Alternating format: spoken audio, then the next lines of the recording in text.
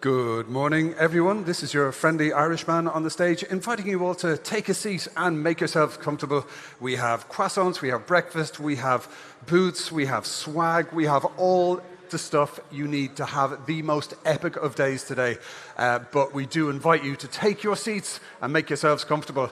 And if you notice there's a lot of people standing around the side, feel free to move in so people can get past and make themselves comfortable. And don't be afraid to network, because my goodness, this place is full of awesome people. So I encourage you to hover on the doorstep of your comfort zone and make sure you network your socks off and build up some of the most epic connections you can possibly have in this field. So listen, ladies and gents, here we are. It is YV25. Welcome to the 4th annual edition of Ultralytics YOLO Vision. How are you all doing, my friends? Can we get a round of applause for Ultralytics?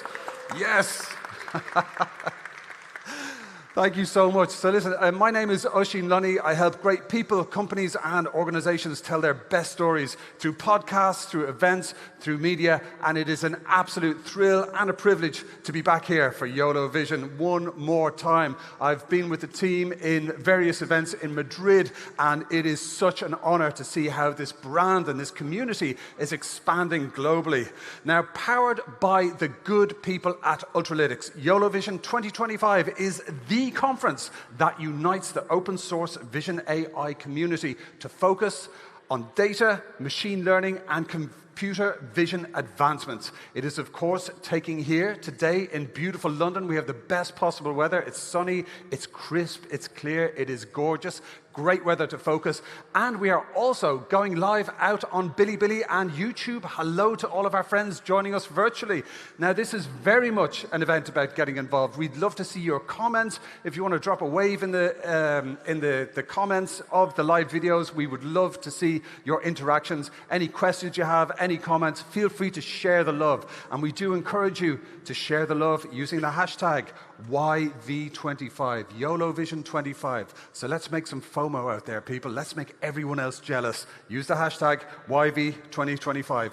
So not a lot of people know this, but 20 years ago, believe it or not, which is a long time in technology, I used to work for a tech firm just over there. If you look out over the water, there's this enormous yacht, and just behind the enormous yacht is a very unimpressive building. And I used to work there from 2025 to around 2028, this network company that sold to interesting startups like YouTube, which later evolved. It was basically selling internet capacity, pipes that connected the internet, subsea cables, duct, fiber, all of the stuff you can layer on top of IP, on top of pipes that carry data. And it is really an incredible privilege to come here today to see how far technology has come in those 20 years. It is utterly mind-blowing, and we are, of course, ready to blow some minds here today at YOLO Vision 2025. But before we kick off with our schedule, I would like to say a sincere thanks to all of our wonderful partners and sponsors.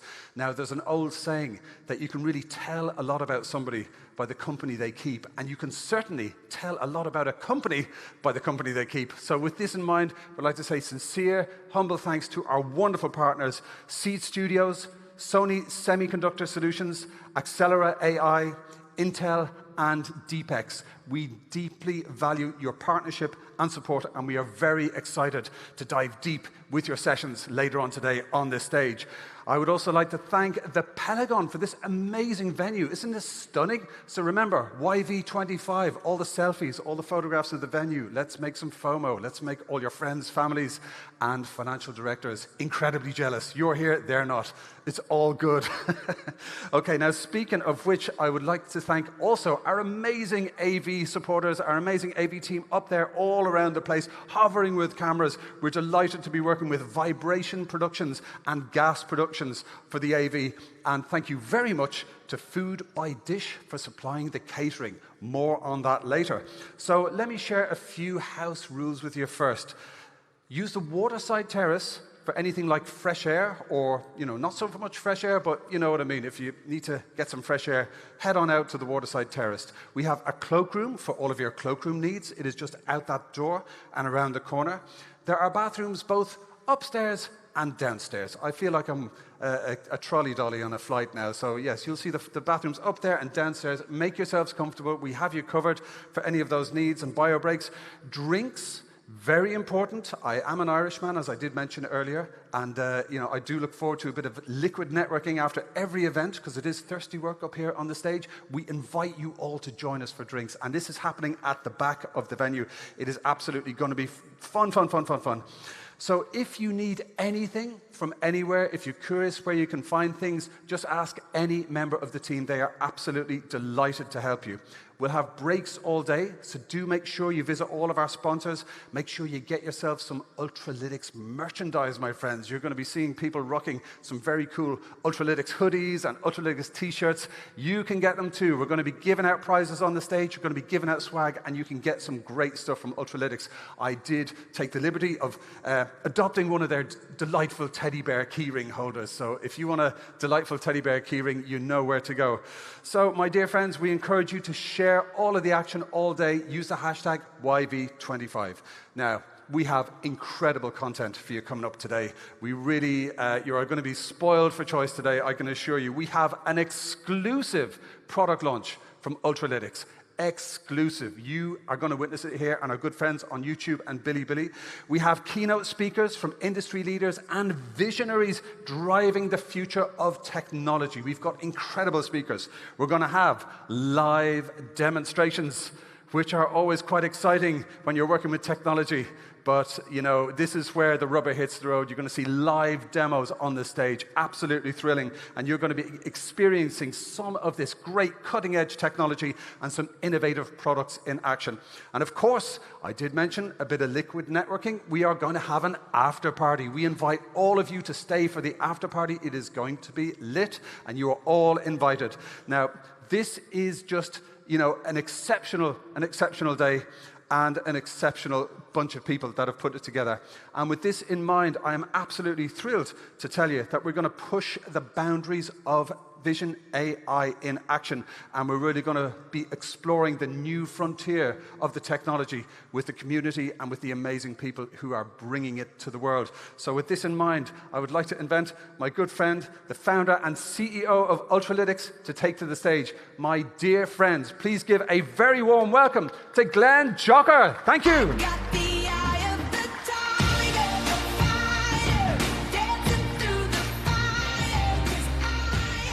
Good to see you, buddy. Thanks so much, Oysen. I think if you get any better at this, we're going to have you give the intro and the talks themselves. So, okay, so welcome to YOLO Vision 2025, everybody. This is our 4th year running doing this. I am Glenn Jocher, the founder at Ultralytics, and I'm super excited to be here. Last year, we had an amazing event in Madrid at Google for Startups. We announced our YOLO 11 models, had amazing talks by partners, panels, and thought leaders in the AI space. And we are back at it here in 2025. First of all, what are we doing here in London? So Ultralytics is growing rapidly, and we've opened up a London office a few months ago. I think it's an exciting city. We are scaling the team here, and if you're interested in AI, and you think that you have something that you might be able to contribute, or if you've already contributed open source and you'd like to contribute even more, definitely come talk to us. So with that, let me jump into this. So AI is doing some amazing things these days. It's solving problems, writing emails, talking to people, proposing new solutions, and there are an amazing amount of doors that are open because of this. And this is all wonderful. But one of the things that we've seen, and one of the problems that exists in this space, is that it's difficult to run these models ourselves. So when we want to access something amazing like a GPT-5 model, we go to ChatGPT, we use the API, or we plug into some other tools that plug into the API, which means that our messages go to the cloud, our images go to the cloud, and OpenAI controls the technology, they charge the fees, and they provide access. And so this access is incredible, but it means that a lot of the smaller players are locked out. So the most amazing AI technology is behind closed doors. It's not open. And the trend then would be for large companies to really control the new developments and for everybody else to sort of wait in line and get access to them. We have a different vision here at Ultralytics. We want AI to be in everybody's hands. We want the technology to not just hang out in the cloud, but be drawn down into edge devices, into your iPhone, into your low-power devices, your vehicles. And we want these amazing people that are creating solutions to have access to that. We want them to be able to embed the models directly where they want them, right where the images are being detected, right where the solutions are needed, not halfway around the world at some large company charging you to use their models. So we are passionate about democratizing computer vision. We want the technology to be as simple as possible. We want the models to be as small, as fast, and as accessible as they can be. And most importantly, we want this to be a great equalizer in society. I think in the future, intelligence will be something just like freedom of speech and these other rights that we take for granted these days. I think it's going to be a great equalizer, and everybody having access to the same tools will mean that everybody has the same advantages and starts from the same position in this race that we call life. So we've done our part, or tried to do our part here in the computer vision space with our YOLO models. YOLO is an incredible set of open source computer vision models, and they've become the world's most popular for the most common tasks like detecting objects in images, which is the fundamental building block of visual perception. So anything that needs to be done really relies on detection of objects. So we've picked up 115,000 GitHub stars since we started. One of my favorite people, Jogi, he says that the best time to start is 5 years ago, which is about when we started, 2020. And since then, it's been quite a journey.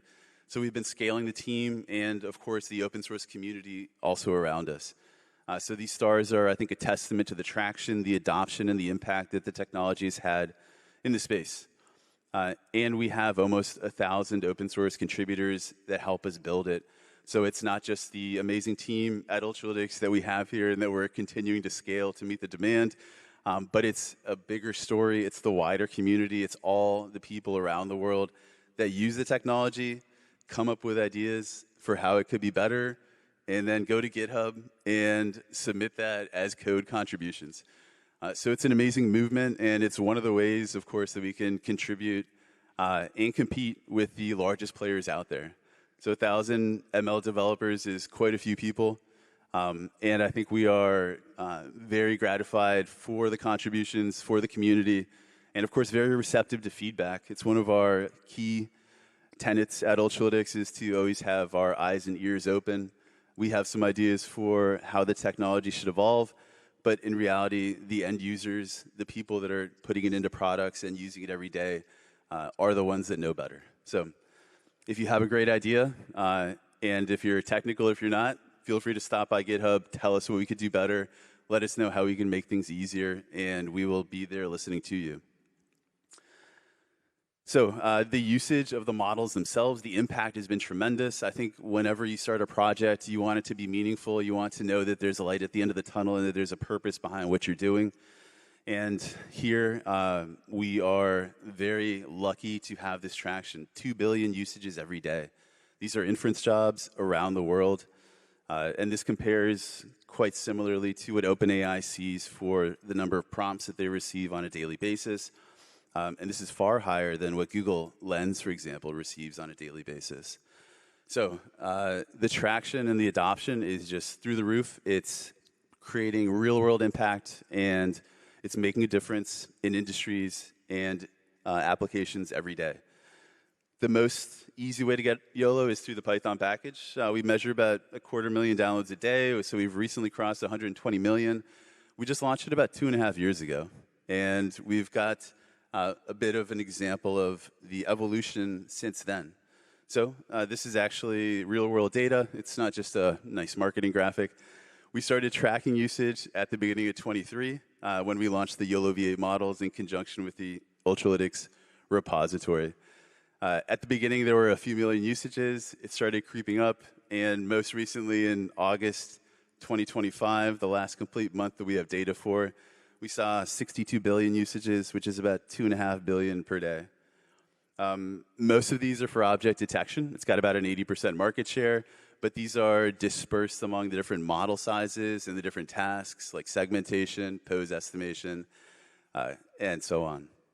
So this has also increased, interestingly, despite the advent of LLMs. And so when we started this journey, there was no ChatGPT. There were no large companies like OpenAI and Anthropic out there in the news. Computer vision, I think, was the story of YOLO. These days, it's something much bigger. There's Gen AI, and you can create images. You can also use it to detect in images.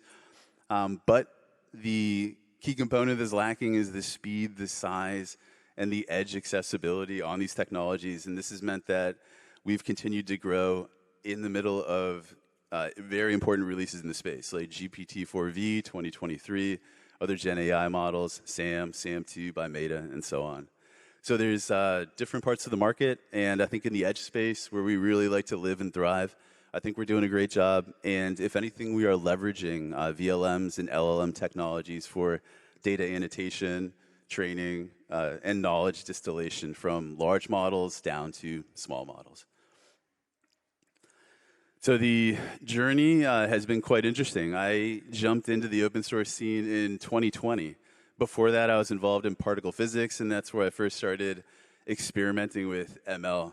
Very simple models, single layer, single input, and single output. Very, very simple stuff, and I actually used the MATLAB neural network toolbox, believe it or not. So after that, I got interested. The more research I did in AI, the more I started realizing that there were a lot of interesting things going on in computer vision. They had a lot of parallels with particle physics, where we were spending our time detecting particles in scintillation detectors. So photons would scatter, we would collect them, we would reconstruct events, and we would have to classify what this was. Was it a proton, a neutron, an electron, antineutrino?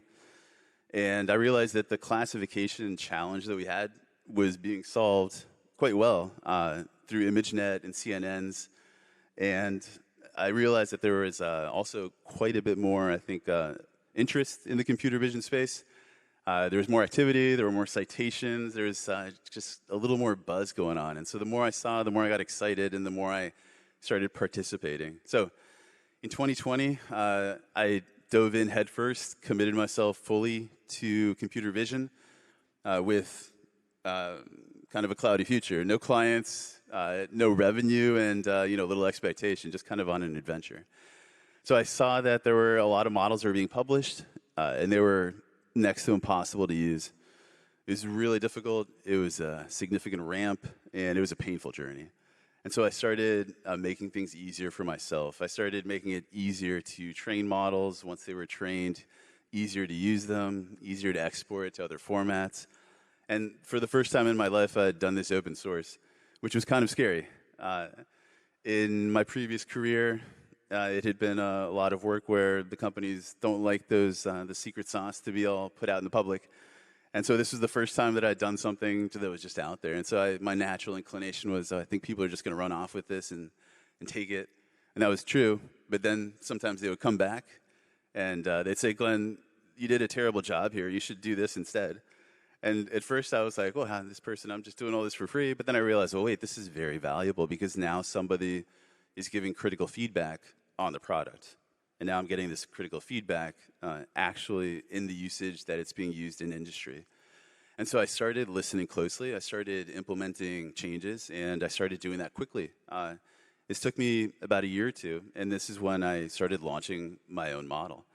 So I launched YOLO V5 in May of 2020, and this was a collection of improvements that I had seen from earlier versions of YOLO. First started by Joseph Redman, YOLO V3, written with the darknet framework in C, an amazing accomplishment, difficult to use though, and difficult to maintain and adapt. So my main contributions were improving training, documenting what I was doing, updates to loss functions, updates to model architecture, and hyperparameter evolution. I packaged all this, launched it, and then followed up afterwards with several other models, myself and other groups. So the amazing thing about open source is it's not a single person or a single entity controlling things. Anybody can contribute. It's an open playground. So some large companies and some smaller open source contributors jumped in. Meituan followed with their YOLO V6 model. Meituan's I think the largest delivery company in all of China. They're using it for drone deliveries and small bot deliveries now. Very exciting. Also more open source contributors, Wang Qinyu, Alexis AB, and of course, more recently, Tsinghua University, very prestigious academic institution, Beijing. Their researchers launched the YOLO V10 model with innovative end-to-end architectures. We followed up last year at our Madrid event with YOLO 11 that packaged all those improvements into one. And we've got a few examples a little later today of what we're working on these days. So YOLO is not just a model. It's a story of a much wider ecosystem.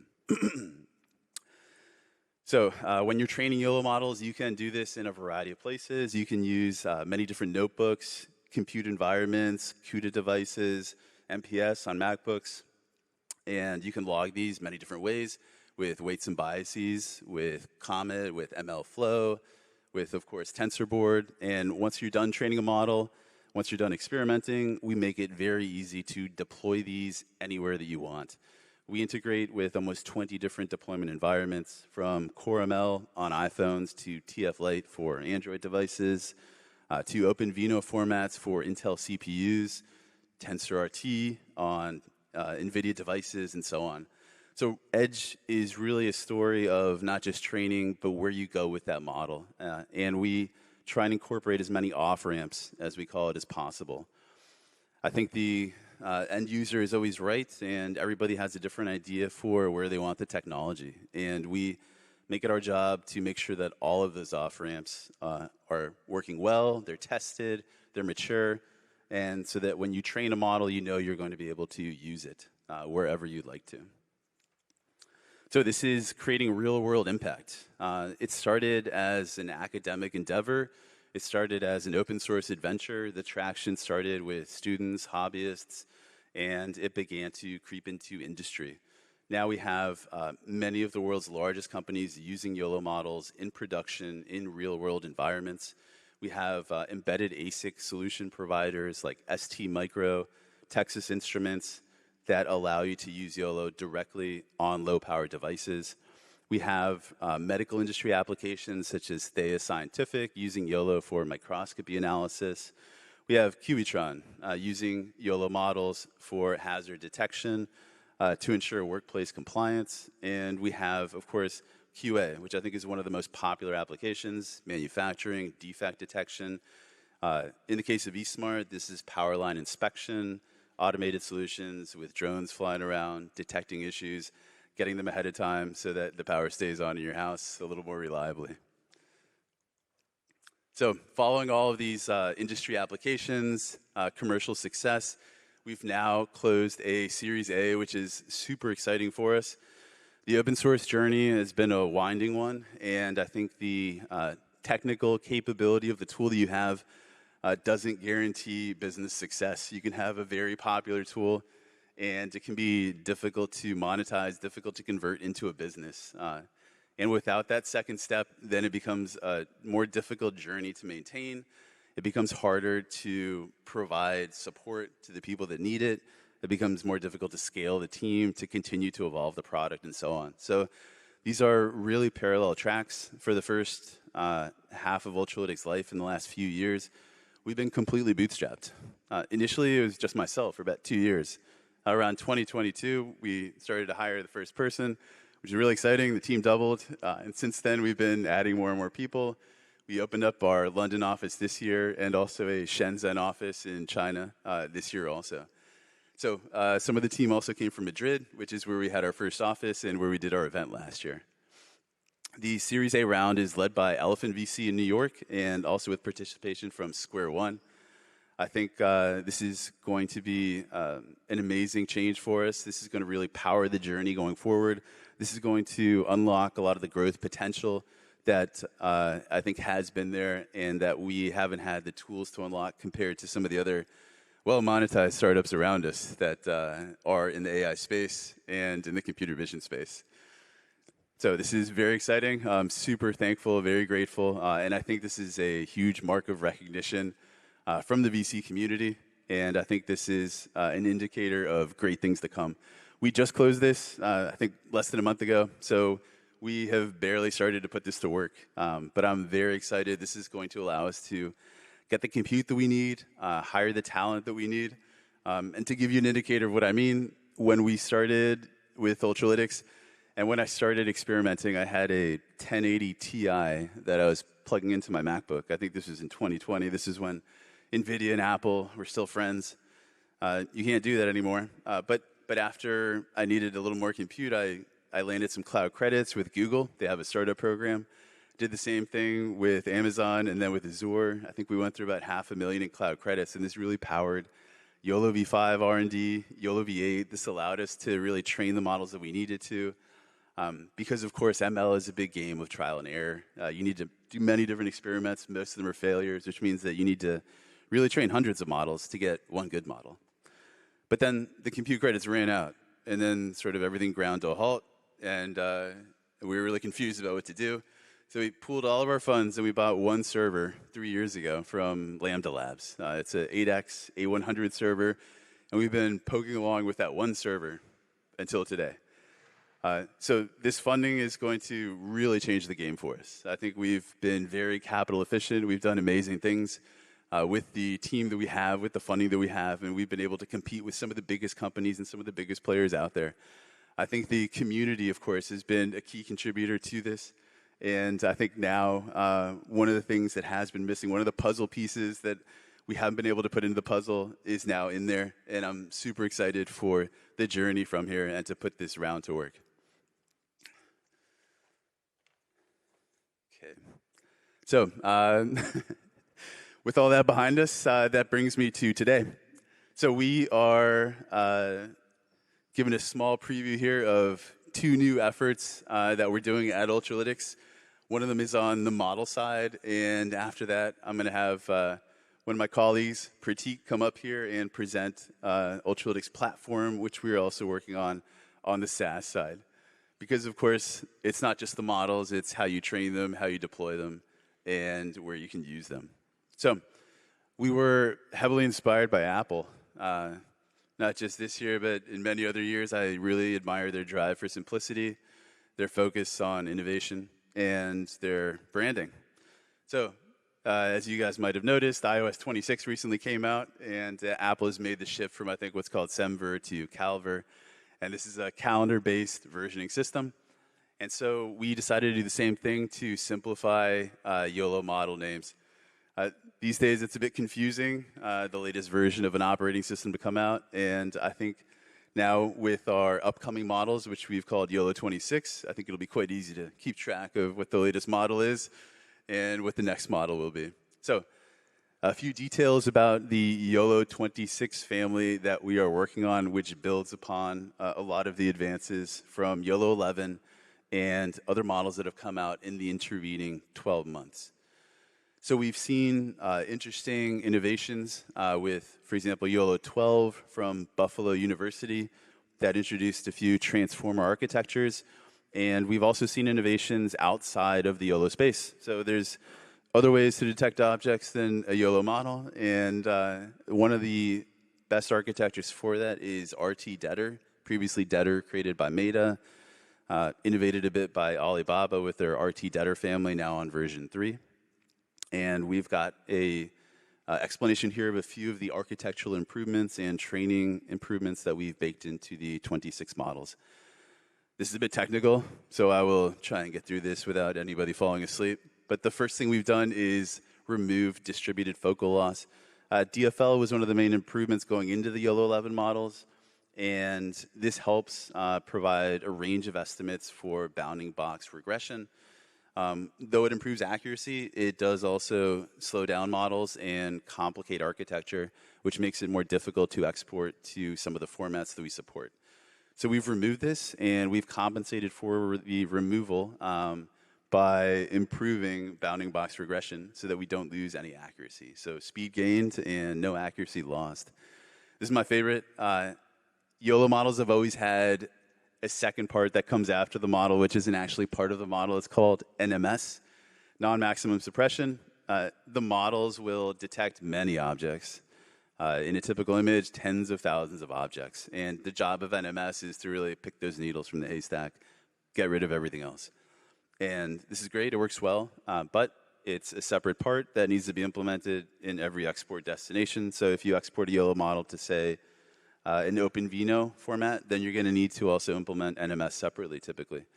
It's a big complication, and we've managed to eliminate it completely by adopting an end-to-end inference framework, first created by the Tsinghua University team led by Ao Wang. So we've now implemented this, and all of the YOLO 26 models are end-to-end native, which means that they can run completely without any MS modules at all. This makes them simpler, and it also makes the complete end-to-end inference speed faster. Loss calculations in end-to-end models were typically balanced 50% from one-to-one, one-to-many regression paths. And we have created something called a progressive loss balancing optimizer, which will rebalance these over the course of training. A little complicated, but improves accuracy a lot for smaller models. And we've also implemented something called small target aligned learning, which improves small object detection. Things like a little ant sometimes get lost in a big picture, and we're trying to make sure that we keep those little guys. So we saw recently Moonshot AI in China came out with a Kimi K2 model on the LLM side. Very impressive, open source accomplishment. And they were the first to successfully implement a muon optimizer, which is very interesting because it typically did not converge over longer trainings or for larger models. And so we took a look at this. We got inspired, and we tried to apply it to YOLO. It didn't work by itself, but we managed to merge it with an SGD optimizer. So now we have what we call a mu SGD optimizer, and this unlocks a few points in MAP, mean average precision. All of this put together creates models that are up to 43% faster, running on CPU, with slightly better accuracies than before. So we've got a completely new family. It's not ready for release yet. We're still putting the final touches on it, and we aim to launch this in October. But the curves that we have already create the fastest and most accurate end-to-end object detection models that are available today. So this is very exciting. We are making these available in 5 different tasks at 5 different sizes. So there will actually be 25 of these models when they're all done. Okay. So the way to train these models and the way to use them typically is done in Python or is done with a host of other ecosystem tools like PyTorch Lightning and a few others. So we want to also provide some tools here to make it easier to train these models. There's a lot of great solutions out there, but we have some ideas that we think we can do to make the whole process a little simpler, a little more seamless, a little more centralized, so you can have your data in the same place as your models and monitor all those deployments at the same time. There's also a lot of exciting improvements coming out, agentic processes, MCP ways to train YOLO, and we are bundling all of this into what we call the new Ultralytics platform. This is also under development, and we are aiming for a release later this year. So this is very exciting. Traditionally, we've focused mostly on the open source models. We've left the SaaS to everybody else, and this is the first time that we are really, I think, investing heavily in scaling our SaaS team, in improving the way that people train models, people manage them, they can monitor experiments, and of course, monitor them once they're deployed. So, very exciting. And I think without further delay, I'm going to bring up Prateek here, who is our product lead on the platform team, for a bit of a demo. Thanks a lot, Glenn. Yes, yeah. Cool. So, good morning, everybody. I'm quite excited to share what we have here. My name is Prateek. I'm leading the platform team here, and as Glenn said, it's not just about the models. It's about how we train them, where we train them, how we deploy them, and analyzing how well they do. So our goal here was to build something from the ground up, end-to-end, that uses a bunch of different tools, but put under a single roof. Now, the example that I like to use is of a car, right? If I'm working on a car, if I want to tune my car, if I want to build the best car possible, I usually don't go to a tire place and then to an engine place and then to a transmission place. I go to a garage where I can do all of these things under one roof. Right now, for training machine learning models for image recognition specifically, there are a lot of tools out there that you can use, and this slows down your entire training and tuning pipeline. So our primary goal with creating what we're calling the Ultralytics platform was to vertically integrate all of these different tools under one roof. So it really helps you create the best possible models and solutions under one roof. And by bringing all of these different things under in one space, it really helps you tune and build the best models possible. Kind of like how F1 is super vertically integrated. Now, with this philosophy in mind, we wanted to build something to bring all these tools under one roof. And I want to go to the next part, which is going to be our video. Now, Glenn told me that I should not do a live demo. I've heard there's been some changes to the meta there. But we have a really nice presentation here. So this is our models community that we're going to be having in the platform. The idea here is that you can, of course, bring your own model. Bring your own data set. But you can also use the community models and then extend on them, add to them, create your own data sets in order to really build what you want to do. So over here, I'm going to be adding a couple of nice pictures here to my data set.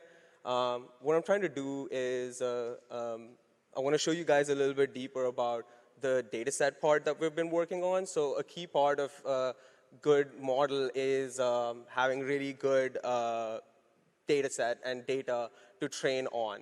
So this is our annotation tool. So you'll see us doing manual annotation on this really cute cat here.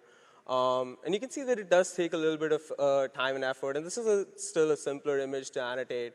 But still, it's a significant amount of time that someone has to spend on this step.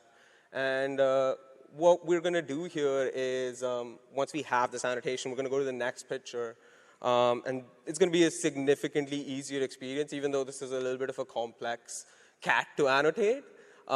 Which you'll see is that we have this automated AI-assisted annotation here, which works pretty fast. If I hover on a different object, I'm able to see a preview of what it's going to look like. Over here, I see the collar is not included in my annotation, so I'm going to click to add that to my annotation, and then it encapsulates the whole thing. I'm going to increase the complexity here, try to make a better mask for myself.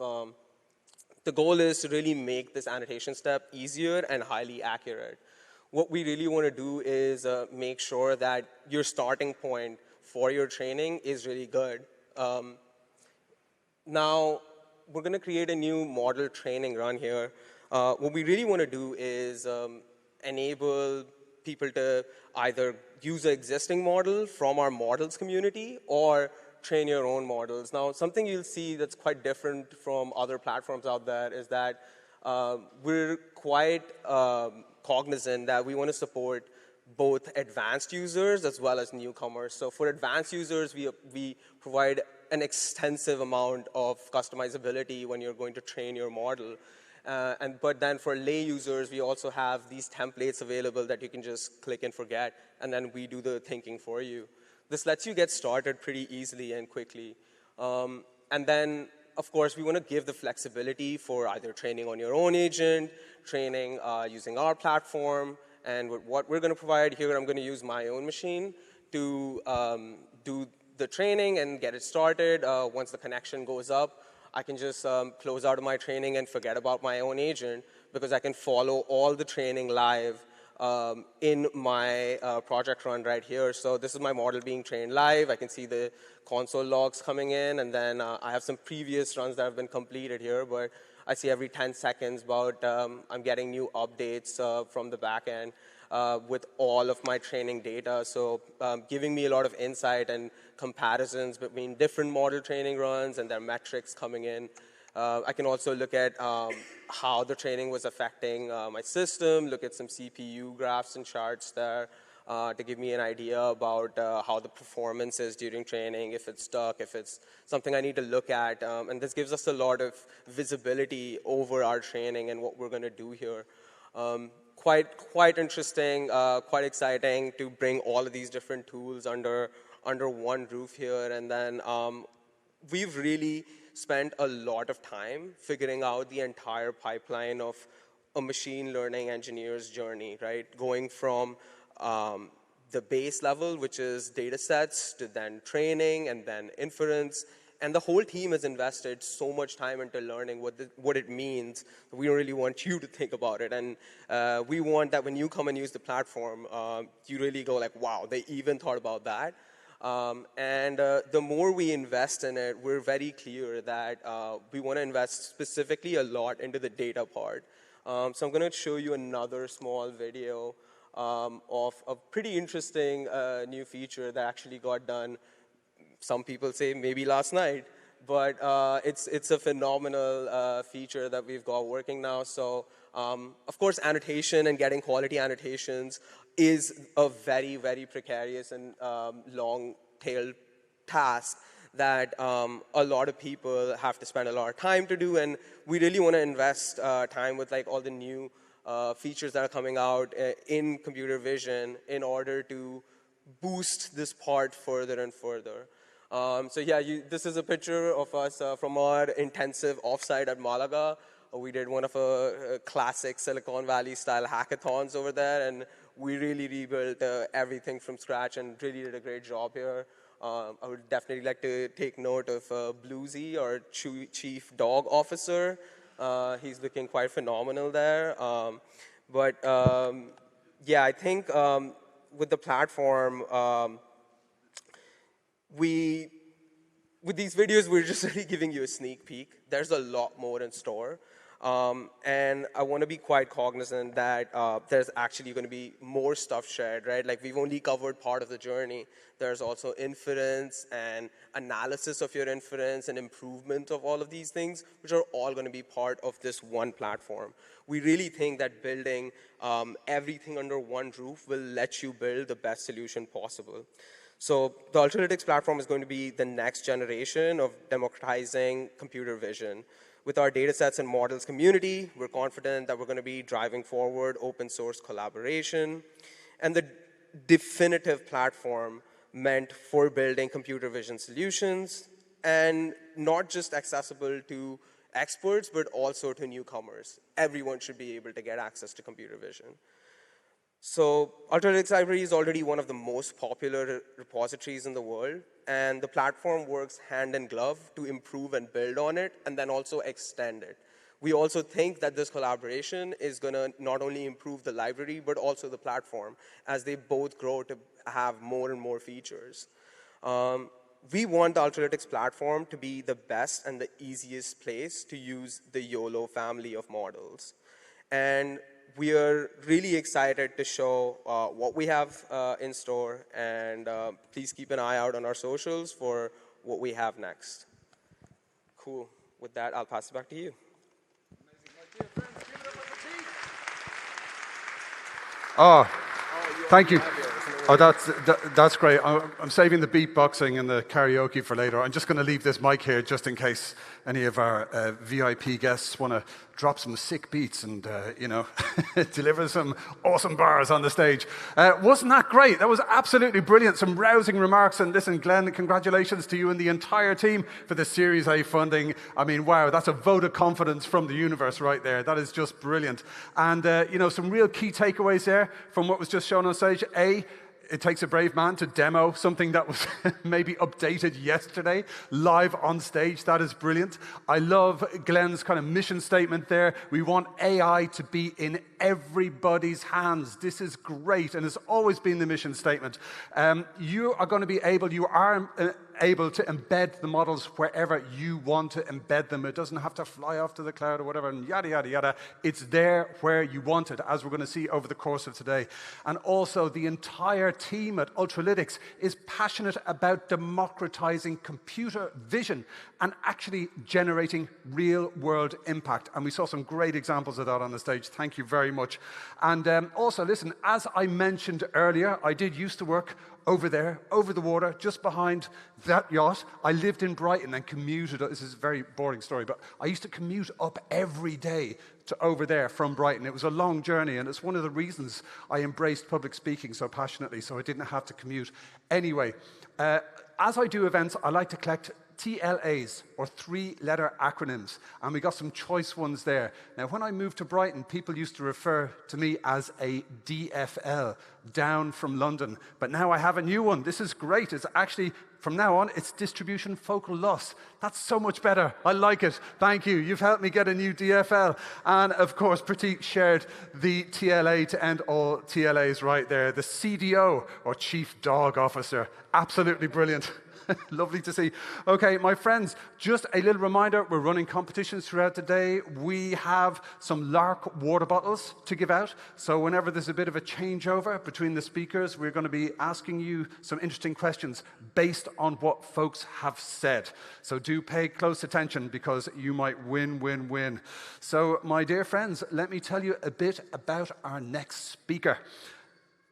Jiri Borovec. Now, this is a really cool name from a really cool location that has letters of the alphabet that we don't have in Ireland. So I am doing my very best to pronounce it. But listen, when you see my name written, you can kind of understand why I like to at least try to pronounce people's name correctly, because I have one of these random collections of vowels and consonants that we have in Ireland that classes for a name. So listen, yeah, good luck trying to find that phonetically on Google or anywhere. But do please reach out to our wonderful speakers. Please let's build a community, and I will be doing my best to pronounce all the names as best as I can. So Jiri Borovec is a machine learning engineer and open source contributor at the mighty Lightning AI. Jiri is a Kaggle Notebooks master, an open source leader, and top PyTorch Lightning committer. His research background stems from computer vision, and his expertise spans scalable deep learning and reproducible AI, bridging research and practical deployment through collaborative projects and hands-on mentoring. It's all the good stuff. Now, right now, he is going to be showcasing a session on training Ultralytics YOLO with PyTorch Lightning and multi-GPU scaling made easy. But as with all things on the stage, I think the word easy is pretty relative. It might be easy for folks like Glenn and Jiri, but and it's probably easy for all of you, but I am just in awe of what you're achieving, what you're accomplishing, and my dear friends, thank you for making it look easy. So let's welcome to the stage from Lightning AI. Give it up for Jiri Borovec. Thank you so much. Clap along if you feel like a room without a roof. Clap along if you feel like happiness is the truth. Clap along if you know what happiness is to you.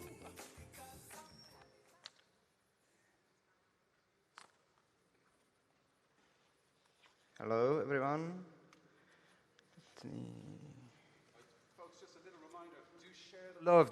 These are kind of golden moments to take a little selfie or take a photograph and share it on the social media. Just use the hashtag YV25 so we can make everybody else jealous. Okay, that's what we're doing. I'm just, you know, we don't have to tell them we're doing this, but we're going to make some FOMO with YOLO. I don't know if there's a new hashtag in there. Hashtag YOLO FOMO. Yeah, this is FOMO Vision 25. You heard it here first, folks. And just another reminder, if you're joining us on YouTube and Bilibili, hello. Thank you so much for joining us. We would love to hear where you're from in the world. Feel free to drop a comment into the stream and tell us where you're tuning in from, because we'd love to kind of get a feel for where this global community is coming from. And with this, my friends, I think I might be handing back over. Could we have one more time a big round of applause for Jiri? Thank you so much.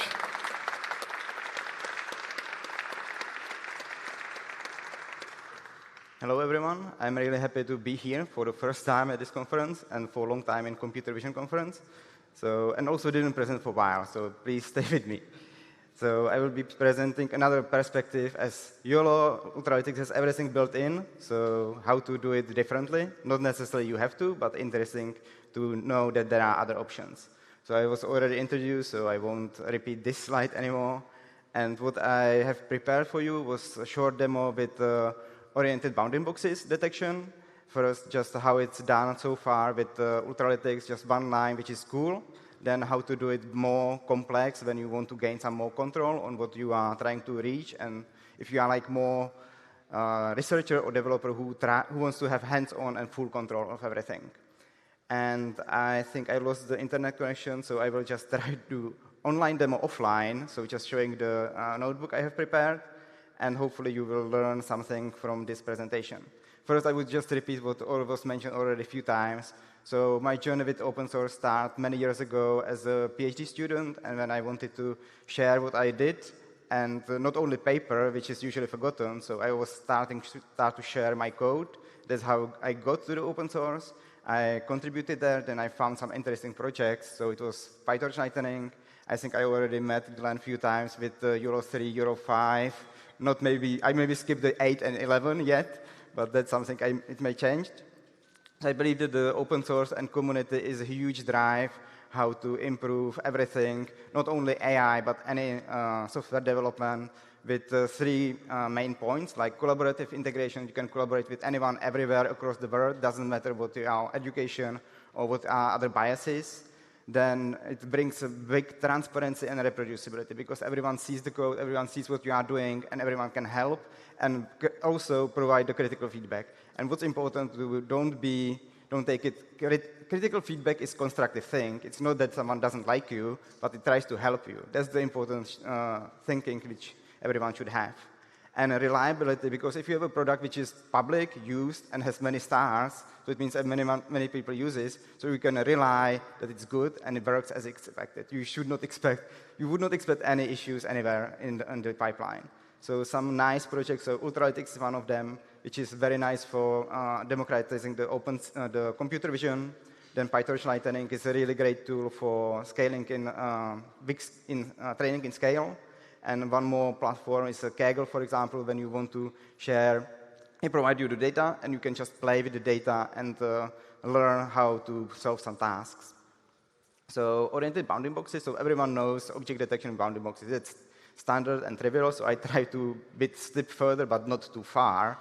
So oriented bounding boxes is a task when you have better fit for the bounding box, right? So you add one more parameter, which is angle, and then you can reduce a lot of background from the images, as you can see from the data set over here.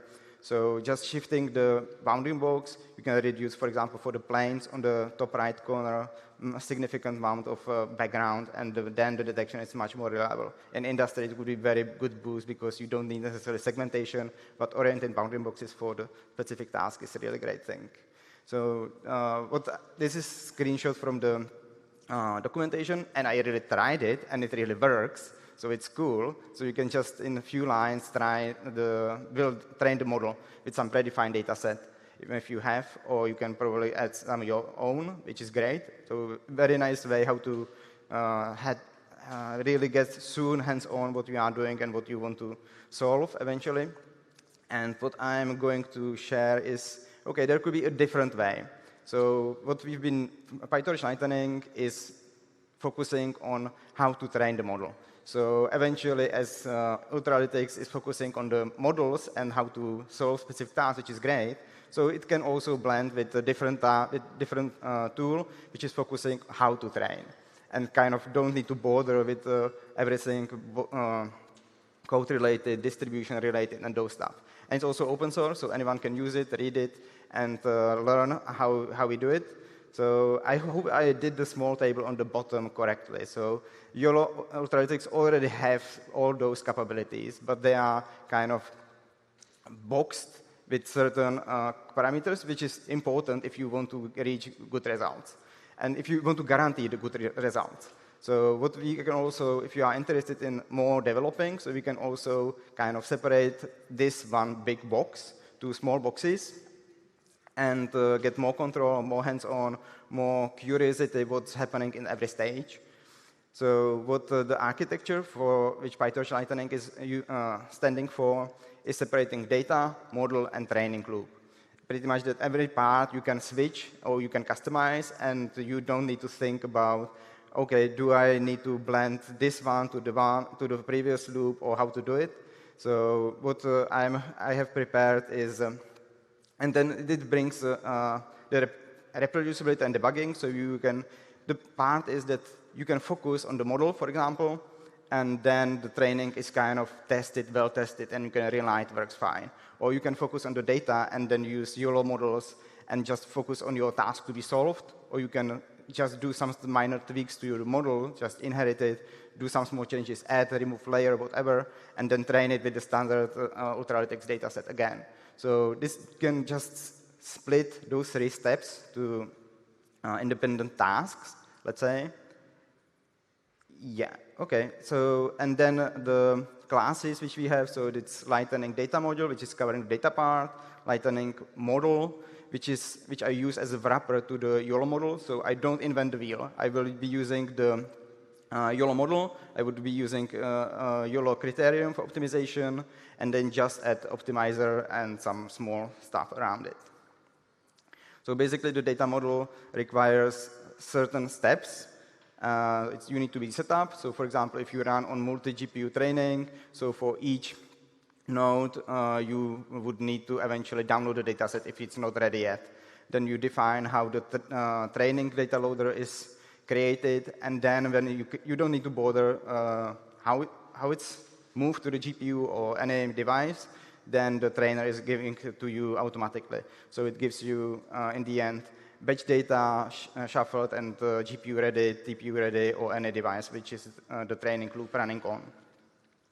Then the model, so Lightning model would be just encapsulating the Lightning model inside. Then you need to define what's the training step, the validation step, and configure optimizer or scheduler if needed. And then the training loop is running with the standard trainer, and then has certain parameters. You can define if it's DDP, FSDP, what's the precision, if it's mixed precision, or if it's B-float 16, whatever it's supported with the trainer. Or eventually, you can write your own strategies, or you can write own precision for your device or your hardware. So everything could be customized as you wish. And this gives you the 3rd step of the training.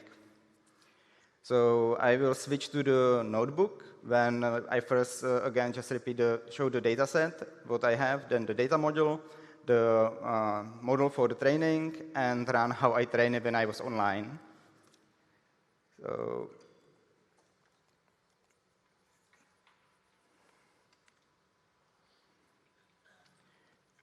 OK, let me go to the top. So I found another good part about Ultralytics that they provide the data set straight away, even if it's smaller, not the original size. But I spent like almost a day trying to download it and make it right. Then I switched to this one because I was short of time, and it's nice, it works, it's nice, optimized. So it's a good starting point for sure, which provides the data as images and labels, also converted labels to the relative size, which is also people may forget sometimes.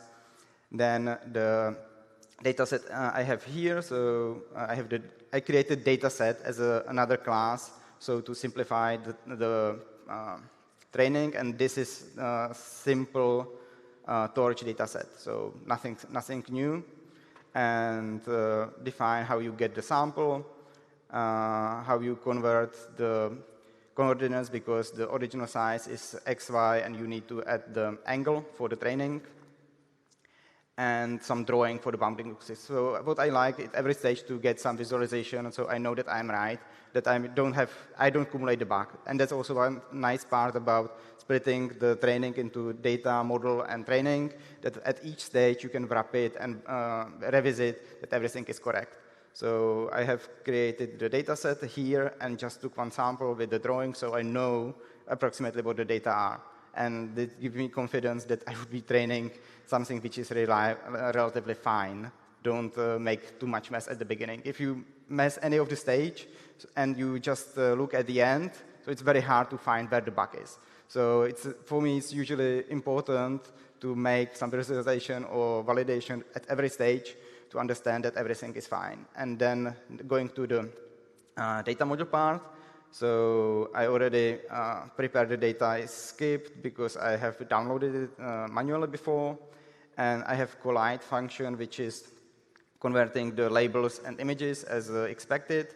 And then I have the training loader, validation, and test loader. So you see I'm using the data set before and just adding some parameters to get what I have. And again, adding small print, so I see that it gives me the images in the right dimension. Also some small print for the dataset annotation, which I have there.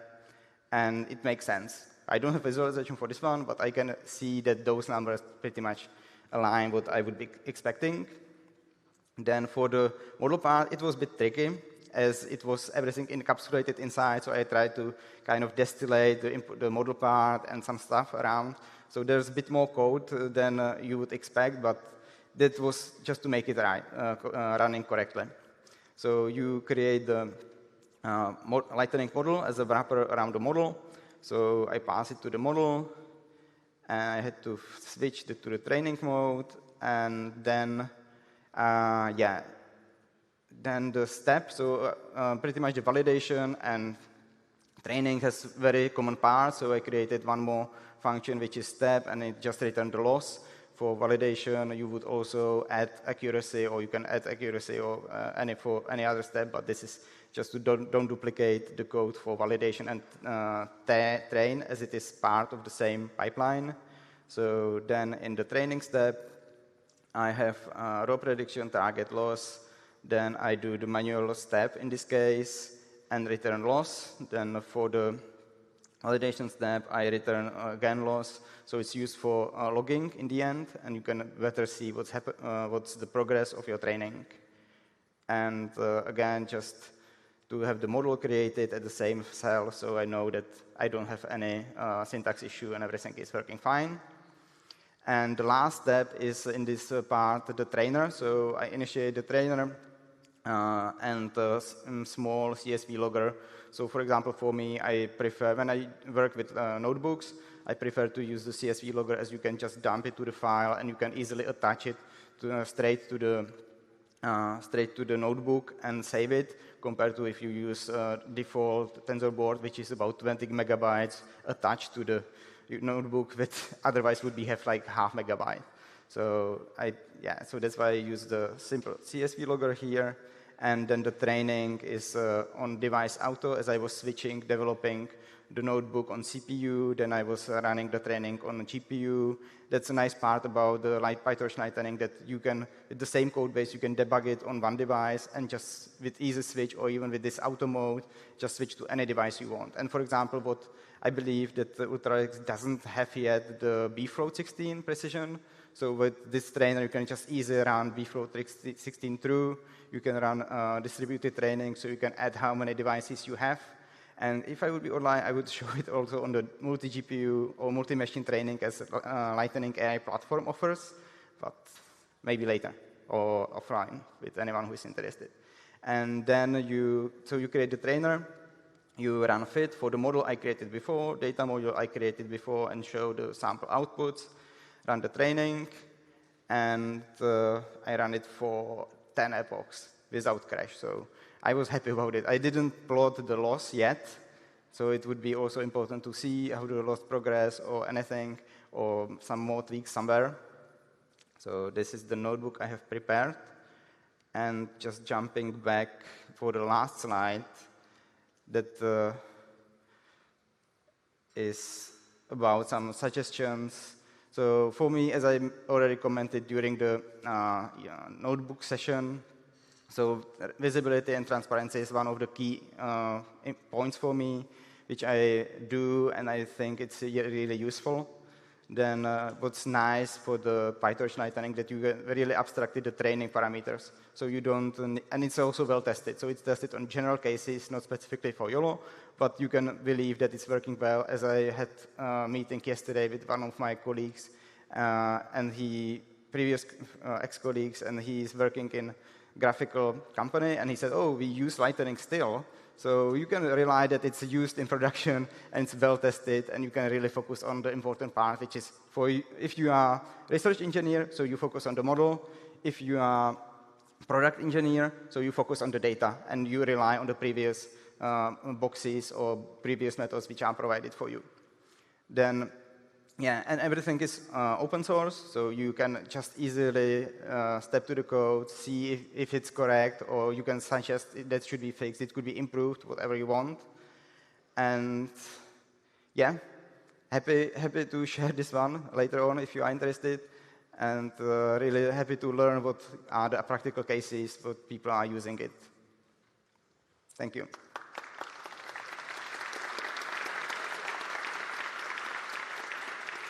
That was absolutely wonderful. Jiri Borovec, just amazing. And every time I attend Ultralytics YOLO, I know that I'll never really be a great programmer, but I do understand a bit, and you do lay things out in such a way that you can follow the breadcrumbs. And I know from the feedback here, this is bringing so much power, so much potential, and making it easy for folks in this community to harness the power. So, Yushi, thank you so much. And if people want to get in touch with you and get hold of some of those models, you're happy to share them, is that right? Yeah, sure. Okay, and can I find you on LinkedIn? Or yeah, I think I have LinkedIn profile in the website, or I will be here all the day, so happy to talk and connect to anyone. Oh, that's fantastic. And Yuji, are you going to be joining us for a beverage later at the end of the day? I hope so. Oh, good. That was the right answer. Okay, so join us. Do stay for drinks. Yuji's going to be there. He's going to be happy to take you through anything that he just went through on stage, and so much more. And find him on LinkedIn. But first, a big round of applause one more time for Yuji. Thank you so much. Thank you. That's amazing. Thank you. All right, my goodness, what an exciting morning. That's been just brilliant. Yes, that model was absolutely lit. You're so right there. 2 times faster, no loss of accuracy, win-win. This is what this day is all about. These shortcuts, these power-ups to really help you get the best of Vision AI technology in 2025 and beyond. So my dear friends, we are aware that an army marches on its stomach, as it were, and coffee is the most important meal of the day. So we are now going to invite you to refresh yourselves and get caffeinated with some delicious coffee over there. We are going to be back in 20 minutes. So that's loads of time to get some coffee, get some swag, get a little teddy bear from Ultralytics over there for your keyring, get some amazing T-shirts, get some demos, and ABC, always be connecting. We will be back here at 11:30. Thank you.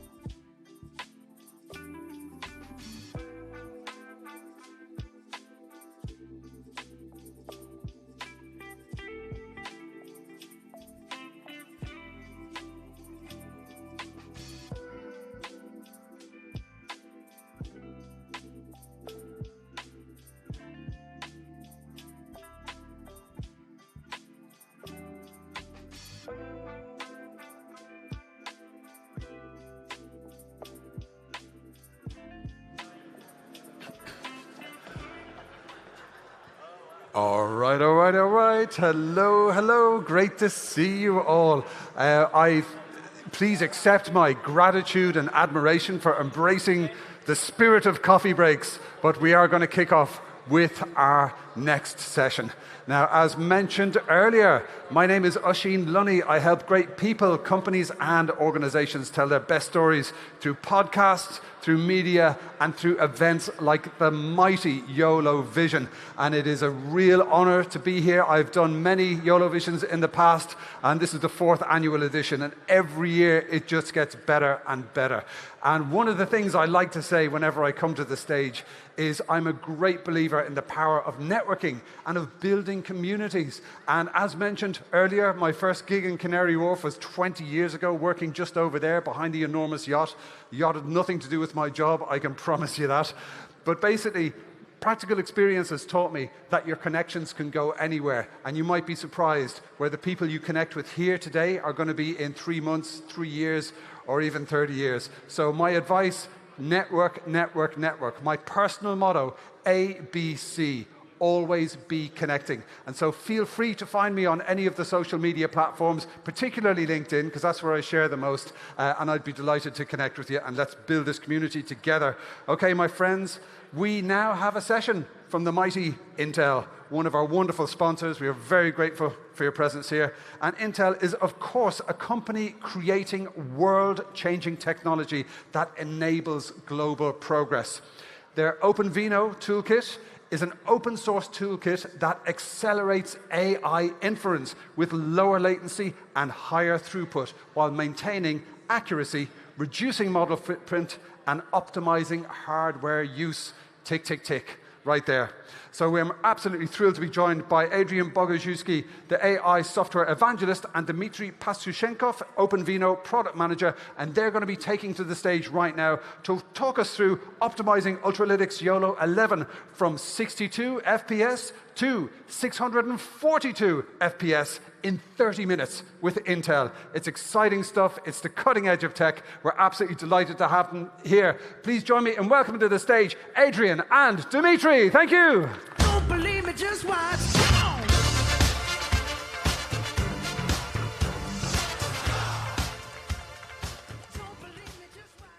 Hi everyone, I'm Dmitry and this is Adrian.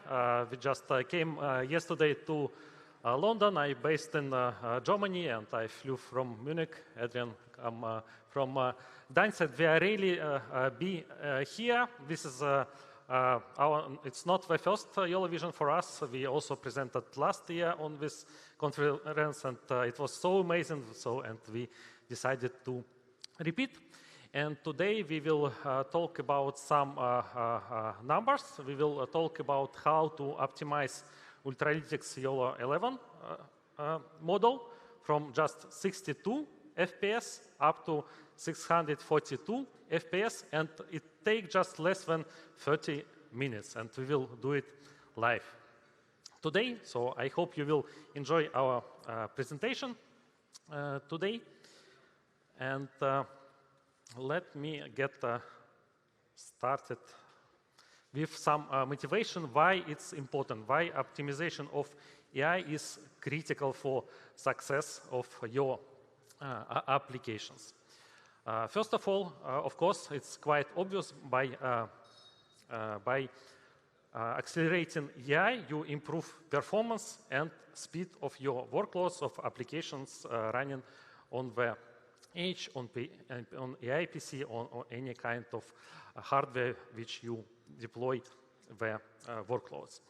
And optimizing and accelerating AI, you reduce operational costs. So it means that if you have performant hardware and if you manage to optimize the software as good as you can, you're able to run more and more workloads on this hardware, and this way just reduce the cost of your operation just using the less performant hardware or less hardware for your systems.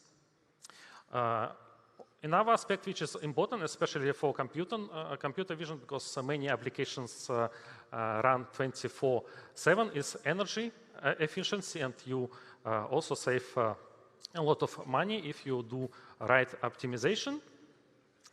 You provide a better user experience for your system by accelerating AI.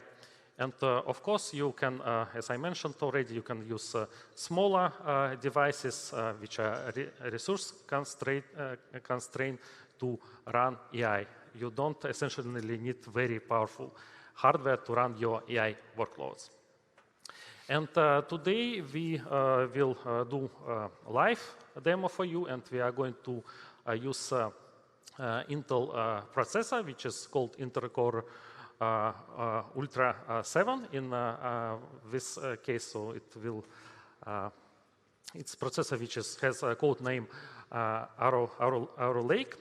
And so these types of processor, Intel Core Ultra processors, they are especially efficient for AI workloads, and I will spend some time to explain why. So Intel Core Ultra has 3 engines. As every processor, Intel Core Ultra has a CPU in the center of this slide, and CPU is totally fine in many cases for AI workloads because it is able to provide fast response, and it's also ideal for low latency AI workloads. But in every Intel Core Ultra processor, we have also powerful integrated graphic, which is obviously, first of all, dedicated for graphic workloads, so it's a GPU, but also GPU is really suitable for AI workloads, especially for generative AI, basically for all kinds of AI workloads which require high throughput.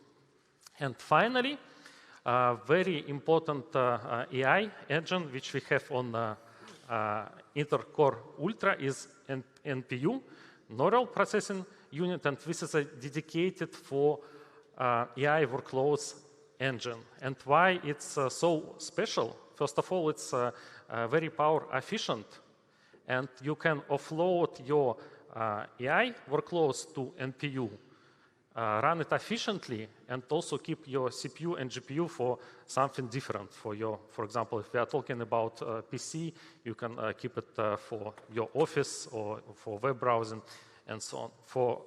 For Edge, it's also important when you consolidate a lot of workloads inside. And so this is like very powerful processors. So they may have up to 120 TOPS, depending on the model. And so you can see here, this is just very tiny processor. This is a Lunar Lake in this case, but it's very powerful and really efficient in AI. And with that, let us see how it works in reality. And please, Adrian, go ahead to show the demo and talk about OpenVINO. Yeah, thanks, Dima. OK, so first I need to tell you that I did the measurement of the frames per second 2 weeks ago, right? So from 60 to 600. So today they may differ a little bit. That's the problem of the live demos, right? But we will see that together. So first, we need to start with some baseline, right? But there is also step 0 required. We need to install a few things. And what we are going to install? We are going to install Ultralytics package, of course. We are going to install OpenVINO, which I will introduce in a moment. And we are going to install NNCF, which will be used for model compression. And of course, we have additional parameter, extra index URL, because we would like to install PyTorch only for CPU. We don't have then any NVIDIA GPU. So this is step 0. As step 1, PyTorch Inference. This will be our baseline. So we will be comparing everything to the PyTorch baseline. And let me open. Cool. So I'm already connected to that machine Dima mentioned with Intel Core Ultra 7 and 265K. And right now, I am in the YOLO Vision directory, and I will run the inference first. We will be using, as you can see here, we will be using data Coco 128, which is like 128 random images from the Coco dataset. And the model we will be using is YOLO 11N. So let me type this here. So YOLO val. Sorry, one more thing. Of course, we need to activate the environment. OK, now YOLO val. data equals Coco 128, and the model YOLO 11N. I think I did it correctly. OK, right now we are running the validation, and the performance will be reported here. So we have 18 milliseconds per one image running with PyTorch. As we are talking about frames per second, we need to convert that into frames per second. And you have the formula at the bottom, right? We need to divide the number of frames, which in this case is just 1, because it's an average, by 0.018 milliseconds. And we are achieving 54 frames per second, so slightly less than I claimed in the title. OK, that happens because it's a new measurement and so on. But let's continue here. So this is our baseline, 54 with PyTorch. And right now, I would like to introduce OpenVINO, which is open source toolkit for optimizing and deploying AI inference. It started as an open visual inference and neural network optimization. But that was the only beginning. Right now, it supports also NLP, GenAI, language models, audio processing, transformers, any kind of AI workload. But of course, it's still for computer vision as well, right? So we will use that for that. And of course, as I said, open source, it means that's licensed under Apache 2.0, so you can use it for anything. And if you have your model in any of these frameworks, then you convert it to OpenVINO, and then run on variety of Intel's hardware, like CPUs from 8 Core, Xeon, Core Ultra, but also we support officially ARM. So if you have a Mac with M1, M2, M3, and for the following, you can also use OpenVINO for that. We also support Intel GPUs, as Dima mentioned, integrated GPUs, which are already in our CPUs, but also discrete GPU cards. If you are not aware that we have discrete GPU cards, yes, we have.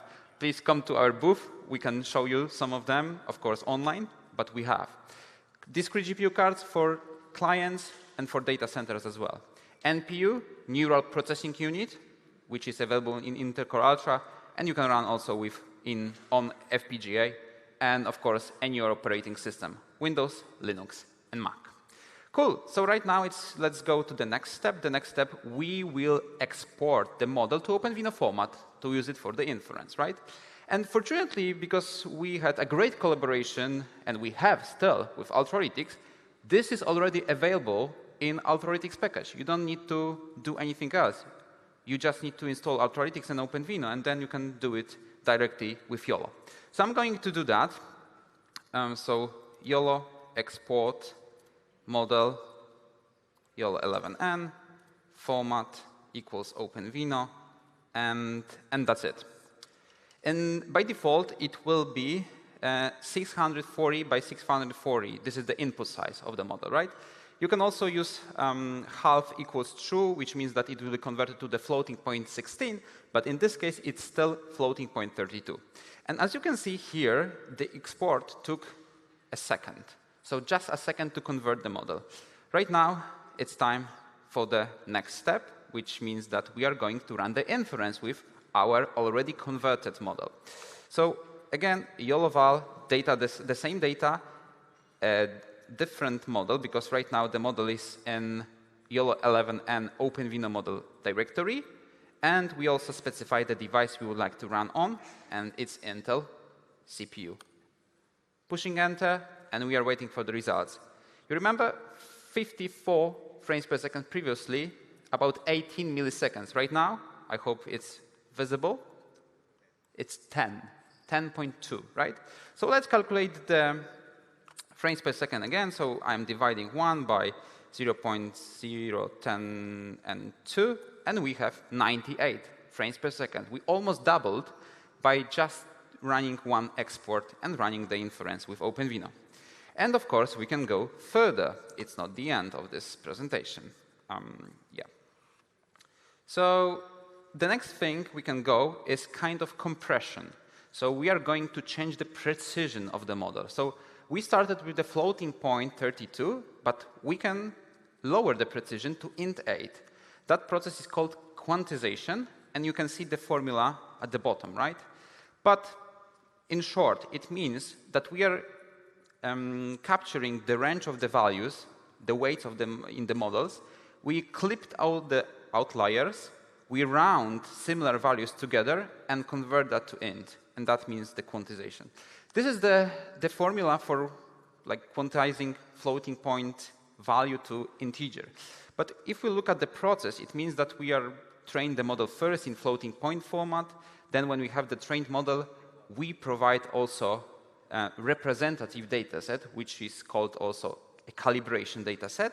And we run the post-training quantization algorithm to get the quantized model. Why do we need the calibration data set?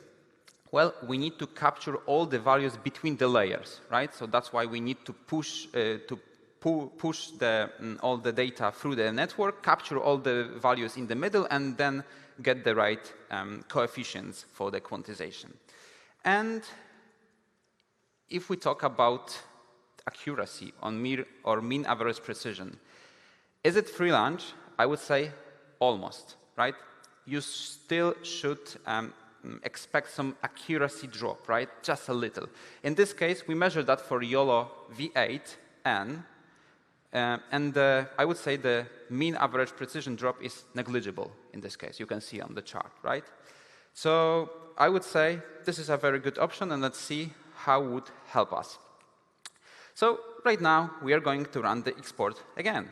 But instead running that command, we are adding additional parameters. Int 8 equals true, so it means that we are going to quantize it, and data, that the calibration data set. We will be using Coco 128. And right now, the export will take a little bit longer. Of course, we need to capture all the data, we need to do the quantization, we need to correct the biases and everything like that.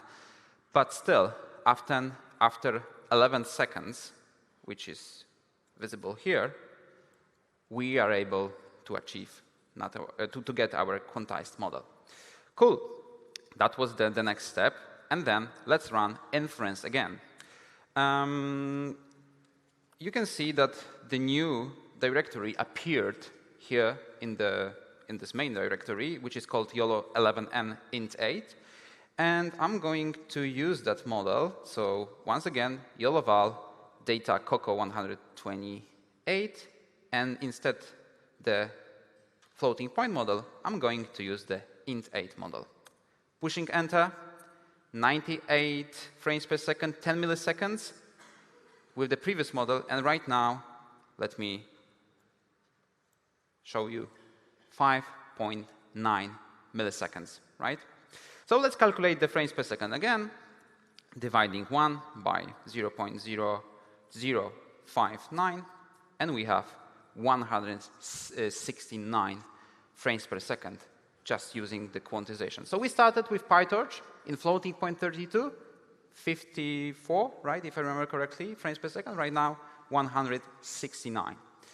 But can we go further? Yes, we will. So right now, we need to switch the tool, because we cannot no longer use the YOLO val to measure the inference, because some of the features I'm presenting right now, they are still not implemented in Ultralytics package, right? So right now, I'm switching to pure OpenVINO code to show the even more features and even more optimization.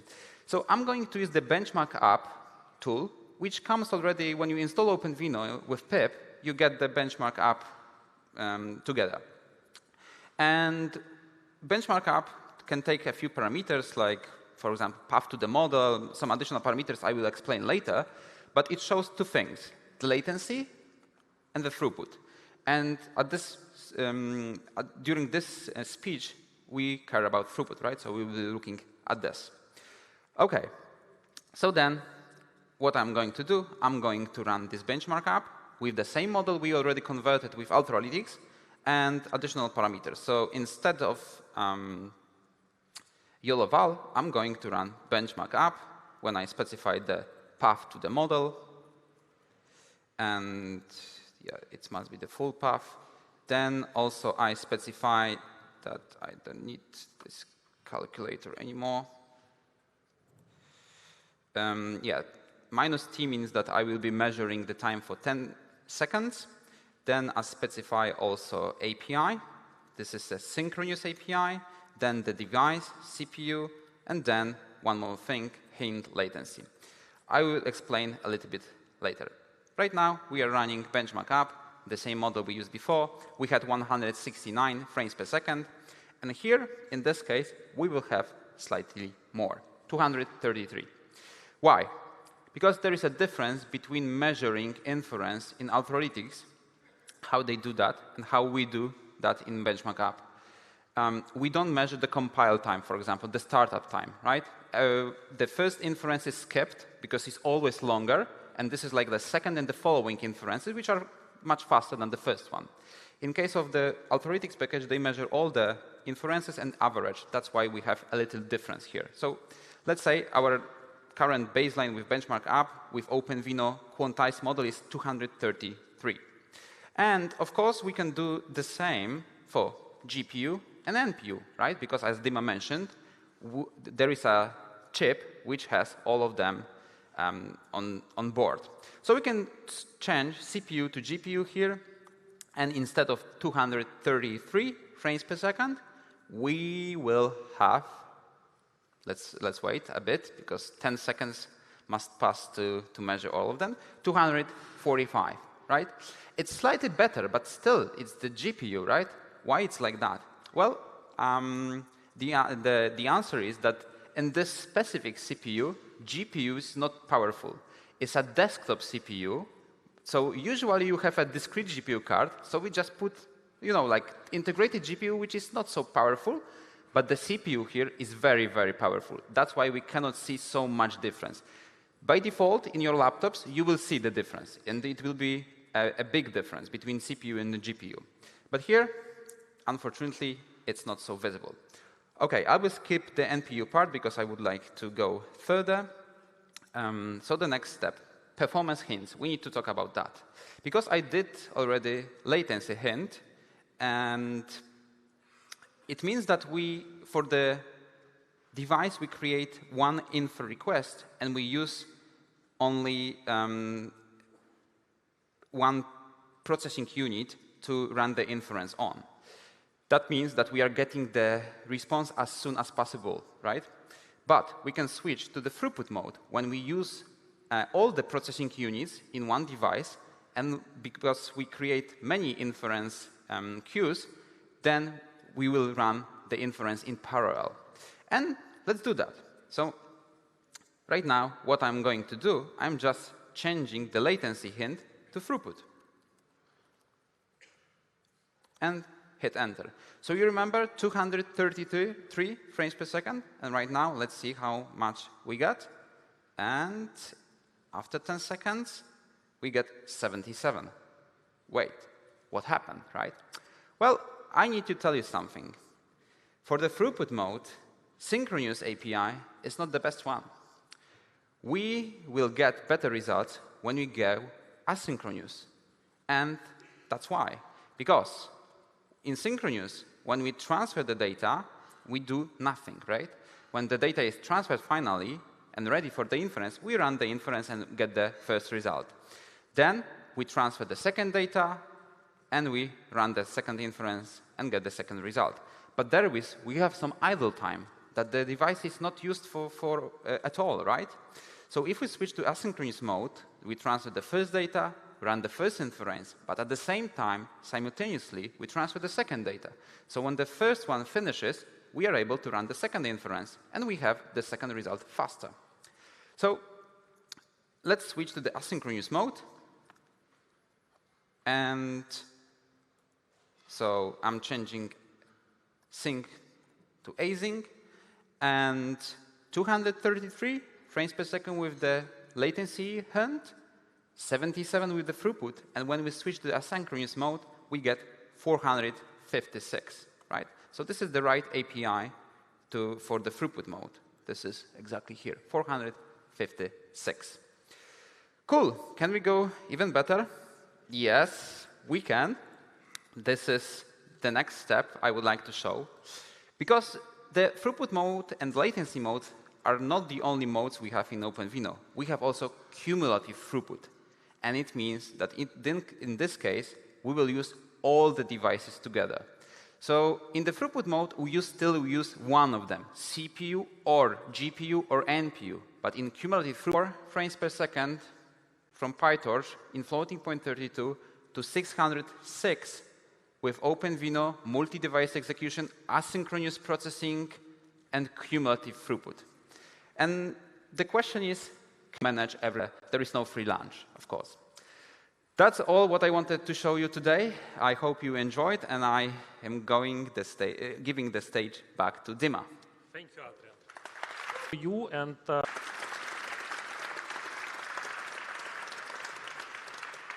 again, GitHub QR code, it allows to do real-time product detection. It's a demo, but of course, if you have a similar use case, business case, you can use this code as a basis for your applications.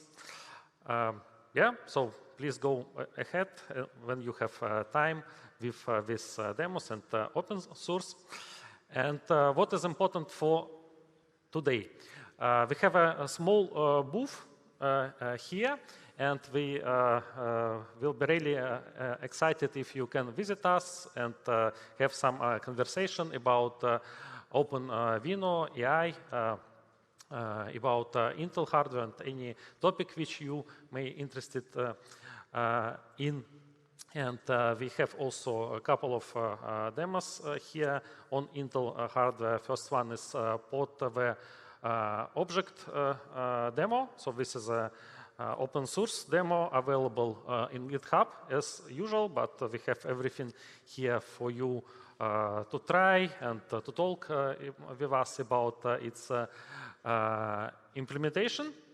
It's based on OpenVINO and YOLO word with YOLO model running for object detection. And this year, we are also presenting the second demo, which is demo about Intel Getty. So actually, when we presented last year about AI inference on YOLO Vision, there were a lot of questions. Guys, your inference is great, but how is it possible to fine-tune the models? Because it's a usual problem that you need to improve accuracy of the model and adapt it to environment, for example. And today we are happy to also to present Intel Getty demo. And my colleagues Olga and Samit are here as well to talk to you. They are experts in this area, so I encourage you to join us and talk about that. So with that, I would like to say thank you all for your attention to our topic. Adrian and me will be also happy if you stay in touch with us, and if you have any question, please free to ping us on per email or on LinkedIn. As usual, QR codes are on the slide. With that, I don't know whether we have some time for the questions. But first, a huge round of applause, please, my friend. That was wonderful. Adrian Boguszewski and Dmitry Patsushenkov. That was absolutely brilliant.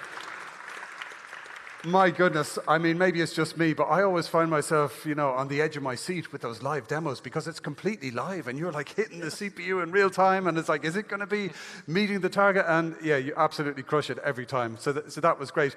Do you know what? It might be, if folks have questions, maybe should we direct them to visit you? Yeah, that'd be great. And I did just check with Olga and she said you have some really, really nice t-shirts left. I have one of those t-shirts. Yes. It says OpenVINO. I'm going to be wearing it the next time I go to my local wine store in Spain. I know that's a terrible dad joke. I'm so sorry. But I'm going to go in and just see what happens.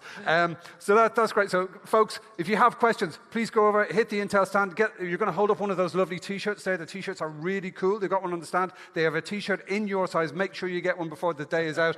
Please join me in thanking our wonderful speakers, Adrian Boguszewski and Dmitry Patsushenkov. Thank you so much. Thank you, everyone. Brilliant. Thank you. Amazing. Thank you. Thank you. All right.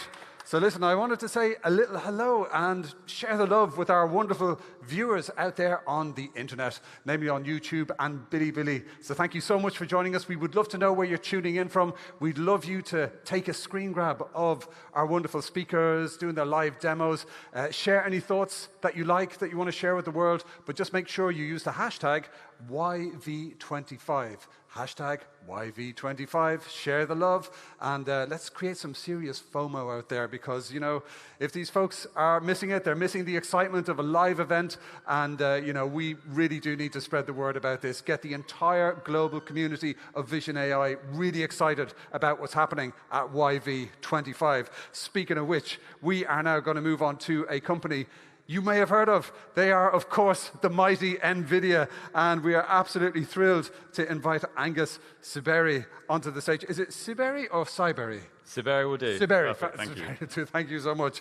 That's great. Now, Angus is the developer, or a developer relations manager. I'm sure they have more than one at NVIDIA, and he is bringing together computer vision and generative AI workloads and specializing in LLMs, VLMs, and AI agents. Some very powerful TLAs in there, or three-letter acronyms. So his session is going to be exploring the transformational power of edge AI, the groundbreaking NVIDIA Jetson devices, and the tools revolutionizing model deployment and deep learning inference. So with no further ado, please give a rapturous welcome to the one and only Angus Siberry. Thank you. Thank you very much. Let me just try this one more time. Firstly, I'm completely honored and grateful for the opportunity to speak at YOLO Vision 2025. I think Ultralytics have done a fantastic job building such a large community of developers, and it's great to be here today. Now let me just share my screen. If I can. We're keeping it real with the real-time Yeah, there we go. stuff. This is tech. Oh, yeah. Quite classic. Fantastic. So remember, do share the love, YV25. And if you're here in London, do remember, we're having drinks later. You're all invited. It's thirsty work. I'll be spitting feathers by the end of the day. And I dare say some of our VIP speakers, and certainly the amazing team from Ultralytics, will be here. Okay. We've got the team up in the mothership. We have our wonderful tech team up there. And there's banks and banks of computers. And yes, we have a flying expert who's just parachuted in to help us here. As mentioned, we have swag. We have Ultralytics merch. We got the bags. We got the sweet teddy bears. We got all kinds of good stuff happening. We are giving out some water bottles later on. I think maybe that's going to be happening later on. Glenn is going to be throwing them out. It's going to be an Oprah moment. You get a special drinking bottle, and there's going to be all kinds of fun happening. Now, let's see. The tech is happening there. As mentioned, my name is Oisín Lunny. I'm really easy to find. It's a random Irish name. In Ireland, we kind of just put vowels and consonants together. You know, we don't care. Look at that, O-I-S-I-N. So honestly, I'm easy to find because there's only one of them. So if you can find me, good luck on your mission, but feel free to connect on any of the social media platforms. Ooh, I recognize that color. That is NVIDIA green. All right. Big round of applause one more time. Angus Siberry, thank you. Yeah, let me start from the beginning. So first of all, I'm honored and grateful to speak here at YOLO Vision 2025. I think Ultralytics have done an incredible job building such a large community of developers, and it's really great to be here today. So in today's session, I'm not going to be doing any live demos. I'm just going to give you a kind of high-level overview of some of the updates we have from NVIDIA, from the hardware side and the software side. So yeah, my name is Angus Siberry. I'm a developer relations manager. I'm specifically focused on Metropolis, which is one of our SDK platforms, which is all to do with vision AI applications. So let's talk a little bit about edge AI and where computer vision and YOLO really shine.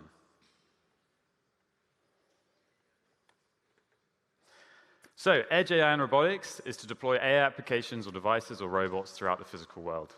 It's called edge AI because the AI computation is done near or at the user edge of the network, close to where the data is located, rather than centrally in a cloud computing facility or private data center. So nearly all industries will be transformed by this AI superpower, as we've all mentioned before. Manufacturing facilities will become smart factories. Retail stores will be automated with robots refilling the shelves and products. Cities will operate more smoothly with smart traffic lights, smart parking systems, and autonomous vehicles. In healthcare, hospitals can process digital images for AI-based image analytics and further operate surgeries for much safer and precise robots. In logistics, warehouses will fully automate their forklifts and pallets, moving from A to B with a fleet of highly optimized autonomous mobile robots. And the list goes on and on. So you can see here, it's predicted that AI could potentially deliver an additional economic output of around 13 trillion by 2030. So there's a huge opportunity for innovators and entrepreneurs to pursue. So let's cover a little bit more on what the benefits are of edge computing. So we can see here lower latency. So that lower latency is meaning that you are much closer to the action when you're doing your processing. And that is essential for scaling AI, IoT devices, and new models to assure effectiveness and return on investment when you're running real-time applications at the edge. You also have reduced bandwidth and potentially higher accuracy. Because if you think about the amount of data that you might have to transfer all the way to the cloud, you may have certain compression, and that compression could potentially reduce the ability of your models in the cloud to be able to give you accurate responses. So this is actually a really important point. Reducing that bandwidth and getting much faster connectivity between the action and the AI is really, really important. You avoid data reduction compromises that can hurt accuracy in critical fields such as autonomous systems and medical imaging. But then there's also the data sovereignty and security, and I think this is a huge part if you think about all of the different concerns around data and where it's traveling. Process data locally where it's collected, keeping it behind the corporate firewall. You can simplify compliance with strict data privacy laws, and you also reduce the risk and enhance privacy by keeping sensitive data from being transmitted over a wide network area. So, how popular is Edge AI? Well, it's very popular. It's increasingly popular. This chart just shows you how much. In just 10 years, Jetson developers have gone up to 1.7 million active developers. So what is NVIDIA Jetson? So NVIDIA Jetson is our edge device. It's uniquely positioned to address robotics and physical AI challenges. It's an end-to-end software-defined solution to accelerate customers' time to market. First, Jetson has a scalable system on module architecture with a GPU, CPU, various accelerators, memory, and power management. Secondly, NVIDIA's entire software stack runs on Jetson, including many GPU-accelerated frameworks, such as Isaac for robotics, Metropolis, which is where I'm from, Envision AI, and then Holoscan for sensor processing. Thirdly, the Jetson platform offers a cloud-native microservices that are use-case-specific reference workflows. Fourth, Jetson Orin is perfect for generative AI workloads at the edge. Many open-source generative AI models are now supported with Jetson AI Labs.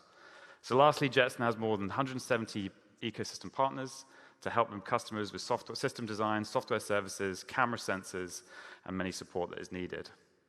So now we have the hardware update. I think last year we talked about what Jetson Thor is going to look like, and now we have Jetson Thor. So introducing NVIDIA Jetson Thor family, this is using our new Blackwell architecture. We've moved to Blackwell, and this is one of our edge devices that are going to be following that same architecture. It is a huge bump in performance and power output. It has multiple benefits, such as Blackwell's new transformer engine architecture, the ability to do multi-instance GPU or MIG support, and that's the ability to absolutely bifurcate your GPU, so you can have multiple instances on the same, and then we have a much higher levels of memory on the platform and still keeping a relatively low energy profile. So what does that mean in terms of Orin? Anyone who's been using previous Jetson devices, we have about a 7.5x increase in AI compute on that Jetson, about 3 times to 4 times the energy efficiency, 3 times Orin CPU performance, and then 10 times the I/O throughput. So this is the ultimate platform for physical AI and robotics. What do we mean by physical AI and robots? Well, we really think that infrastructure can be a robot. All right? It's not just a humanoid. You can leverage overhead cameras, and you can communicate with infrastructure, and you can get it to work in the way that a robot would. That is a really powerful message to say this is not just all about humanoid robots. It's about vision systems that can connect to anything that physically moves. So that's really what we are accelerated and really excited to sort of see what happens in the developer community is where you guys can take physical AI forward. So like we said, it supports all modern Gen AI frameworks and modules. That amount of RAM that we now have accessible on a Thor means you can actually run much, much larger models on that piece of hardware. So it can support virtually every model through our programmable architecture. Because Thor is based on Blackwell, It has all the frameworks available to it. It delivers up to 2,070 FP4 teraflops of AI compute. So that's one of the big changes in this new architecture, is we can now support FP4. We saw it in the Intel talk previously, where you can go down to int 8, int 4. FP4 is now supported within our GPUs, which means you can further optimize your models. So this is our edge computing platform with the Blackwell architecture. So you can see here we've got Jetson Thor for humanoid robotics and physical AI. This is much more where you guys will be playing in. But then if you're building vision systems that are going to control an actuator or going to control a physical system, you might want to have industrial edge or medical edge. And this gives you extra security guarantees and reliability on your hardware. And that is through the IGX platform. And then we also have DGX Spark, which has attracted a lot of attention. This is an AI development prototyping machine, so everyone can access CUDA from their own machine. It's a very small profile, but you can also access it remotely, and you can stack two of them together to increase the amount of memory that you can have on them, so you can load more models and run them on a small footprint. And then lastly, we have much higher compute edge. So this is the scale-up, scale-out AI workloads. The ability for you to have a workstation or a server that can do a lot of processing, a lot of Gen AI processing. It could do simulation. You could do a lot more within the facility in which you're running your devices, but in a separate box and connected to your edge. So there's edge, and then there's sort of edge within the facility. So this is our full compute platform, and we're really excited to see what you guys do with it. So I've talked about the hardware. I've talked a bit about why we do edge. Now let's talk about how do I accelerate model inference at the edge. Now, I'm not going to go into too much depth here, but I'm just going to kind of show you guys some of the frameworks I definitely recommend you look into when you're looking at optimizing your inference service on any of our NVIDIA hardware. So, challenges in model deployment. You have multiple frameworks. We've seen this today. There's a bunch of frameworks in which you can use, and sometimes it's difficult to choose them. You have different types of queries. So you have real-time, batch, streaming. That's also going to have different things that you're going to have to think about when you're implementing them. Your cost of deployment. You need mixed infrastructure. For a full large-scale deployment, you may need lots of CPU, GPU on the cloud, data center GPUs, but then also edge. So disparate serving solutions can increase your cost. You always need high performance and low latency inference on the GPU and the CPU. Hardware that's underutilized is going to give you a lot of cost challenges. So, and there's a lot of ecosystem tools, MLOps, right, for you to be able to scale this up. So for you to be able to choose where to start, I think is very challenging. So at NVIDIA, we recommend you start with Triton Inference Service. So NVIDIA Triton Inference Server is a versatile inferencing server, providing significant optimization tools. It natively supports multiple popular frameworks and languages, such as TensorFlow, PyTorch, Onyx, and Python as executable backends. So there's a consistent way to deploy models across frameworks. It optimizes inference for different query types, like real-time batch audio streaming, and it even supports pipeline for models for pre- and post-processing for inference. It allows models to run on CPU and GPU on any platform, cloud, data center, or edge. It is designed to integrate with DevOps tools like Kubernetes, MLOps platforms like Azure ML, and so on. It's a high-performance serving platform that maximizes GPU and CPU utilization and thus provides very high throughput and low latency. So in summarization, this helps standardize your AI inferencing, and it's a great place for you to get started. Now, let's say you have your model, you know what platform you're using, you've put it into your inferencing server, and you want to be able to really, really go into the low-level system and optimize your model running on NVIDIA GPUs. So once you know what GPU you're going to be using, TensorRT is the way to optimize it even further. So it's optimized to deploy neural networks in production. You can maximize your throughput and latency for latency critical apps and compiler runtime. And the way you can do this is through different types of functions. You can reduce the mixed precision like you saw earlier in previous talks, and now we have Blackwell architecture. You can go down to FP4. You can do layer and tensor fusion to reduce your memory bandwidth, kernel auto-tuning, dynamic tensor memory, multi-stream execution, and then also time fusion. So that's a really good way for you to be able to sort of get more out of your hardware once you've managed to implement the model. And then once you've chosen your hardware, regardless of what framework you have used for your YOLO model, you can export straight into TensorRT to further optimize the hardware of your choice. And as Ultralytics user, this is even easier for you to move your model straight into TensorRT. So it's very user-friendly, thanks to Ultralytics. So how can I accelerate my entire vision application? So we've talked about using the model on the hardware. We've talked about the type of hardware.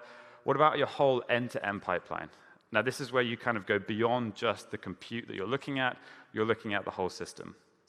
So DeepStream is an SDK library from NVIDIA.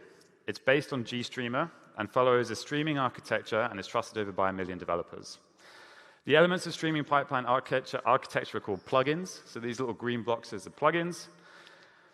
And they offer hardware acceleration, not only to accelerate the whole pipeline, but also for you to allow to add AI capabilities into your pipeline. The DeepStream SDK leverages multiple hardware blocks available on NVIDIA products to accelerate from decoding, pre-processing, tracking and visualization, and of course, AI inference. The DeepStream plugins are also optimized for data transfer. So there are 0 memory copies between the plugins they leverage. There are 0 memory copies between, I completely lost where I was. There we go. 0 memory copies between the plugins and the leverage CUDA hardware buffer. So that's one of the ways in which you can maximize the amount of throughput that you're getting through your system.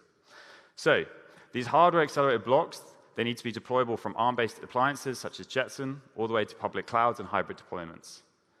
And this is what DeepStream brings to the table, a feature-rich SDK that allows developers to leverage hardware-accelerated blocks that can be easily deployed from Jetson to the cloud. The insight on this slide is that DeepStream allows developers to focus on bringing a new use case with differentiation, with a peace of mind that they have a fully optimized accelerated blocks for each step on video and audio streaming application. So the DeepStream SDK is a streaming analytics toolkit that is cloud-native and can be deployed in containers and managed in Kubernetes.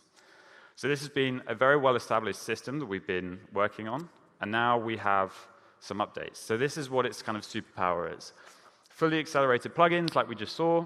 We also have Inference Builder. So GStreamer is a very steep learning curve. And what we've done is we've managed to reduce the amount of lines of code that you need to write for you to be able to get your pipeline up and running. We have state-of-the-art trackers. We also have pipeline tuners for you to do for you to optimize your parameters without having to do it manually. We also it gives you the ability to deploy your computer vision application as microservices. You can securely publish your AI metadata, and then you can also have disaggregated pipelines.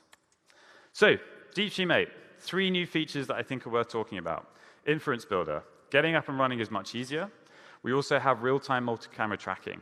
And this is a system where you can take your detection model, you can then take the configuration of the camera in which you're doing detection, and then you can be able to track exactly what that object doing, and it's doing it in 3D. And then we also have Mask Tracker. I'm specifically going to focus on Inference Builder and real-time multi-camera tracking. So here we have, if you have overlapping cameras in a facility, what you can do is you can take your AI model or your detector, and you can put it into DeepStream's MV3DT, as well as the configuration of the camera. And what this is going to do is it's going to give you the ability to do real-time 3D tracking. So you'll be able to look at a facility from a bird's eye view, and you'll be able to see the objects travel through that system. And then lastly, I'm going to show you a quick video. So this is an example of multi-camera tracking.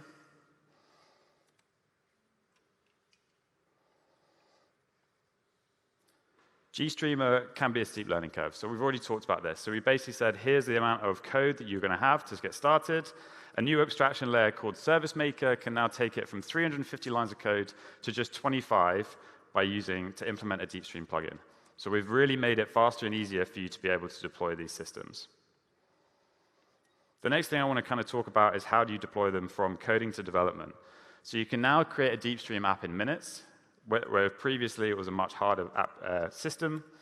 And then you can then package it as a container, containerize into a DeepStream pipeline, and then you can control that pipeline through an open API format. I think it's a really valuable thing for you to be able to do. So you can add a stream, you can delete streams, you can stop and start your pipeline, all through this open API format. So now I'm going to run this video, and hopefully you can hear it. Introducing NVIDIA DeepStream Inference Builder. Build and deploy real-time vision AI pipelines and applications in minutes. Creating image and video ingestion pipelines for AI models often requires GStreamer expertise and hundreds of lines of code.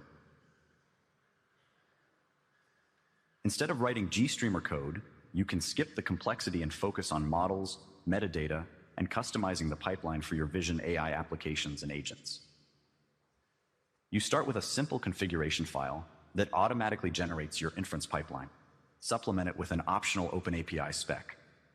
Inference Builder blends reusable templates with a standard inference flow to produce your microservice or application.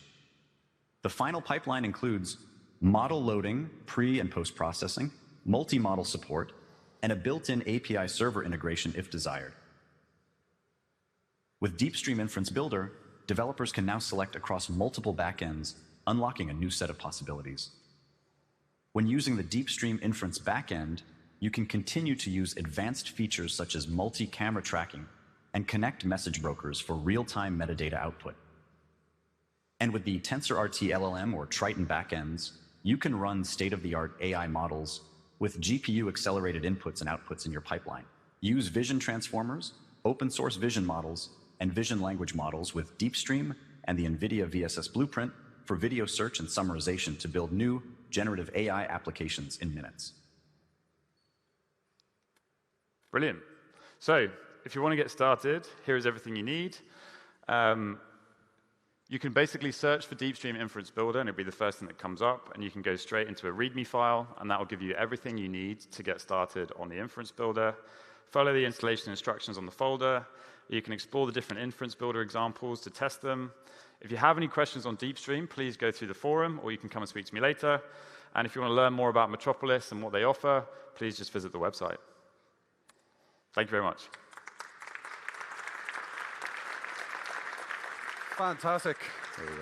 Thank you so much, Angus. That was absolutely brilliant. And are you staying with us for the rest of the day? Questions? Yes, yeah, I should be. So please come and ask me anything. Fabulous. And I am required by law to ask this question. Are you joining us for a drink a bit later?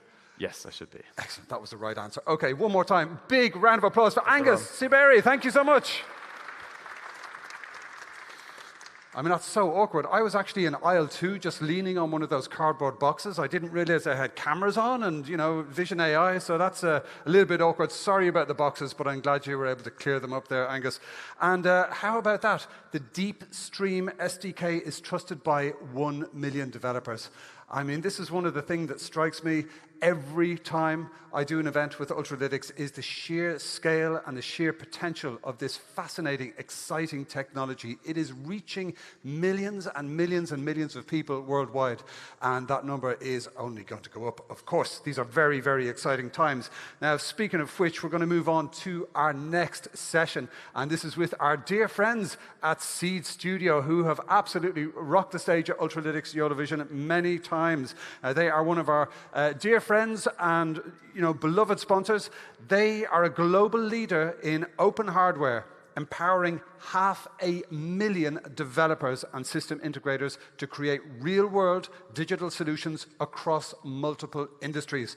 And we are absolutely thrilled to welcome to the stage our good friend Violet Su, and she's going to be sharing the lessons learned on building an AI camera. Oh yes, all the good stuff. Let's give a very big YV25 welcome to Violet Su. Thank you.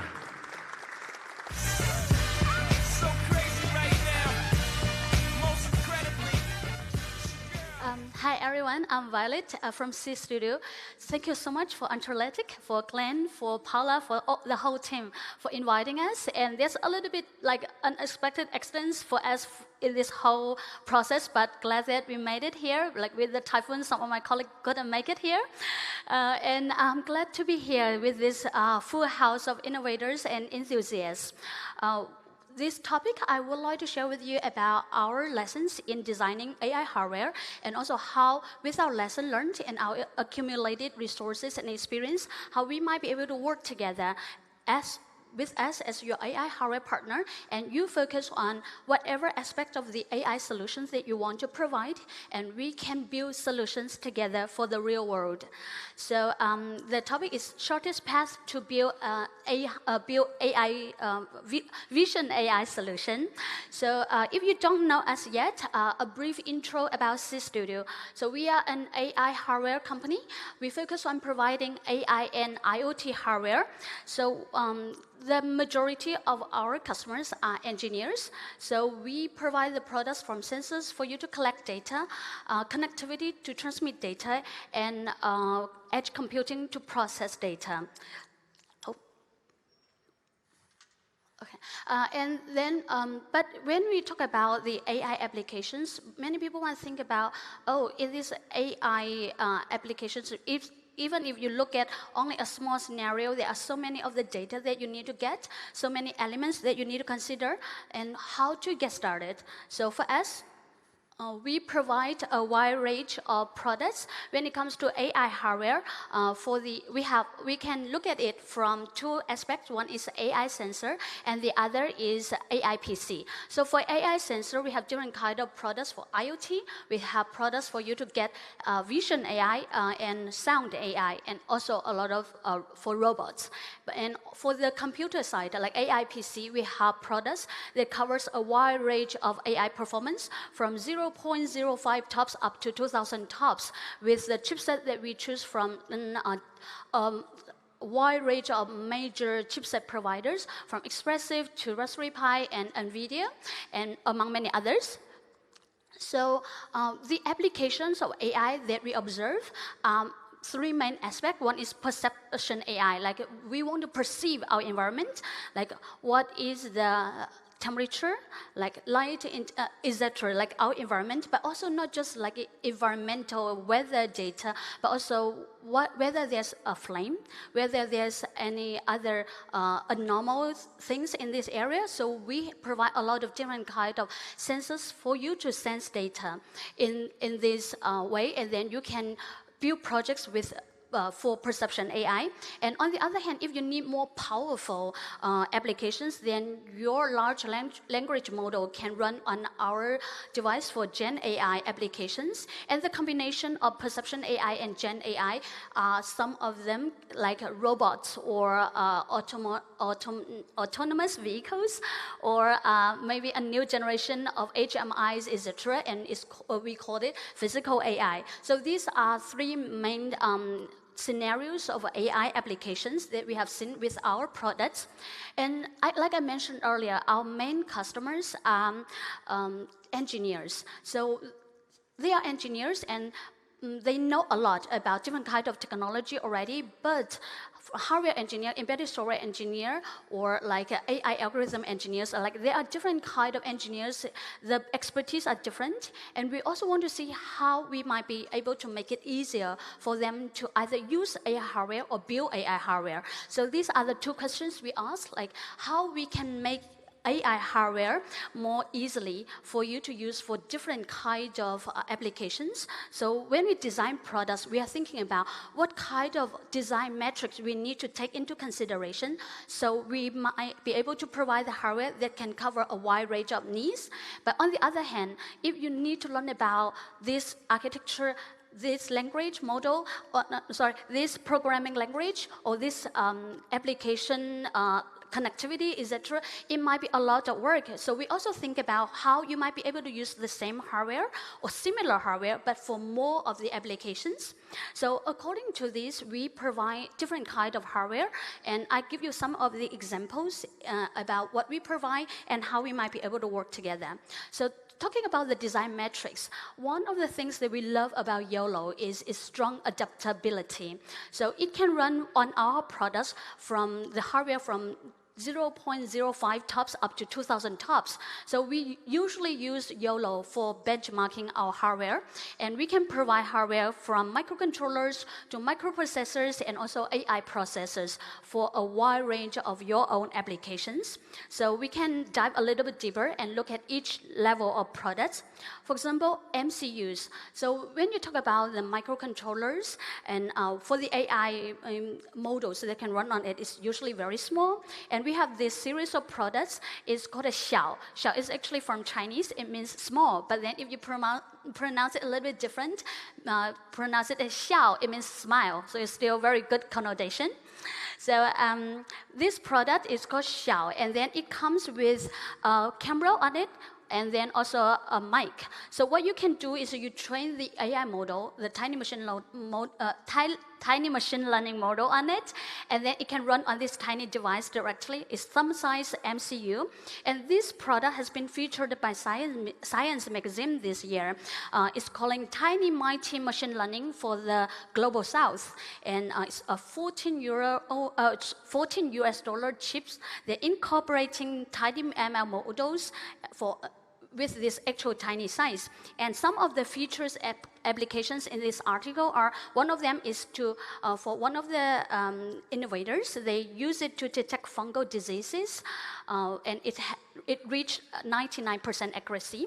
And on the other hand, there's another application to detect waste, like categorize them and notice different kind of waste in this area so that we can take better actions to clean this area, especially if it's in a critical area like mangrove for the conservancy, etc. And then, of course, if you already have a camera and then you are thinking about how you might be able to use your existing camera but with AI. So we have another option. This is an MCU accelerator. So it's built with the ARM Cortex M55 and U55. With the YOLO benchmark, we can see how much it's able to improve the computing power, but lower the bandwidth and also the latency. And but on the other hand, when you look at this product, you say, oh, this is so tiny and it's a bare board. How can I use it in an outdoor scenario? And if there's no Wi-Fi, if there's no Bluetooth, and then if there's in this environment, it's very harsh, etc. And what we talk about is, it's not just about testing in an office or in a lab and think, oh, it's perfect, but then you put it in outdoor and like, no, it doesn't work. So for this, we actually built a product. We called it LoRa. It's a LoRaWAN Vision AI sensor. For those of you, if you know LoRa is short for long range but low power consumption, so it's not able to send image. Of course, now Samtec has a new chip coming out and you can send image, but still not like a stream with Wi-Fi or for the video. So for the current existing LoRa chips, it's usually for sending small data. So what we do is we design this AI camera with the AI power on the chipset already, and then it's only send the result by LoRa. So it's battery powered, still very long range communication. And with the AI model in it, for example, if you put it in the, this is not just an if, it's a real world example. Our CEO and our team actually went to Sichuan province, and then they put this camera there to detect panda. That's why at the first time when we showed this at the trade show, and then there are a lot of people pull other people to our booth and say, go to them, they have panda sensor. It's like, oh, it's like detection, the panda, like yes or no only. So if in that area, maybe the panda is in this whole area, but you don't need to sense it every second. You can set the detection for maybe every 5 minutes or every 10 minutes or even every hour. And then if it detects the panda, send it as yes, and then you can receive the signal very far away without 4G connectivity, without power, with the battery power. So this is one sensor that we developed a few years ago. And then we got some people come and ask, and oh, it seems like the sensor is detect on it. Can I maybe install in a different way? So we built a new one that is like with the data logger, and then the other side is the sensor, so you can install it more easily. And this kind of sensor, one of the application is for is here. On the bottom of it, you can see we actually train the AI model to read meters. So nowadays, if you want to get smart meter, either you need to rip out the old one and build a new one, or you really send someone there to write down the meter number by manually. But if you don't want to rip out something from a very historical building, what you can do is to use an add-on. So this is the solution that we can provide, that you can just collect enough data to train the model, and then when you point the camera to it, and then it can read it maybe every once per day or every once per week, and then you can get the meter. So here are some of the applications, like the meter reading, or like to detect birds. Like there are different type of birds in this area, and then you want to know which type that you can find in this area.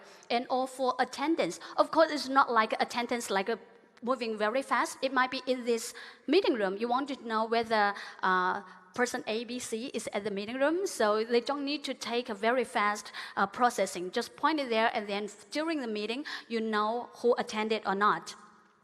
So we talk about vision AI, like you either use the AI, train the AI model with the AI camera there, or with the MCU, or add an accelerator to your own camera. But what if you want other sensors, like AI sensors? So we have this platform that can allow you to add AI to almost anything, which is, like, on the one hand, on the hardware side is the microcontroller, and then on the platform, we have this platform that allow you to train a different kind of AI model. Of course, it's a work in progress. Now it supports vision. And then on the other hand, for example, this is a workshop that we did 2 days ago in Amsterdam. So you can see the combination here on the left side. You can see the sensors. We have different kind of sensor module, and then on the second level, you have different kind of microcontroller. So when you combine them together, you are able to build an AI model for yourself. For example, with the accelerometer with the microcontroller, and then you're able to train the vibration sensor. So here you can see if you train, it only takes you about 10 seconds to train a vibration sensor, like AI vibration sensor, to detect whether it's normal or abnormal vibration, maybe for machinery operation detection. So if you have time, come to the booth later, we can show you how you can use this to train a vibration model very quickly. And on the other hand, we also have AI cameras that you can add into your system to upgrade your system. And then the AI performance is from 1 to 4 tops. So we'd like to introduce ReCamera to you. And we also have some demo over there to show to you later. So ReCamera is an open source AI camera, and it's modular design and with YOLO 11 pre-installed with commercial license. And what can ReCamera do for you? For example, if we are in a train station or in the airport, you might want to monitor the people flow, or maybe in the security checking to see whether there are some items in the pocket which is dangerous, or maybe in a production site, and this is the area that the machine works, but then this other side, some people might start to walk past here, then it's detecting it and then stop the machine before any injury happens. So these are just some of the applications. For the ReCamera with YOLO 11 pre-installed, it supports 80 different kinds of classification and tracking. So for the ReCamera, we adopt modular design.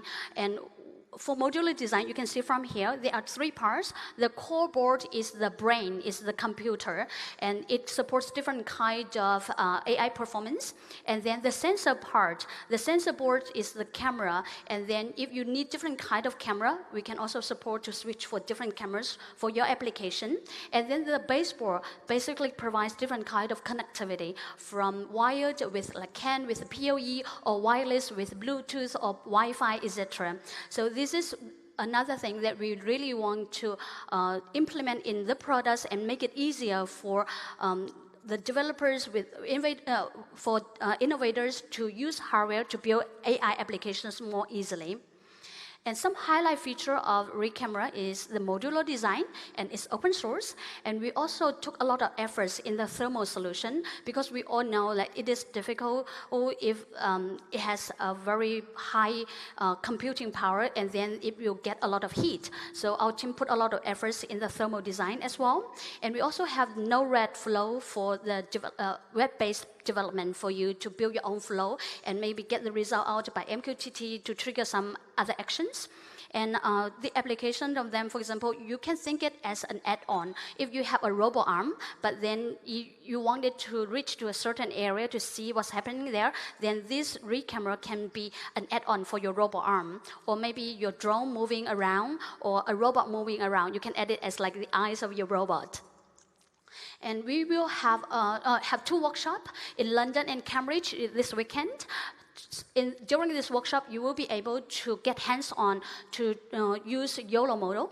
to train the YOLO model, and then you can deploy it on real camera, and then for different kind of applications. So we are very glad to have partners in London, Blue Garage, and also a partner in Cambridge, Makespace, to host us and have this workshop. So feel free to sign up and join us. And after the workshop, we also have a session for you to show your projects and then communicate with like-minded innovators.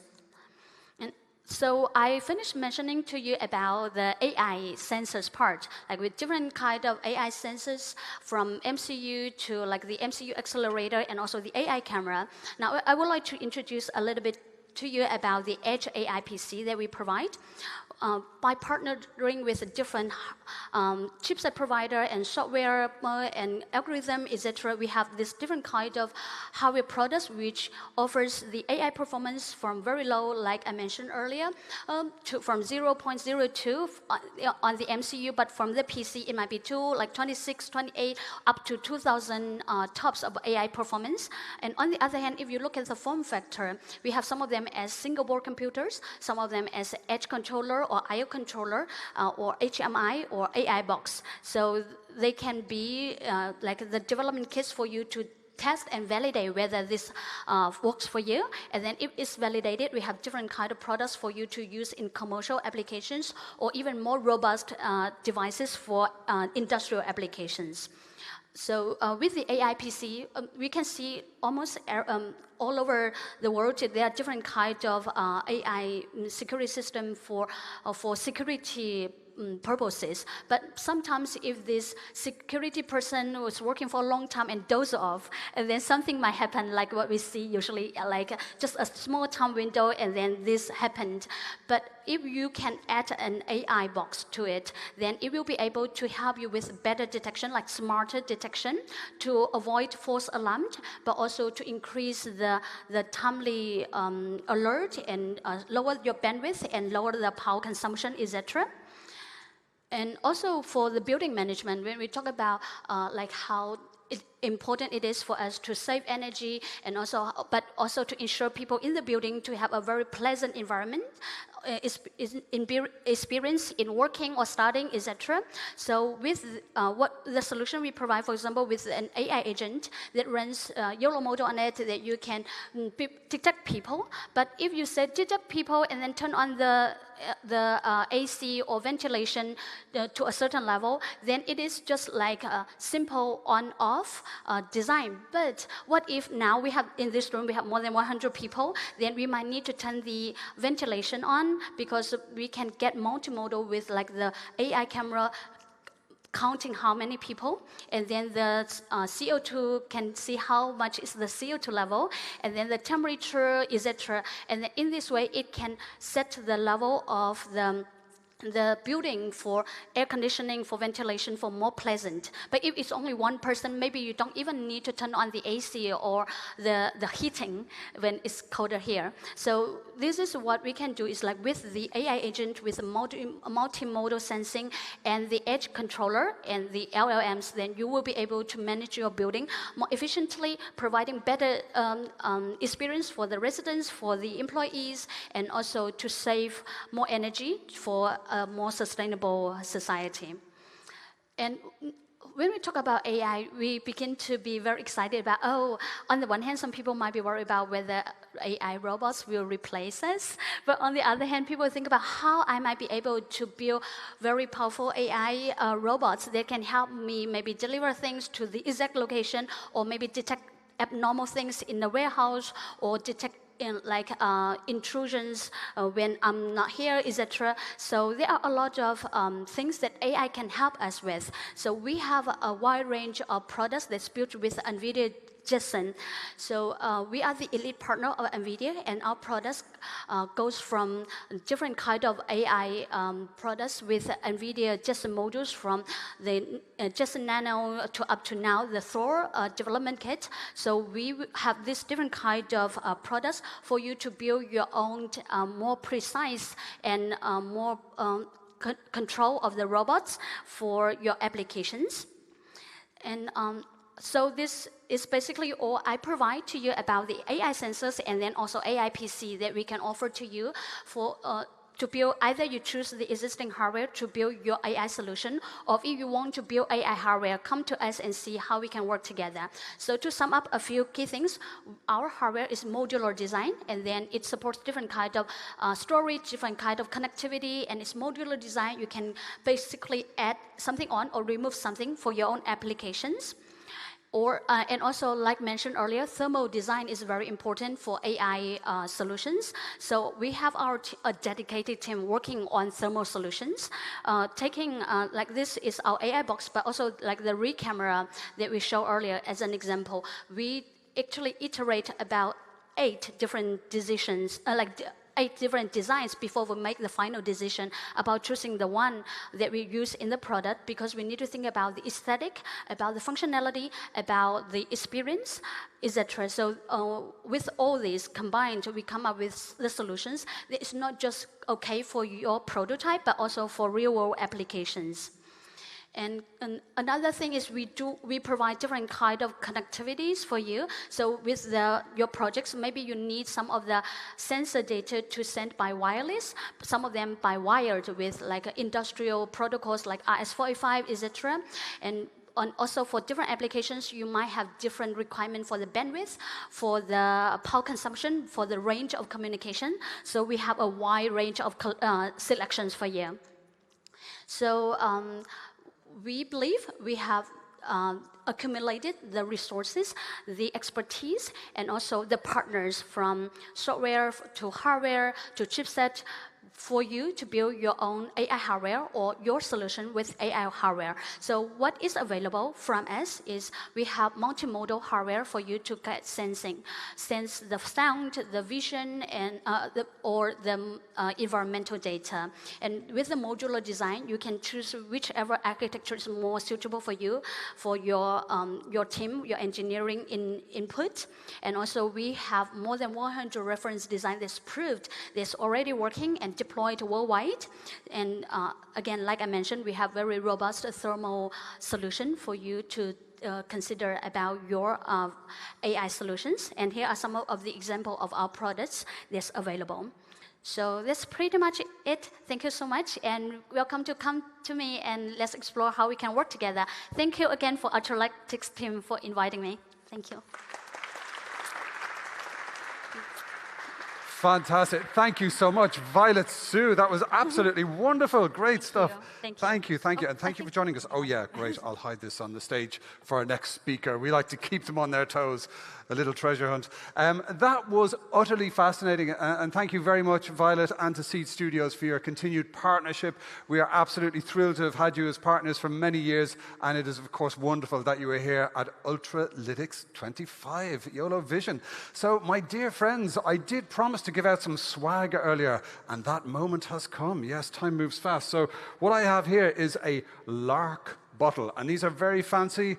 You got a powder coat finish. It's very environmentally friendly. You've got 18/8 stainless steel, and it invites you to keep your cool because it's double wall insulated steel. It will keep your water cold for up to 24 hours and hot for up to 12. So what's not to like about this? I'm going to give this out right now to the first person that I can hear who makes it really obvious for me.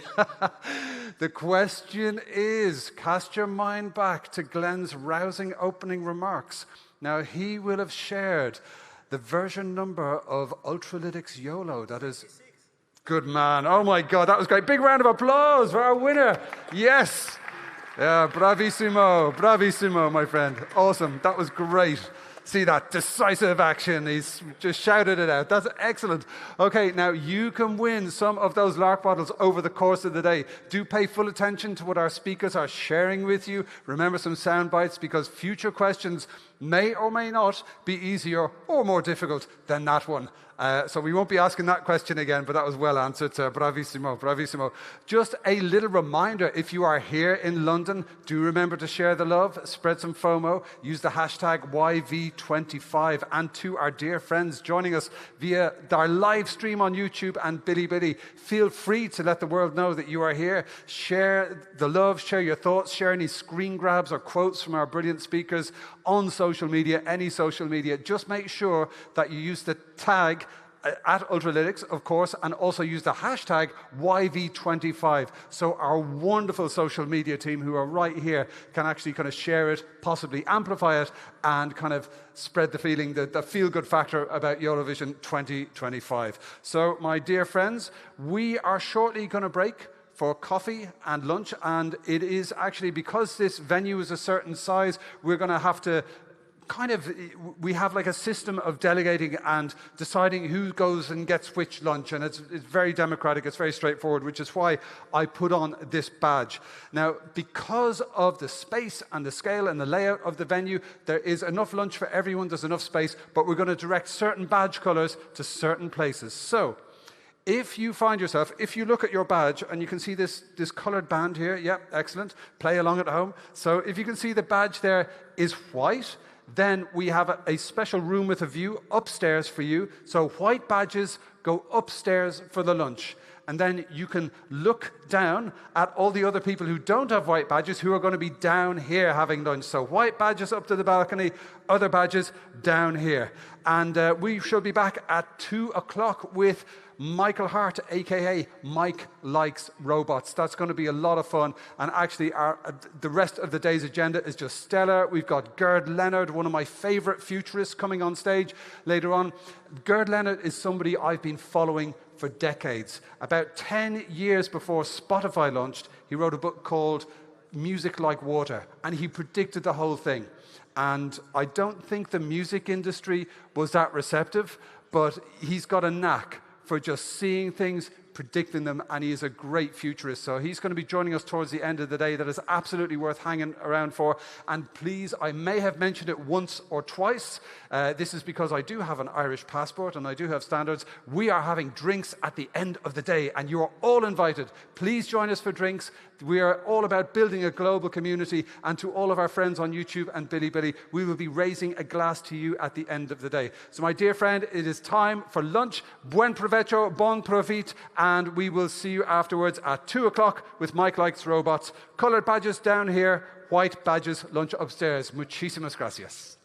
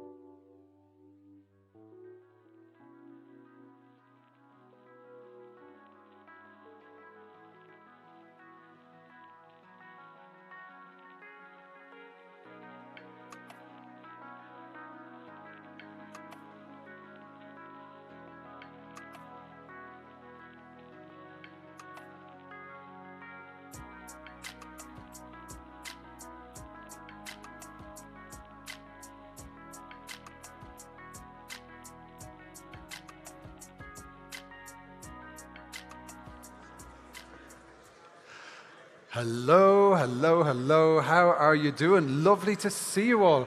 I have the best seat in the house here because the sun is behind me and all of your faces are lit beautifully. This is like a photographic studio. It's fantastic. And I'm sort of in the shadows here. It makes my life much, much easier. As mentioned earlier, I don't know if we've met before. Hopefully we have. If we haven't, my name is Oisin Lunny, Oisinlunny. I need to spell that out because that's how we roll in Ireland. There's literally no correlation whatsoever between the vowels and consonants in a name and how it's pronounced. So do find me on the program, connect with me on LinkedIn. My personal motto is ABC, or always be connecting, because I am absolutely a passionate believer in the power of networks, in the power of communities coming together to help each other.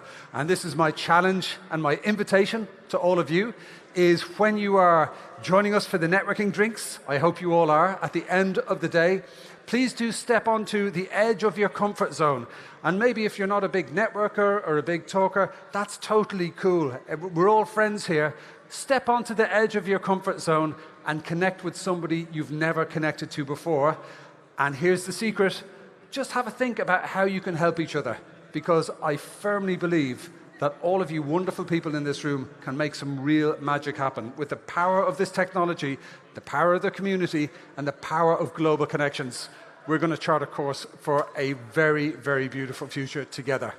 Now, as mentioned earlier, I do like to pick up TLAs, or three-letter acronyms, as I go around the world chatting at conferences and meeting wonderful people.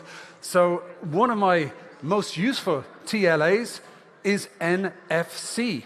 And this stands for, it's quite a new one, you might not have heard of it, it stands for no food coma. So this is it. I know we've all had food. We had delicious toasties. We had little delicious bowls of this and that. And I was getting toasty envy during the lunch break. But we are running a tight ship here. We're all about bringing the positive energy and welcoming our speakers onto the stage. So remember, NFC, no food coma. And that goes for all of you joining us on Bilibili and YouTube as well. So my dear friends, we're back with a very, very exciting discussion. It's time to bring on the robots. Oh, yeah. Who doesn't love a good robot? Well, we're absolutely thrilled to welcome our next speaker to the stage. He is Michael Hart. He's based in Cambridge, and he's also known as Mike Likes Robots. He's a robotics software engineer and content creator, and over his 12-year career, he's worked as a consultant and as a senior software development engineer at AWS, all with a focus on robotics.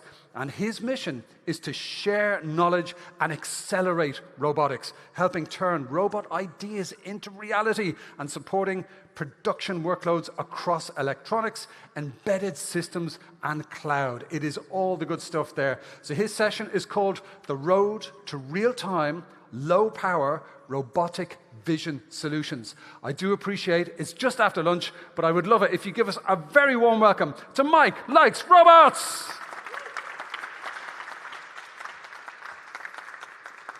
There we go. Am I live? Hi, everyone. Welcome to the mouthful of a presentation, but we're going to be talking more about robots. I know you're probably sick of robots already. They've been in every session, but I hope you're not, because I'm quite keen on them, as you'll see in a moment. So, I think we're slightly off to the side there. So, on my screen, this looks right, so apologies about that. Perfect. OK. So let me try and set this presentation up again. We'll see if we can get it looking right. All right. We do like to keep our speakers on their toes. But of course, this is the world of tech. I mean, this is why I really have so much admiration for folks standing on the stage, doing demos, speaking about tech, because, you know, sometimes we never know how the cookies are going to crumble, right? Well, literally cookies. I did a marketing event last week, and it was all about cookies. Oh, my goodness. In England, they might be called biscuits, but in Europe, they're called cookies. There we are. OK, that's looking good, dude. Honestly, that's perfect. There we go. That's better. What would a presentation be without one or two problems? So first, I'm going to just talk a little bit about myself, why I'm here. Then I'm going to talk about some of the computer vision in robotics through the years. So why is it important? How did we get to where we are?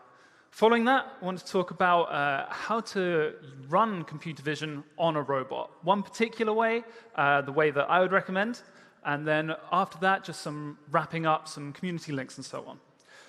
So speaker intro, I'm Michael. I've already had a great introduction from Oshin, thank you for that, but I'll give my own as well. I'm a robotics software engineer, and I also develop educational content on YouTube and on blog posts. So if you're interested in robots, please come and have a look. Suggest some videos, I'm always on the lookout. And I'm also a member of the D-Robotics community, which is why I'm here today. So I started using D-Robotics boards about a year ago with this project, the Origin bot. And I really liked it. I think they've got a great mission statement, so I started joining them in the community, talking on their Discord, suggesting projects and so on, and getting the opportunity to talk about computer vision in robotics. So that's a little about D-Robotics. That's their logo, very nice. But let's move on to the computer vision in robotics. So this is a little bit of history. How did we get to where we are? First, we've got Shaky. Shaky is the first autonomous mobile robot.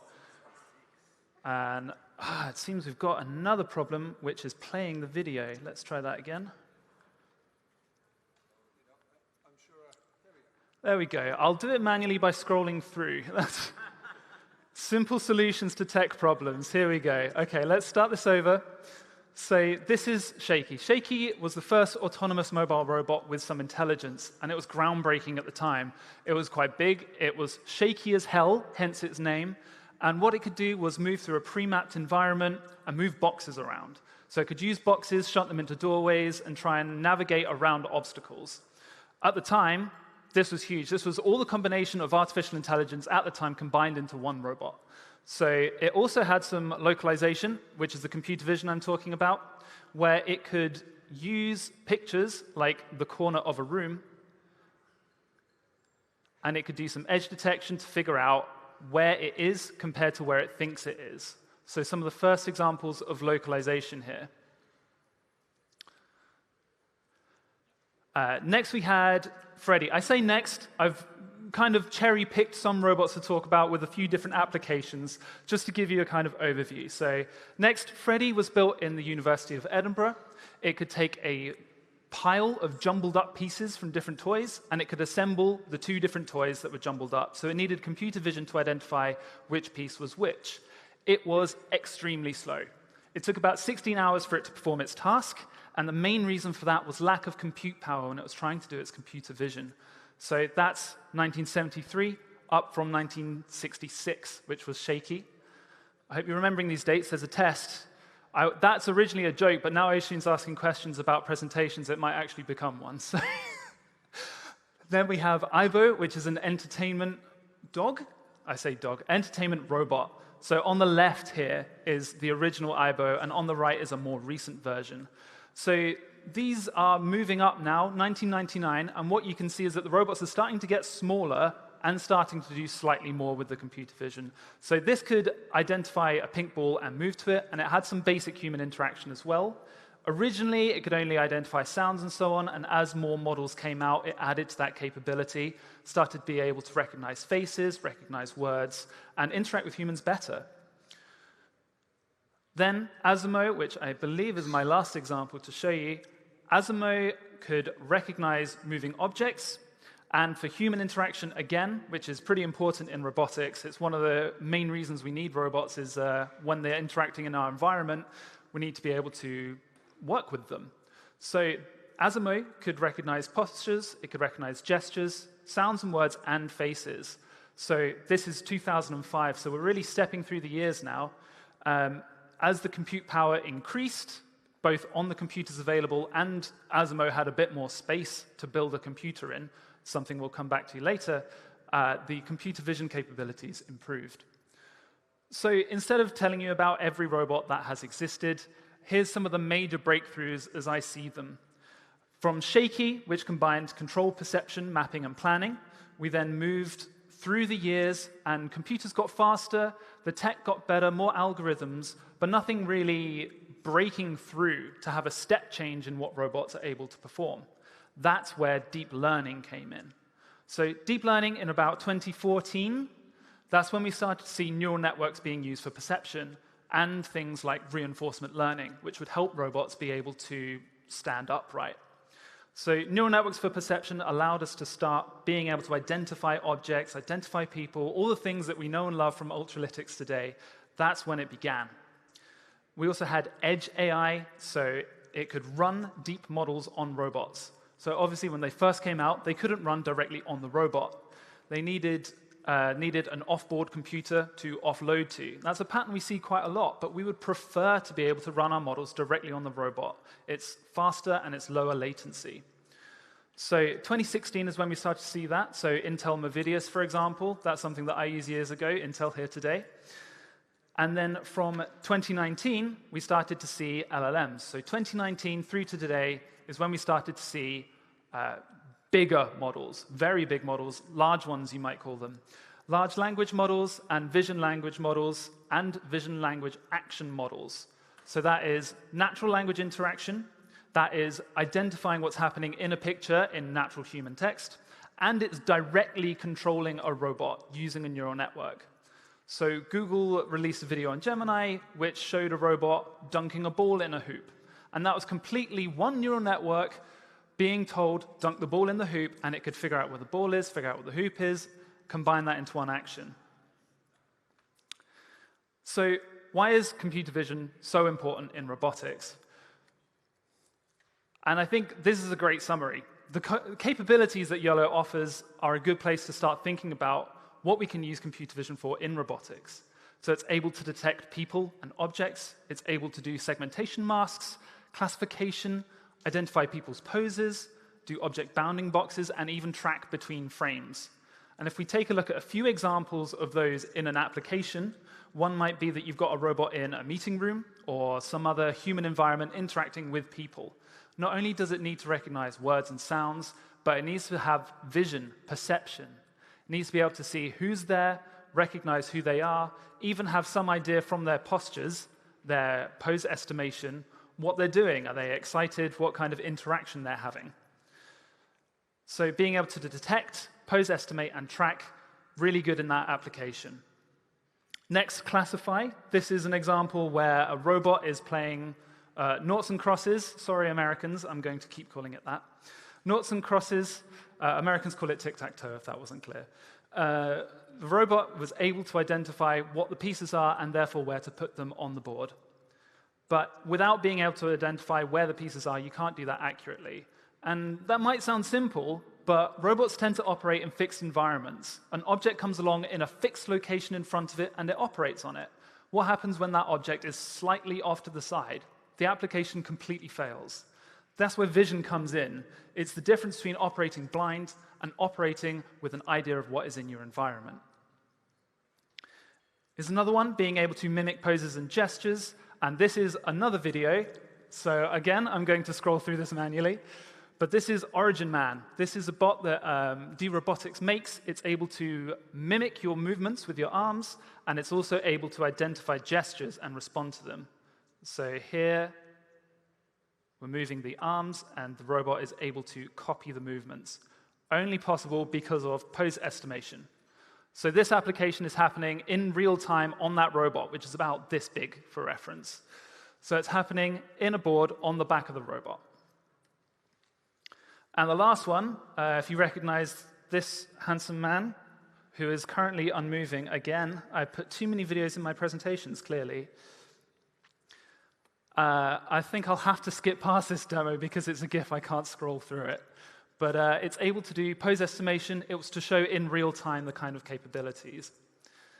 It was also captured on the D-Robotics RDK X5, which brings me on to the RDK Robot Development Kit.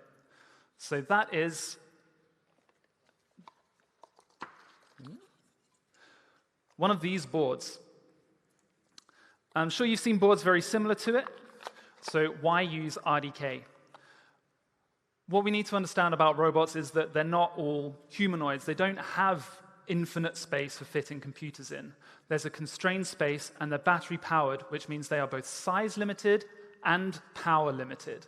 So being able to run something in a robot that is both small and consumes low power is pretty important depending on your application. Something like this Origin bot, you're not going to run a VLM or a VLA on board. It's just not large enough. So the RDK boards are small form factor. They consume low power. I'll show some specs in a moment. And they also have an extra BPU, the company calls it. This is a type of neural processing unit. They call the brain processing unit.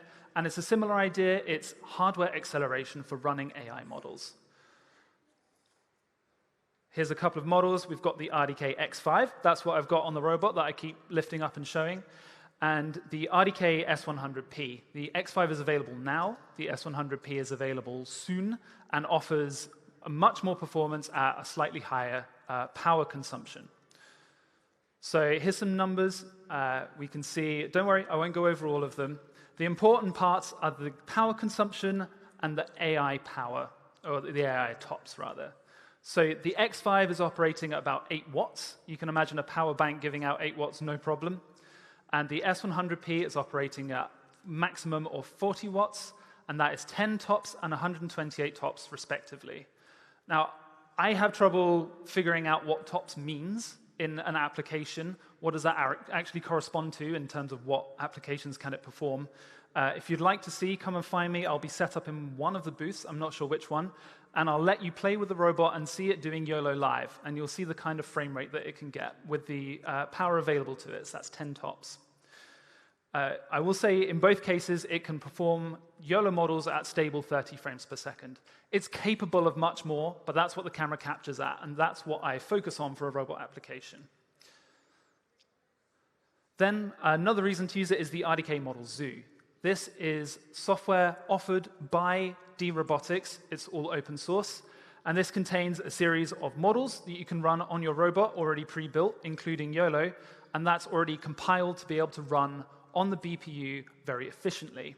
It's also got other tool chains, like having deployment routines. It can export models into formats that can run onto the BPU, and it can help you detect and train models as well. So the links are there at the bottom. Feel free to take a picture now or come and find me afterwards if you'd like to find out more. And this is just an example of running on the command line, use this model from this model zoo, and it just outputs the image. OK, so we've talked about why we would use computer vision, and we've talked about we've talked about the RDK. How do we actually run a model on the RDK? That's where we come to ROS2 support. And this is really important for robotics. Robotics, you don't need to use ROS2. ROS2 is a framework that is very popular within robotics. And because it's popular, it's a great place to get started and learn how to build robots. ROS2 allows you to do something like this. You get multiple nodes that are small bundles of software that communicate with each other using messages. So what RDK has available is a set of nodes that know how to run a model on the BPU and know how to publish messages. So if I go back, you can imagine that the top right node there is capturing video data, performing inference, and then it is sending that message out to different nodes. So that means that in order to run it with your robot application, all you have to do is use the pre-built node and write your robot code into a different node that uses the inference result. So RDK is made by D-Robotics. D-Robotics has RDK-related source codes. That's over 200 GitHub repositories and over 80 ROS2 nodes. So the company is very focused on building community and making things open source, which is really important. We've seen a lot of that today, and particularly from Glenn's speech at the start, saying how important it is to have things open source and edge accessible. This is open source and edge accessible. So a few example nodes: computer vision acceleration. That's the obvious one that I'm talking about. Codec hardware acceleration, so it can run audio codecs using the acceleration as well. It can run deep neural networks, and it can stream visualizations to the browser, which is really useful. It constantly runs a WebSocket, and anytime it does any sort of inference on image data, it will post that over the WebSocket so you can see it live. It's a useful development tool.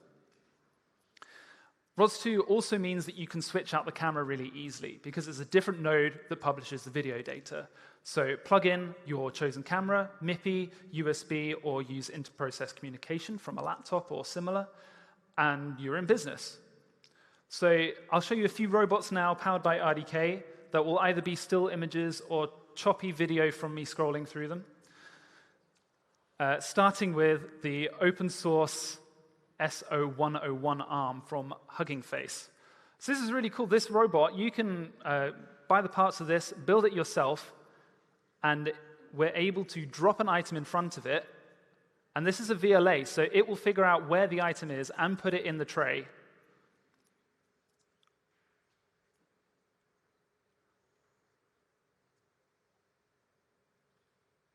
There we go. Apologies again for the videos not working. If you would like to see it in real time, come and find me afterwards, and I'll play it for you. But it's able to, for particular supported models, we can run these on the RDK. Another one is the, do we actually have one working?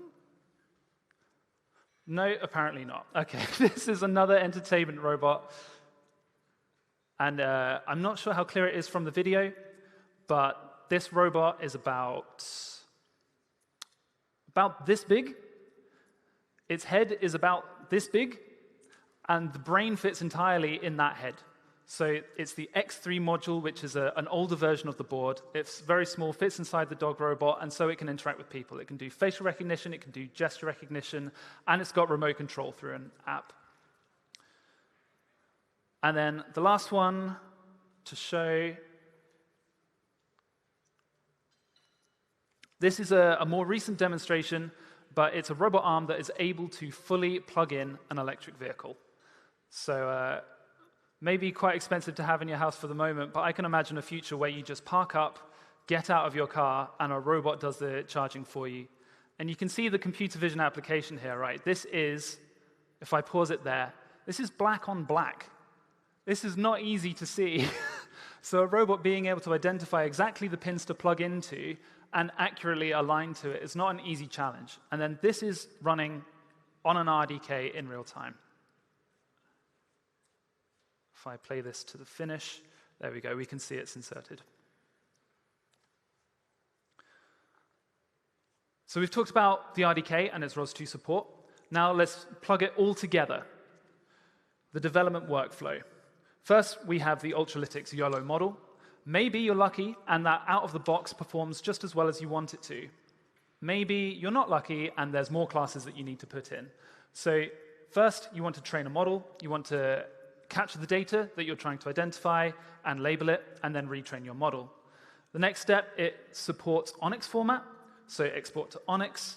Then the next step, and we saw Intel demonstrate this, the quantization and ML compile. So RDK model Zoo does a similar operation to OpenVINO. And then we can deploy in ROS2 with RDK. And all that is changing a configuration file for the pre-built node. So to get it working, a different model with your robot application, all you have to do is change a line of configuration and make sure the model is on the board, of course. Extra tip, you can also use it directly in your Python C++. You don't have to use it via ROS2, so you can use an application that directly does inference. And it would be great to try and shortcut these steps a bit. If we could try and make this flow a little shorter, that would be brilliant. Watch this space, there might be something coming soon. And then watch it go, or watch it stutter in this case. That's such a shame. This is another GIF, and it's of my cat, which is why I thought it would be great, because presentations with cats in are 10 times better. But it does. What it's meant to show is a steady FPS counter and the cat being identified. Not in the first frame, but after a few, it's pretty steady at identifying it. So again, for the third and last time, if you'd like to see this in smooth motion, please come and find me afterwards.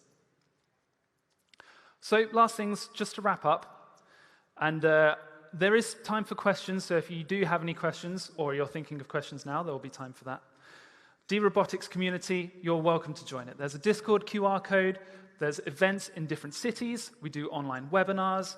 We're also hosting workshops so that you can try out the RDK. In fact, oh, sorry, I think there's phone still up. Let me put that up for a moment more.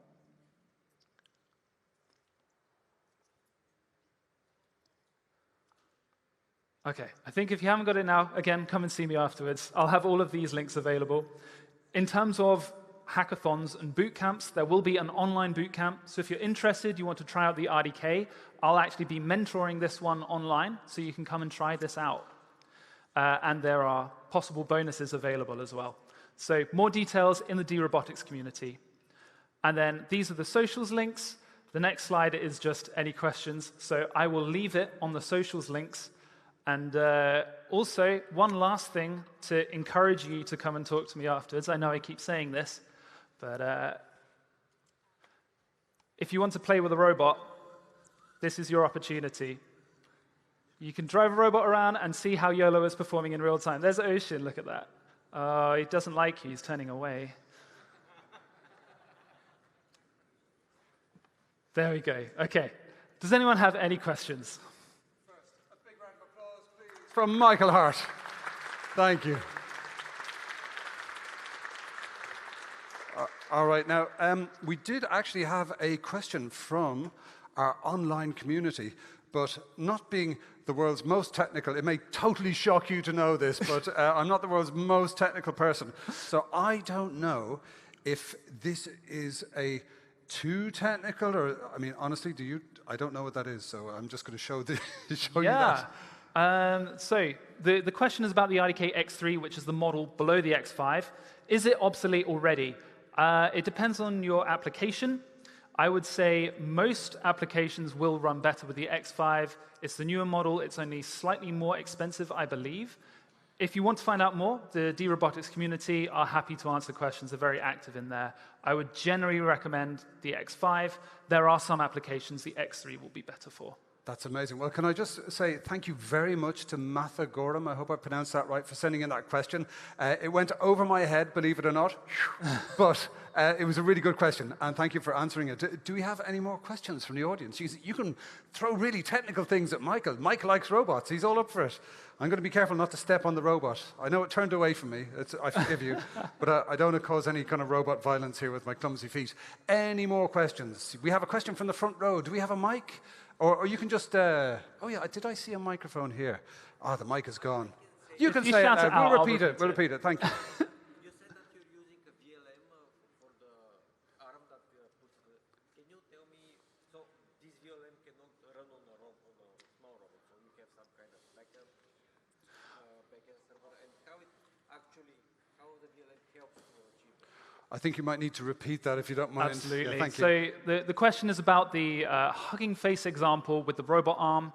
If you can't run it on the RDK, then how are you running it? Is that essentially right? And I didn't run this demo myself, so I'm going to tell you what I believe is the right answer, which is that it can run on the RDK. When I said that VLMs can't run on the RDK, I meant the VLAs, so a larger model to do more complex things. But I'm actually not too sure about that. So I would like to look that up, ask the developers of the project, and I will write something in the Discord for anyone who's interested. Fabulous. I love it. I'm so out of my depth, but I'm learning a lot. Do we have any more questions from our esteemed audience? This is just great. It's so exciting to be here. Please go ahead. Yes. So do we have a microphone? We have a microphone for the young man there in the wearing the stylish sunglasses, hanging just over there. So where am I thinking? Yeah, you got it. Okay, if you put your hand up again. Oh, sorry, robot. Sorry. Oh, my God. That was almost a robot disaster right there. No wonder it turned away from me. We almost started the war of the robots, and it was because I was walking over the stage. Okay, could you introduce yourself to the crowd, please? Thank you. Hi, so I'm Arvin, a computer science student at King's College London who's going into his second year and is actually starting a robotics module quite soon. Now, I have started content creation around technical subjects such as robotics. And I wanted to ask, in your journey as a content creator, how do you go about explaining technical concepts such as those in robotics to perhaps a non-technical audience, or widening your audience base with the way that you make your content accessible? So making content accessible, what I tend to do, because I write blog posts and I make videos, what I will do is I'll write the blog post first, and I want to make sure that the story is cohesive. You need to be able to almost read the headings and think, that makes sense. And also providing visuals, video is a great way to do that, and provide some kind of image that helps people understand. People like images to understand things. So for me, it is reading through the blog post, making sure it makes sense, and if I'm really not sure if I've done it right, I'll send it to someone to check. Thank you. So you think writing the blog post or kind of getting your thoughts onto paper or text maybe kind of helps you whittle it down into really what is the most sort of bite-sized way to. Exactly. That's what helps me. Before I wrote blog posts, I still wrote partial scripts. I don't like having strict scripts, but I also wrote the talking points that I went over in my video to make sure that any metaphors I use were actually helpful, and so on. Okay. Thank you very much. Great. Okay. And folks, I think that is all the time we have. But how can people find you on the YouTube? So if you search for Mike Likes Robots, or you come and find me afterwards, I've got all the socials links for D-Robotics and for myself.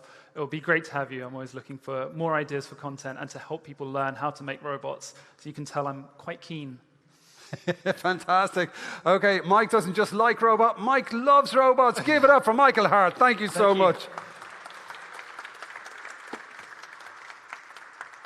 That was fantastic. And remember, NFC, no food comas. We're powering through. We're bringing the full energy to YOLO Vision 225 here in beautiful Canary Wharf. So we're going to move right on immediately to a panel I'm very honored to be hosting. You're going to meet Glenn, our wonderful founder and CEO of Ultralytics. He's going to be joined by two VVIP guests to discuss efficient, scalable, smart edge deployment with Sony and Raspberry Pi. You know, we're talking household names here in technology. We've got them on the stage. We're absolutely thrilled to welcome Glenn back onto the stage, as well as David Plowman, who's an engineer at Raspberry Pi, and Yuki Tsuji from our sponsors, Sony Semiconductor Solutions. It is great to have you both here. Now, I'm actually going to hand over to Yuki first. And he began his career as an analog circuit designer at Sony in 2004, proper OG. And not only that, he now serves as a general manager of product for Sony's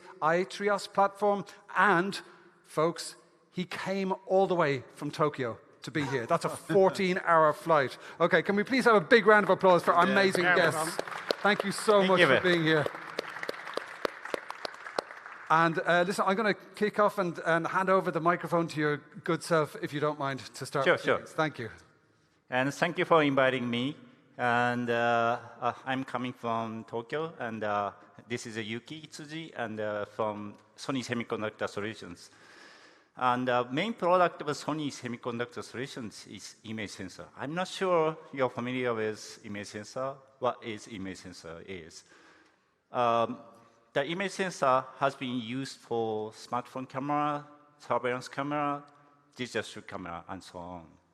But in the AI era, oh, sorry. Please, I need to. Oh. Sorry. Yeah. In the AI era, the image sensor law has been changed from the imaging, just taking a picture and video, to the sensing, like object detection and understanding the situation. So this shift started with IMX500. So we have a demo today. Please take a look. And this sensor has a two-layer structure. The top layer is a pixel, and the bottom layer is logic. And the logic has an AI accelerator.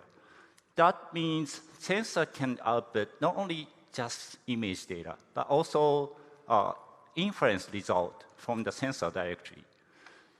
This can help us or allow us to achieve smaller system and higher frame rate, higher latency, and also less privacy concern.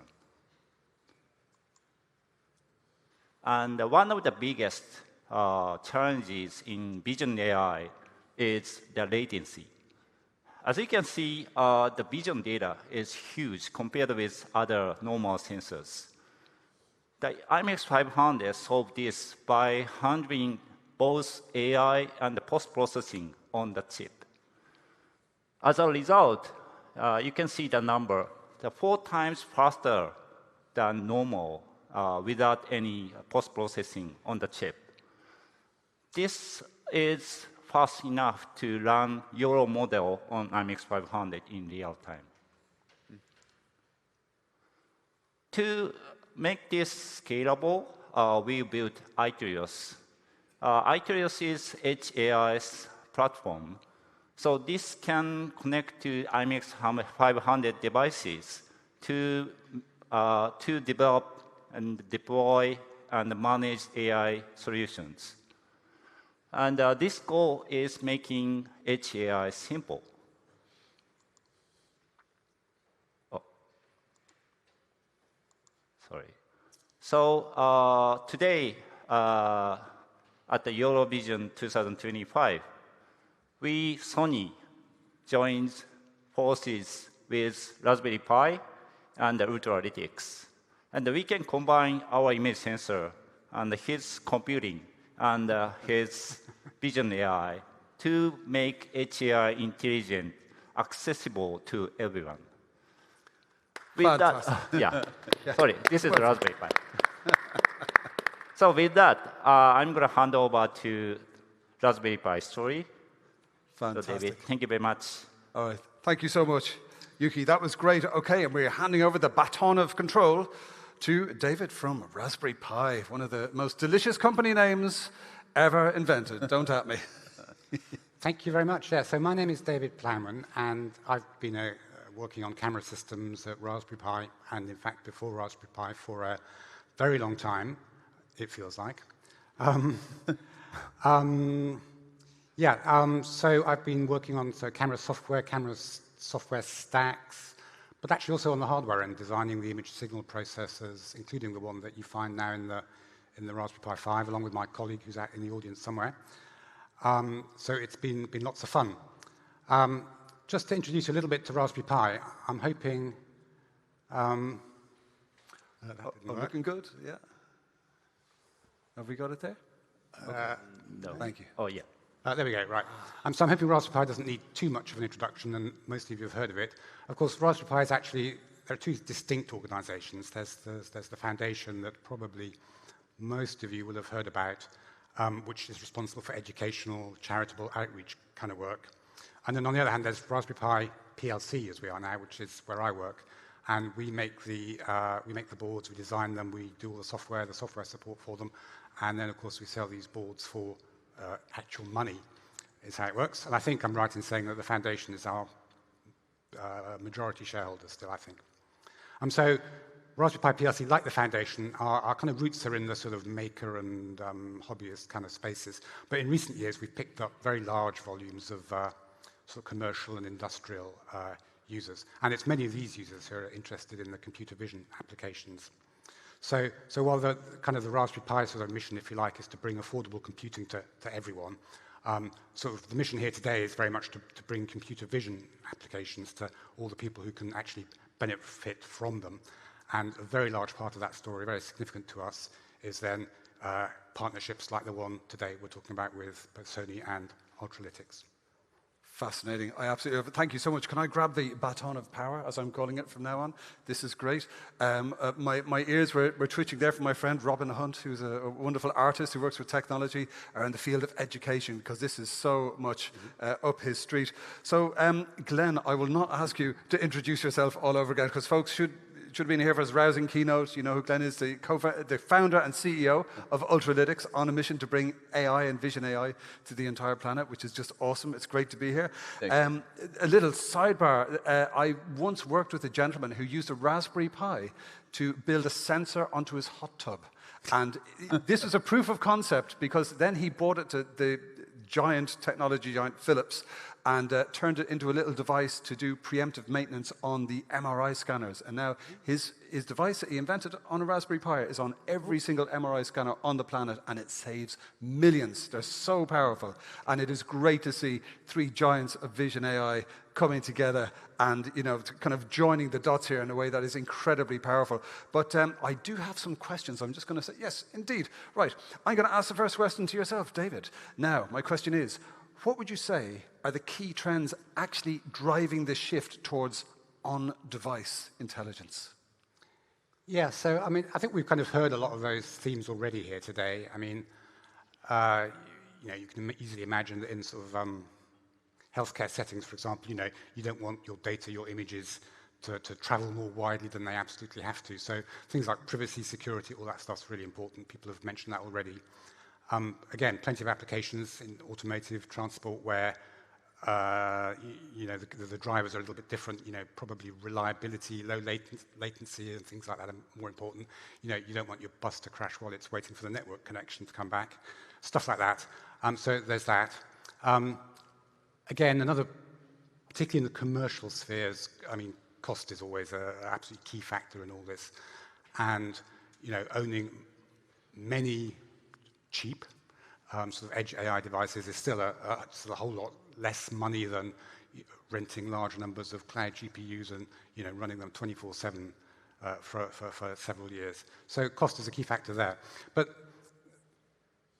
there's another thing I want to just concentrate on, which is, there are challenges with edge AI devices as well. In terms of configuration, maintenance, setup, what models are you going to use? What if you've got heterogeneous collections of devices? How are you going to get the same models on everything? There's a lot to think about there, so it's not completely free. And so that's where I think the software story is really improving at the moment, in terms of being able to get hold of models, train them once, and then deploy them across multiple different devices. Am I using an AI camera? Am I running it on just the Raspberry Pi CPUs? Have I got another manufacturer's devices? I won't name any. For example, how am I going to do this? And I think the software story in terms of doing this once, the compatibility, the fact that someone else has taken care of model conversions and all this kind of stuff for you is a really big deal. And I know from my bitter experience that just converting models and it's just horrid, frankly. And if someone else will do that for me, that makes life a whole lot easier. So again, I think that's where Ultralytics is really improving the story and offering something that's really valuable to our users as well. Yeah, absolutely. I think a bus crashing because of buffering is literally one of my nightmare scenarios. So thank you, all of you, for your great work in kind of making sure that doesn't happen. So I'm going to direct the next question to your good self, Yuki. How would you say that we can move to, from community and prototype models to reliable, maintainable, and scalable edge AI? Okay. So when we start in community, so YOLO Vision, YOLO model is most popular in the world because it's easy to access and easy to prototype and easy to test quickly. But there is hurdle to run the model on the edge devices. So we believe this collaboration, the integration of the YOLO on IMX500 is very, very important. This can help to minimize the gap between prototyping and some commercial, practical deployment. As well as we have several types of the devices.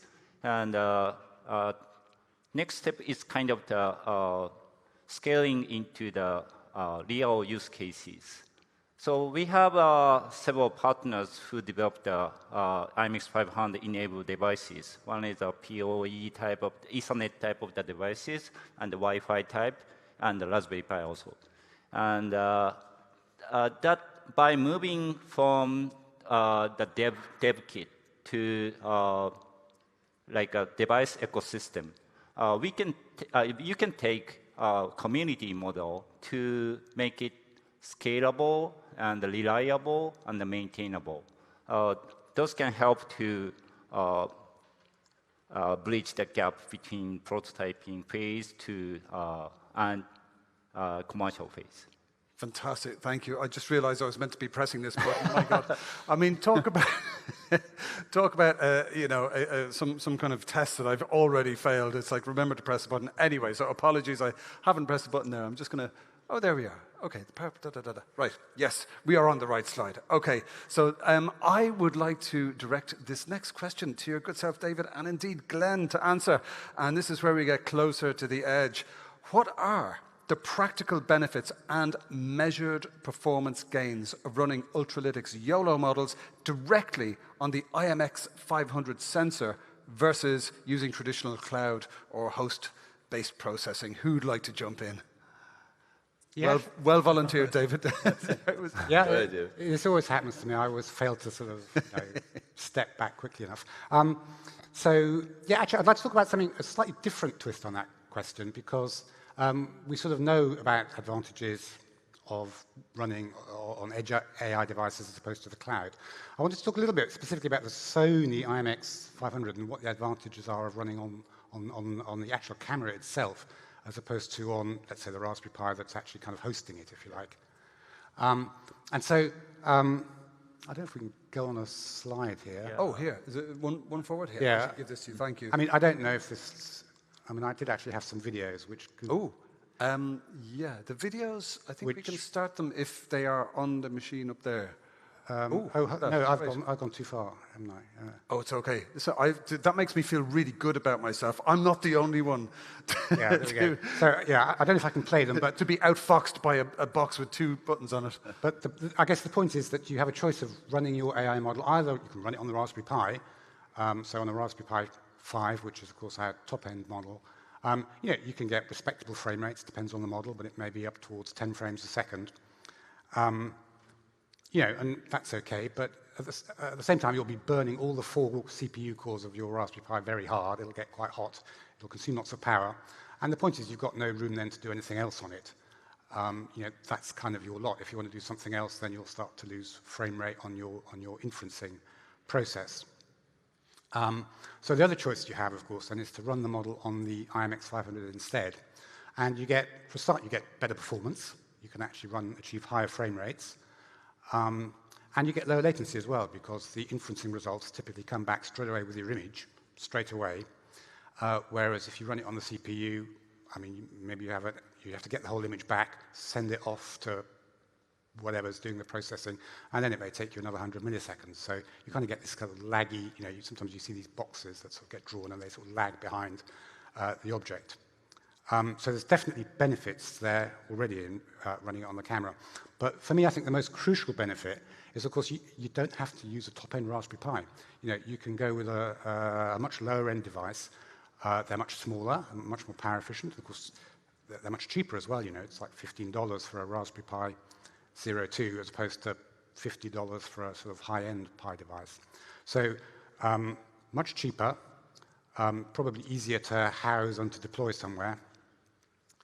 And of course, you get exactly the same inferencing performance. It's no slower at all. You get exactly the same frame rate from the Sony camera, whatever kind of Pi you're using. And then you've still got spare cycles on your CPU to do some extra stuff if that's what you want. So it definitely makes, has real advantages running it actually on the camera, gives you more options in how you can kind of deploy your system. Fabulous, that's great. And I'd love to pass the same question over to your good self, Glenn. Yeah, I think I can't agree more with you, David. I think the round trip from the CMOS sensor that records the image, passing the imagery to the CPU, to an accelerator to process that, and then to get the results back on the CPU. This is it's a significant investment in time. There's latency concerns, and I think above all, it's a power efficiency issue. So we were talking, I think, 300 milliwatts or so for the IMX camera, and so that's astoundingly low, and that means that you can run this in real time at a very low power efficiency budget, which lets you then open up new. I like to talk about doors. So this could be remote sensing. This could be a leave and forget sensor. This could be something that has high endurance, low thermal issues, and so on. I've seen this before in the medical field, also in the particle physics field with MCP hardware. And I think it's very exciting that Sony is doing it here in the AI space. I think it also simplifies deployments at scale.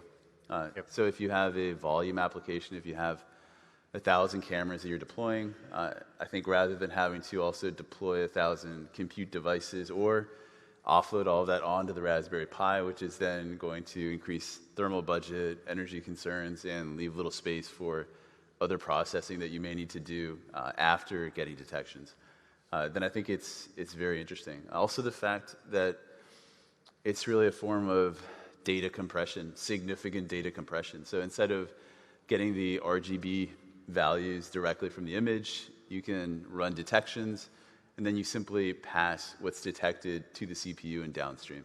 So the throughput for network connections and so on is dramatically reduced. Yep. So it's a very interesting application.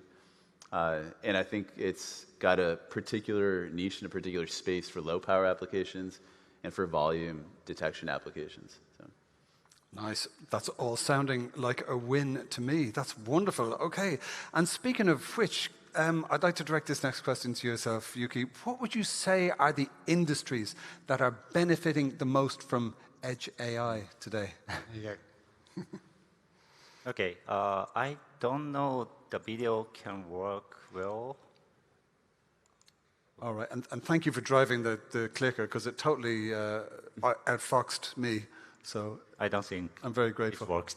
So today I bring factory use cases. Actually, we integrated the Raspberry Pi camera on our factory, Pencoed factory, which is manufacturing Raspberry Pi, actually. Raspberry Pi detect Raspberry Pi. Yeah, this is the high visibility closing detection. So as you can see, as you know, the most of the factory needs to wear high visibility jacket. So that IMX500 detect the high visibility jacket, and there is a dashboard to how many people can wear high visibility jacket properly. Sorry. And the next one is using a pose estimation. There is a lifting compliance analysis. So as you can see, this is easy. The YOLO pose estimation model can run on the IMX500 and detect OKO and LG to comply for health or for safety. And next one is actually this is Raspberry Pi. The component, the feeder placement accuracy check. So sometimes feeder is not placed the right position. Then Raspberry Pi camera detect Raspberry Pi box and how accurate the paper is accurate position. And we have several other use cases. In retail case, I don't know in UK, but in Japan, a lot of the signage on top of the cashier. And they are going to make another revenue from the advertisement. But nobody knows who is watching the advertisement. So we put the IMX500 and then check the attribution and the gaze and also age, gender information. And send it to the advertisement company, and they can understand what kind of people is looking at the advertisement properly. And in logistics case, we are doing some LPD, LPL, like a number plate, license plate detection to check the truck loading time and how long the truck driver needs to wait to load the box into the truck. So those kind of applications are already deployed in the commercial phase. Excellent. I would also just like to point out at this stage that I've noticed that Yuki is rocking one of the Ultralytics teddy bears on his badge lanyard, and I'm going to do immediately that straight after this session. So you're all welcome to join us. There are still little bears left. This is what you do with the bears. Excellent. I love it. This makes me... We got a table full of bears over there. Bear table over there. Oh, fantastic, fantastic. So listen, Glenn, thank you, for bringing Ultralytics bears into our world as well as everything else. But what's your take on the industries that are really benefiting from Edge AI? Yeah, I think what we're seeing is Edge is dramatically expanding in many different places. And I think I just have to look back a couple years to see the first time I'd ever tried to deploy a model to my iPhone. I think it was 2020. I got it done after a few painful months of app development, and it was terrible. It would run maybe 1 frame per second. It would start overheating within like 30 seconds, and the battery would just like drain like in front of my eyes until it just died. And that was not that long ago. I'm talking like 2019, 2020, just maybe 5 generations ago. And so what I usually say is that the algorithms are progressing, the hardware is progressing, and it's the combination of the two together that are really creating synergies here in the space.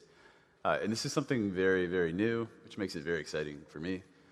The algorithms themselves were conceived in the 60s or the 70s. And so there's this dark period for AI, which lasted almost half a century. And it ended when hardware started catching up, first in the cloud, and more recently, not that long ago, at the edge. Now you can whip out some of the demos here, and you see YOLO running in real time at amazing power efficiencies. And so I think the story is really just getting started.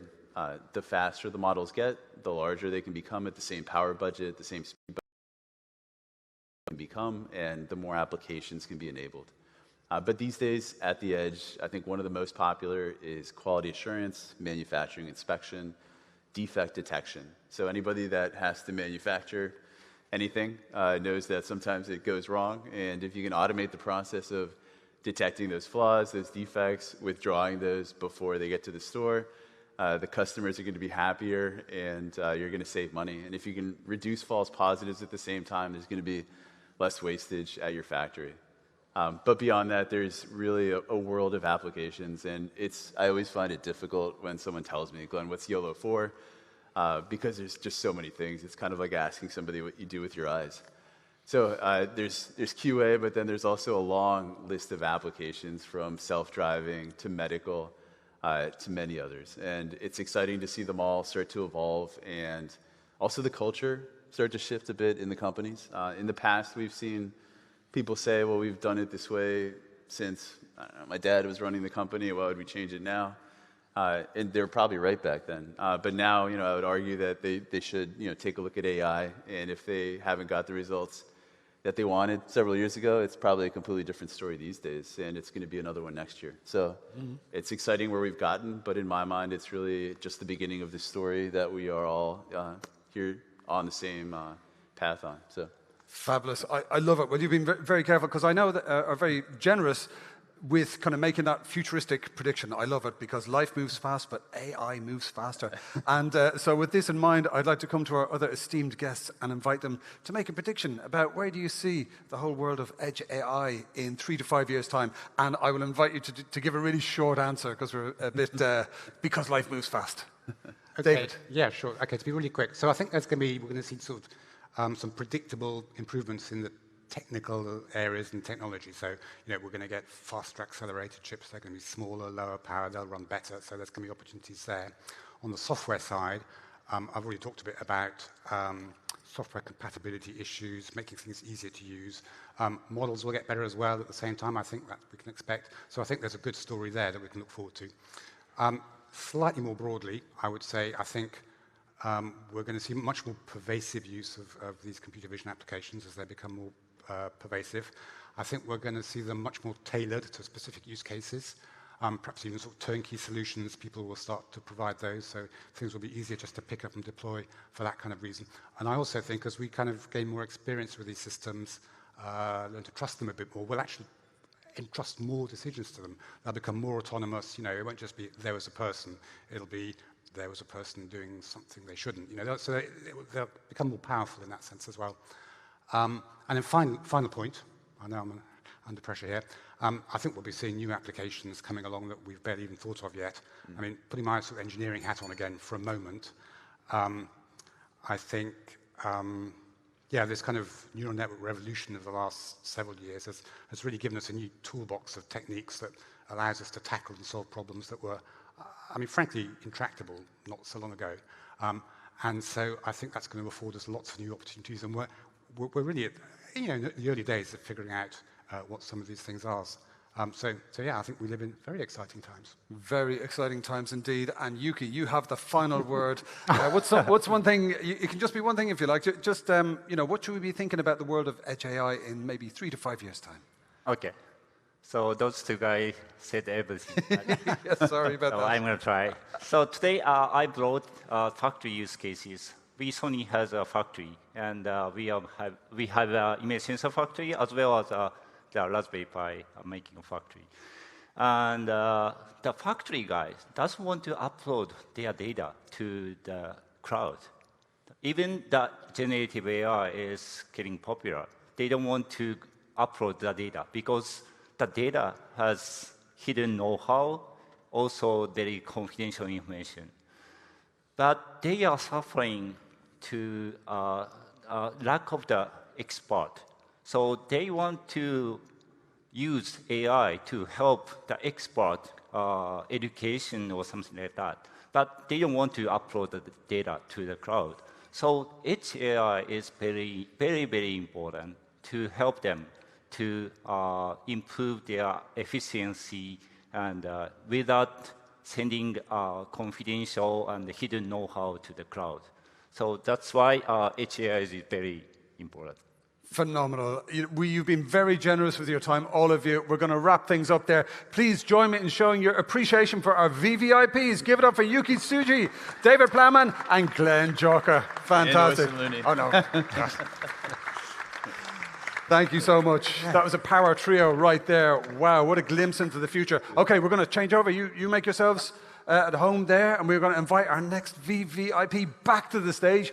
She is somebody whose sessions I have always really enjoyed at Ultralytics YOLO Vision. She always shares a lot of great technical information and, again, brilliant things. And lovely to see you again. So our next speaker is a representative from our dear friends at Hugging Face. She is, of course, Merve Noyan. And Merve works on computer vision and multimodality in the open source team, developing open source tools and lowering the barrier of entry to cutting-edge computer vision and multimodality.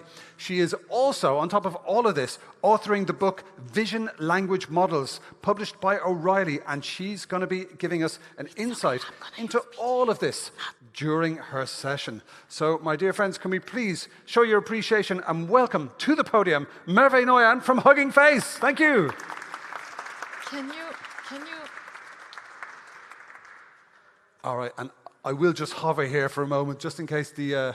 Oh, no, that looks like the opening slide. Very good. Just a little reminder, and to all of our dear friends on Bilibili and YouTube, share the love. Use the hashtag YV25. That's it. Share the love. Make all your friends jealous. And do please join us for drinks later, because it's thirsty work, and it's kind of a sunny day as well. So what could be nicer after a sunny day at a conference than perhaps a beverage? Okay, Merve, the stage is yours, my friend. Welcome back. Hello Great again. to see you. Hello, I'm Merve. Give me a second. I'm going to have a timer for my talk. So, hello, I'm Merve, and I am working at HF for 4 years now, and now I'm also authoring a book, which I will talk about later, but how many of you are using Hugging Face daily? Wow, that's great, actually. It's a nice audience. If you stay until the end of the talk, I will have some stickers here. And for those who don't know what Hugging Face is a sort of AI platform for everything AI at this point. Most of the time, the community uses the analogy, the GitHub of machine learning, which is correct. People are sharing models, data sets, apps, even posts, blogs, and stuff. As of now, we have more than 2 million models in many libraries, including Ultralytics. Actually, we host so many YOLO models. More than 500,000 data sets, a lot of spaces. We have posts, articles, discussions, papers that you can join the discussion of. And we also have a big ecosystem of open source libraries. You might have heard of Transformers, which is one of the most used machine learning libraries as of now, and it's used everywhere. We have some enterprise plans now, so it's used in many companies and by many people. Yeah. And coming to today's talk, what is multimodal? Multimodal is when you have more than 2 modalities. It can be anything. It can be, for instance, a machine learning model that takes in image and text, or text and audio and output audio. or text or image. So today I will be talking about a smaller scope of multimodal models which have multimodal computer vision. So first one is vision language models. You might have heard of, for instance, like the most popular one was GPT-4o. Now almost all of the models are multimodal, more or less. But the open source alternatives are, for instance, QNVL, Gemma 3, Gemma 3N, and so on. And there is multimodal retrieval models, which I will talk about today, and any-to-any models. And any-to-any models are relatively new. They are models that can take in image, text, and audio at the same time and can output text. Or they can take in image and text and output image and text. Like, for instance, you can do image editing and stuff. I will also briefly touch onto them, but it's a big world, so and 20 to 30 minutes is not enough to talk about all of these. So let's go. Most of the time, I think biggest use cases for this is document AI.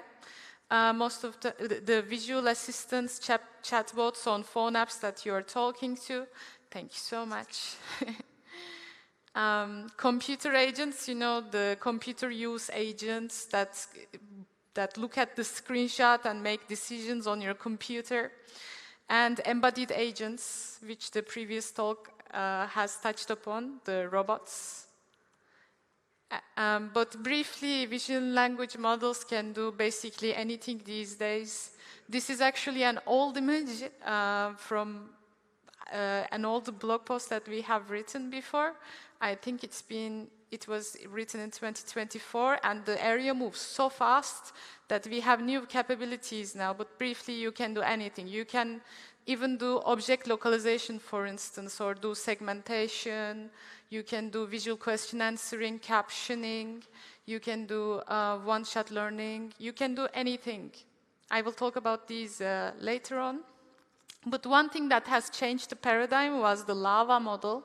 It's an open vision language model where if you know CLIP, how many people know CLIP here by OpenAI? Good. CLIP is basically an image encoder and text encoder model that can understand both image and text. You can take that multimodal text understanding image encoder and train it with an LLM, like this text decoder part here is an LLM, and in between you just put a multimodal projector and train that multimodal projector, and then you can only freeze the image encoder and just train multimodal projector and the LLM part on various tasks such as captioning, visual question answering, document understanding, and so on, and you have a full-fledged vision language model. This is the most popular way to train models, and it has changed the paradigm. It can be adapted to many architectures, like you can have a mixture of experts for the LLM part, and many other architectures are currently coming up. So we used to have, so basically I did this presentation, a similar one, 2 years ago in the Ultralytics YOLO Vision. But I have changed this slide altogether. So there used to be 3 types of models. There used to be base models, chat models, instruction models, and the reasoning models just came this year. So base models are fine-tunable models doing only compilation. So basically you input image and text and get text output, but not like you have fine-tuned on some instruction tasks. There is chat models, which allows you to chat with, like about an image, for instance. You can ask and get questions, and then you can do it in multiple terms of conversation. And there is instruction models, which you can ask to the model, do this to image, do that. And then reasoning models can actually do much more complex tasks as of now. They are just like reasoning LLMs, but they can take in image input. And I will be talking about a lot of models in these slides. I will briefly ask the kind Ultralytics team to share the slides with you. So I know you have been taking photos. Don't worry, you will get the slides after, so you can Google things. So Q1 2.5 VL was actually the previous state-of-the-art. 2 days ago, or yesterday, Q1 3 VL was released. It's a huge deal because Q1 models are super capable, always. And Q1 2.5 VL, I have put it because it comes in different sizes. It comes in 3 billion parameters, 7 billion, 72 billion. It can do reasoning, math, OCR, long video understanding. But today there is Q1 3 VL, which I'm super excited about. On top of Q1 2.5 VL, it has agentic capabilities that can interact with the computer screen. So it can understand the graphical user interface, for instance, and just click on things for you. So you can just let your computer do things through the user interface. And it comes in 2 checkpoints, instruct and thinking. Thinking 1 is for the reasoning tasks. And it's most of the time, for agentic tasks, you want a reasoning one, because at the same time, you want to execute code and stuff. So, and it has Apache 2.0 license, so it's completely open source. You can just deploy it for commercial purposes. It's insane. People just train these models and just release them on HF.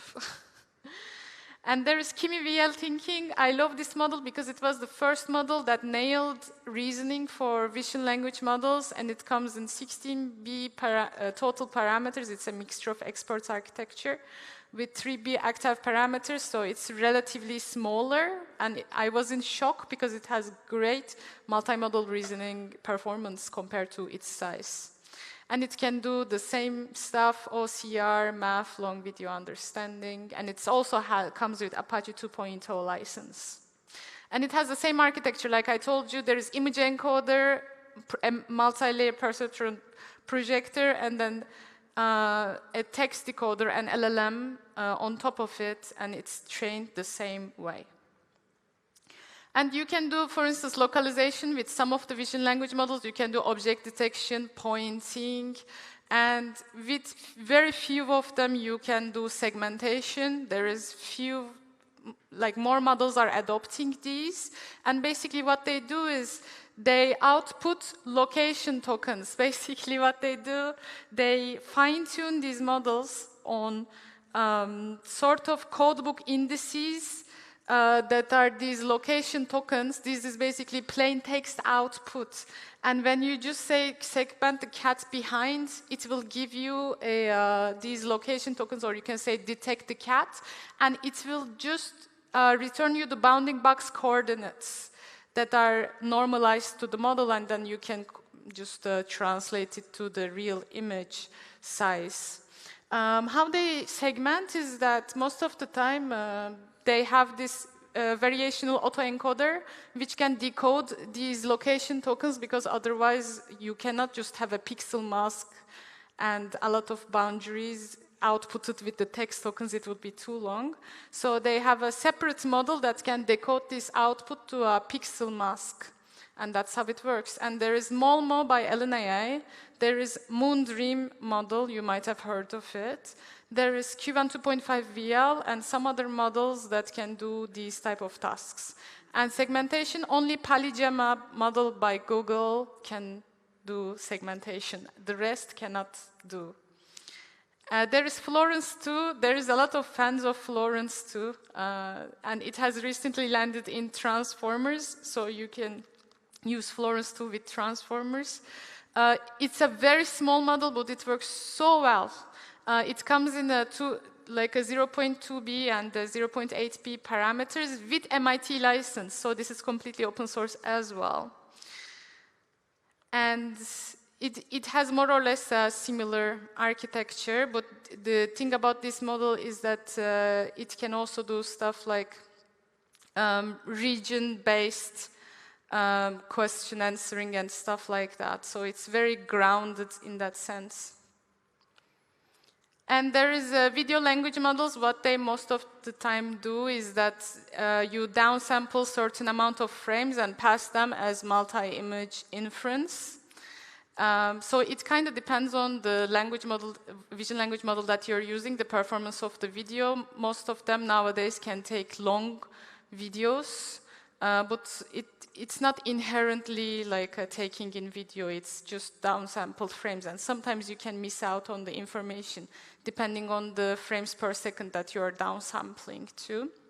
Normally I have very low-level slides, but I don't have time for that, so I will be passing, but I will be sending this, so in case you're interested in downsampling strategies, you can check. Another trend we have is smaller models, so we want to go to edge. We don't want to just keep growing the models for the sake of performance. There is a bunch of them. There is small VLM2, which was released by Hugging Face, for instance. This model comes in 3 sizes, 256 million, 500 million, and 2.2 billion parameters. And 500 million parameter model, all of them come with Apache 2.0 license again. 500M is a good trade-off if you want to deploy it on device. So it can run on device. There is an app for that in App Store, actually. But you notice some performance degradations going from 2.2B to 500 million, just saying. And there is document vision language models. A popular one is Cosmos 2.5, which was, again, recently merged to transformers. Most of these models that I have talked about, I think all of them so far, are actually in transformers. I'm going to show you how to use them in the last part of this presentation. So the thing about Cosmos 2.5 is that it has a model that has grounding, meaning it can understand it can output the bounding boxes in which the texts are in, so it's more grounded compared to other models. And it comes in 1.4B parameters with Apache 2.0 license, which is great. And it comes in 2 checkpoints. The Cosmos 2.5 is good for these bounding box type of stuff. Meanwhile, Cosmos 2.5 chat is better for visual question answering. You can ask questions about the document to the model, for instance. And there is recently, again last week, IBM released Granite Dockling, which is, if you are using Dockling, it's just an open source version in a way. It basically translates the documents into machine-readable version called doc tags. And it is super accurate, it's very small, it comes in Apache 2.0 license, and you can recognize anything, tables, charts, code, and more, and just translate, for instance, this paper is translated into the version on the right. And coming from documents, I know many people are doing RAG with documents, and to do so, they actually translate the document into OCR and then do RAG with the text output. But today I will be talking about something different. So this pipeline is most of the time what you're using probably. You might be using Dockling, for instance, and then do RAG over the text. But instead, I suggest you use something called multimodal retriever. So these models are a bit like OpenAI's CLIP model, but made for documents, so they can grasp the nuances and stuff. So imagine you have PDF files. You just pass these PDF files to the model and get the embeddings, image embeddings, and then just run a text query, like pass the text that you are querying about, like for instance, where is this quarter's revenues located in, and then pass this text query through the model, and then get the text query and calculate the similarity between the embeddings to get the most relevant documents to the text query, and then pass the output documents with the text to the vision language model to get an answer. So this is a very modern pipeline. But if you have plain text, like an archive paper or whatever, with no text, with no charts and stuff inside, I think it's better if you just use an OCR model, because you're just recognizing plain text with no layout, no table, no chart, whatever. This is way better if you have charts, figures, and other things inside the documents, because you're losing that information if you just pass them through an OCR model. And they divide into the first one is the single vector models called DSE. Basically, imagine you have a document, you get a single vector per document, like when you pass them to the model, you get single vector from per document, so it has less memory, but it doesn't grasp the nuance as well. And then there is multi-vector models, in which you imagine if you have like vision transformers, like you divide the image into patches, and then each patch is going through the model, and then you get embeddings per patch. So it's a lot of embeddings when you think about it, but you can also grasp the nuances because you have this sense of where the information is. And again, you just try to find, and you do the same to the text. So you tokenize the text and then pass it through the model, and you get vector per text. And you run each vector against each other, which is a bit too not memory efficient, but it grasps better nuances. It's way more accurate, and it's state-of-the-art against the single vector models. So you can see the process here, output of the vision language model, output of the LLM, and then the things are calculated against each other. That's the token embeddings. And here you can see a comparison with the Colpally, which is a multi-vector model, against your regular PDF parsers that have so many things. The latency is very high with them, but with Colpally, the latency is lower. And some examples are, for multi-vector models, you have Colpally, ColQven, and for the single vector models, you have DSE models. And there's also re-rankers, which ranks for instance, you return 5 most relevant documents. It ranks the document's relevancy internally, according to the query. And coming to a hot topic is any-to-any models. Any-to-any is basically models that can take in image, text, audio, and output text. Or it can take in image and text and output image and text. That one is for more image editing and stuff. But for the first part, we are talking about the omni models, which usually refers to image, text, audio input models. And the most, 2 days ago, again, so many models are dropping this week. Alibaba released Qwen3 omni model, which is the most capable model that they have released. And in most of the benchmarks, they are better against Gemini, especially with audio and video tasks. Most of the benchmarks, they are better against the Gemini and the OpenAI models and the cloud and other, they have released out of promising benchmarks. And I have actually tested it.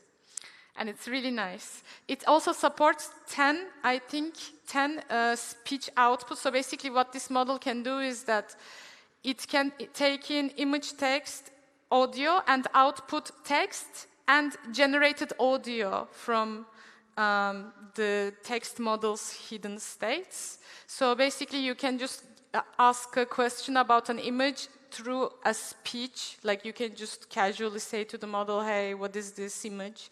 And it will talk back to you. And it comes in different checkpoints: thinking, instruct, captioner. Thinking and instruct is better for most of the image and text tasks, while captioner is better for if you want an audio output, it hallucinates. It doesn't hallucinate compared to thinking and instruct. It supports 119 languages for text understanding and text output, so whatever language you want to use. And yeah, if you have any questions about it, you can ask.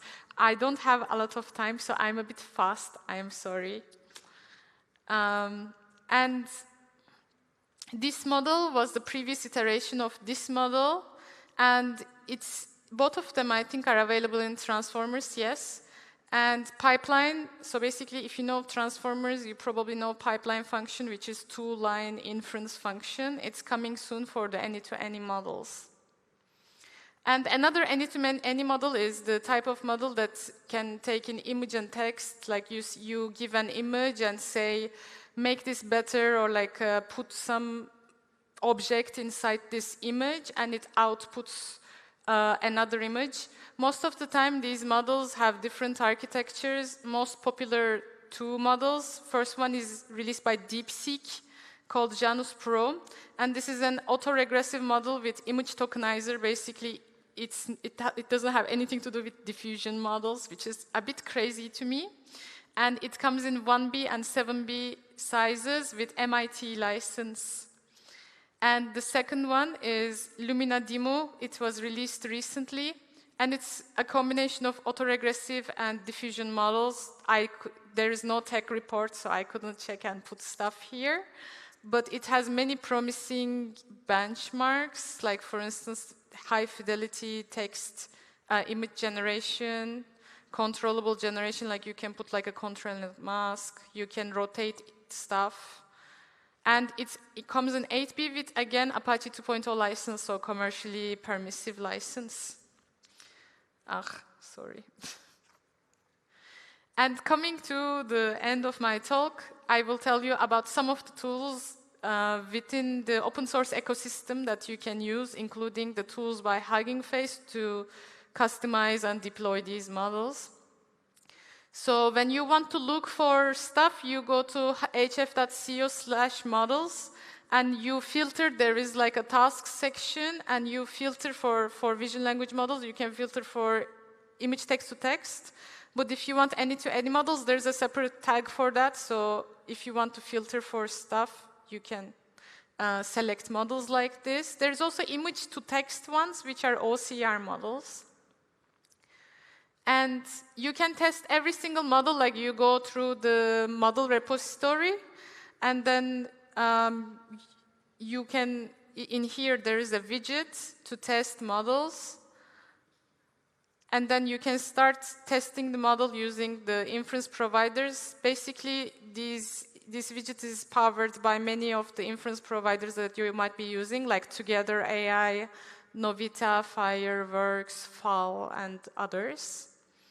So, for instance, I have asked Llama 4, where is this place, and it answered in this widget.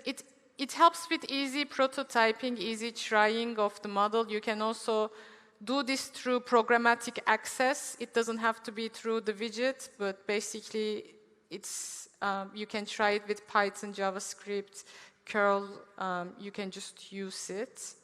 For instance, today I have tried Qwen 3VL because it's a big model and I don't know how it performs, so it helps me test the model. And if you want to deploy to production or serve locally, there is VLLM, Llama C++, and SGLang. For instance, with these frameworks, there is a transformers backend, which means they can take transformers. They can have transformers implementations, and many models come to these frameworks faster. And for instance, if you want to serve with VLLM and with the transformers backend, you just pass model implementation transformers. But if not, you can still serve these models. They are very optimized, so I highly suggest using them. And if you want to fine-tune these models, I have a repository with a lot of recipes, which I will give at the end of this talk. But Transformers library is the most popular way of doing this. We have a trainer abstraction. But also, I will come to TRL library. So for fine-tuning and quantization, you can use transformers. It has integration with many other libraries, like Accelerate for distributed training, Bits and Bytes, and Quanto for quantization, and so on. And you can just load very cutting-edge models with few lines of code only. We have some automodal classes which when you give the model ID that you found on Hugging Face Hub, you can just load these along with its processor, and then pre-process the images and text like this. We have chat templates. So basically, most of the time, the issue is you have a lot of image and text tokens when you are inferring with vision language models. With these chat templates, we actually enable you to bypass them, and we do the formatting for you, and you can just infer in a very standard way. It doesn't change across model to model. So yeah, you can just plug and play with different models. And Transformers Reinforcement Learning Library, I don't know how many of you know, but it has cutting-edge alignment techniques, like, for instance, GRPO of DeepSeek that broke the internet this year. You can now do this with images, thanks to TRL. You can also do supervised fine-tuning and other methods. And it supports VLLM library for the online methods. Online methods as in you need to take samples from the model during the training, and it will allocate a lot of GPU. And you can do this in an optimized way with the VLLM. I'm not going to go through this for the sake of taking questions. Lastly, we also have a small agents library. And you can do, for instance, browser use, computer use, and stuff with the small agents using vision language model of your choice and experiment around. There was a video, but it's not going to work. So. And this is my repository that contains a lot of fine-tuning examples, quantization examples, complex inference examples, multimodal RAG, everything. It also exists in Hugging Face as well, in case the notebook is not rendering, because like if you go to the GitHub repository, in the repository card you will see the Hugging Face link. GitHub doesn't render the rich outputs these days for the notebooks, so some of the notebooks might be broken.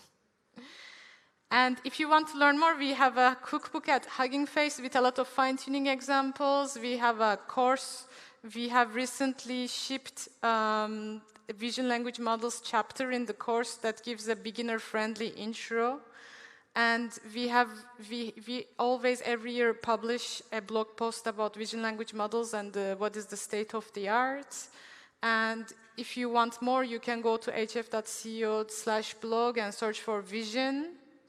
And find our vision language models blog posts. And lastly, this is my book. If you Google Vision Language Models book, O'Reilly, you can get it. Currently, it's available. A few chapters are available, but we make it available every month, a new chapter. And next year, there will be a physical copy.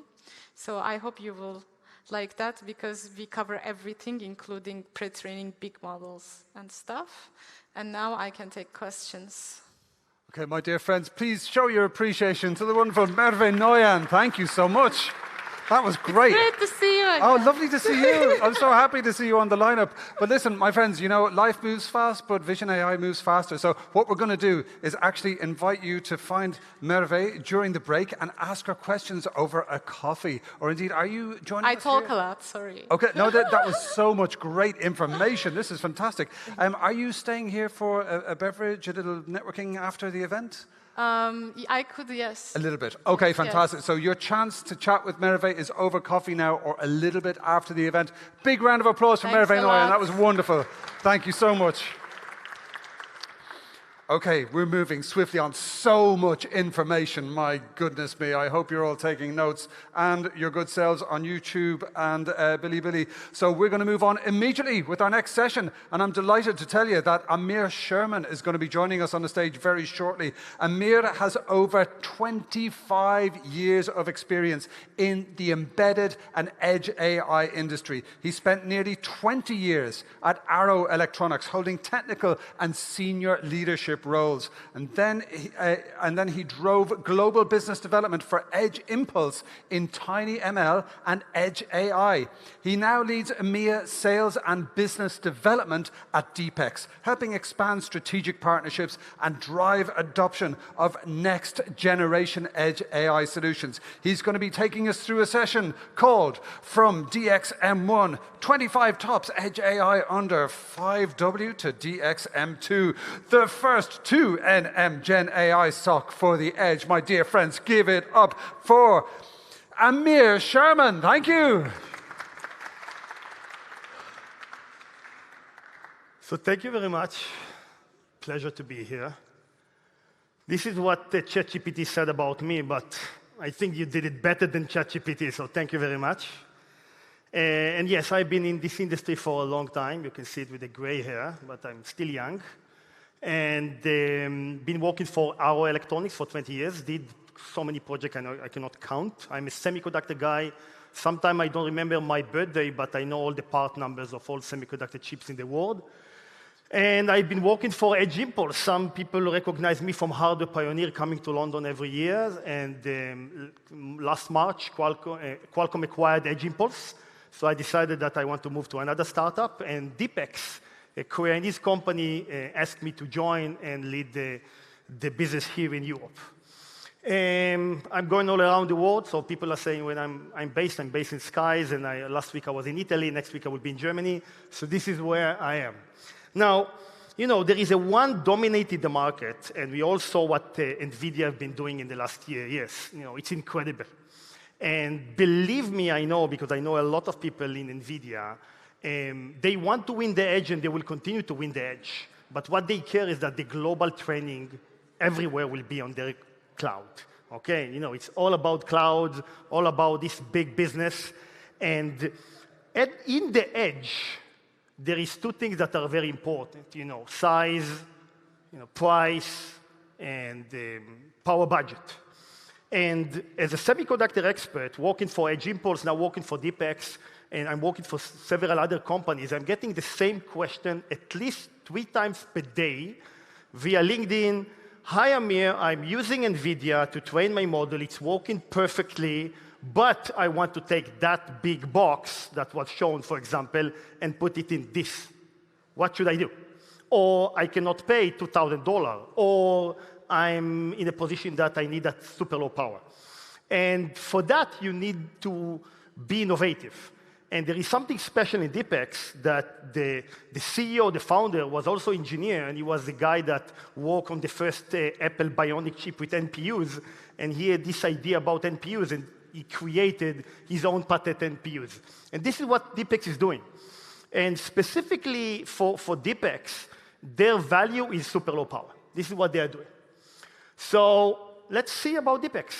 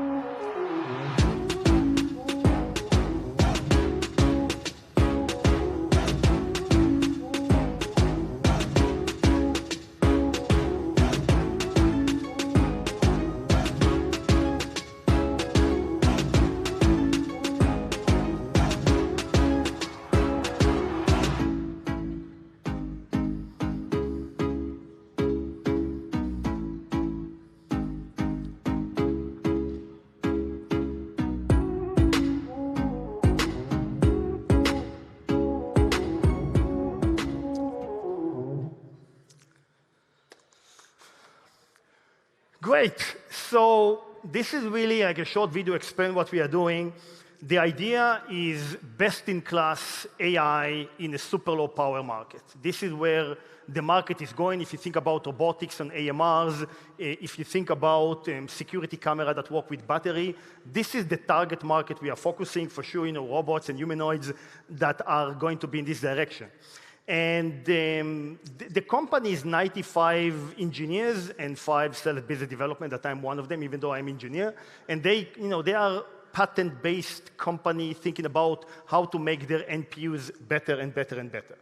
And they are being recognized in the last couple of years, and now we are in production. Now, the reason that they asked me to come to Europe, working with the American teams to build the team in US, is that they are in production, and we are here because the market is here. Okay, working for Edge Impulse for 5 years, talking about machine learning, it was coming, coming. Now it's here. This is why you are here. You are here to learn about the latest models and the latest hardware technologies. So what is the offering? The offering is to keep as much as frame per second, super aware on watts, make the chip as low cost as possible, and make it super cool. And this is what we are able to do. So there was stealth mode for 5 years. They went out a couple of months ago, and now they're in production. And we are working in Asia to support all of the IPC market, and now moving to the industrial market in Europe and consumer general market in US. And this is now done, okay? And you will see more information about that. 5-nanometer chip, super cool technology, but they already started to build the next generation, and I will talk more about that. And this will be Gen AI on the edge. This is where we are going. If it's possible, the guys in the back to be a little bit quiet, because I cannot even hear myself, and my voice is very loud voice. Now, there are some competition in the market. And what we did, we test, okay? This is a real test that I saw in my own eyes. We put a butter on DeepX and a big competitor that is very cool, but using a little bit older technology. And this is what we found out. So it's called the butter test. So we literally put a butter, and look what happened. After 8 minutes, you can fry something, and you can put some tomatoes, and you can have some great breakfast for you. So this is how we compare ourselves, and you should do that. You not do that, but check the power. So what are the products? There is one chip, DXM1. It's a SoC. It's a companion to a host. So you need a PCIe Gen 3 4-lane is the best, but we are working with 2 lanes, or even with Gen 2, you are getting less bandwidth. And then we have 3 NPUs that are able to drive 25 TOPS in less than 5 watt. Again, 25 TOPS in less than 5 watt. And this device is also coming in a module. Okay, so the popular function in the market is an M.2 module, this small that you normally cannot see it. You can see it in the flyer. You can see it here. And the idea is to connect it to Raspberry Pi, to connect it to any board. And what we are doing now, we are working with Intel, because Intel have a great low-power, low-cost NUCs that based on the N150, but they are not AI-oriented. So you just plug the M.2, and you boost them so hard to get an AI on it. And we are doing it with Intel. We are doing it with ARM. And we are not stopping. So the first device already in production.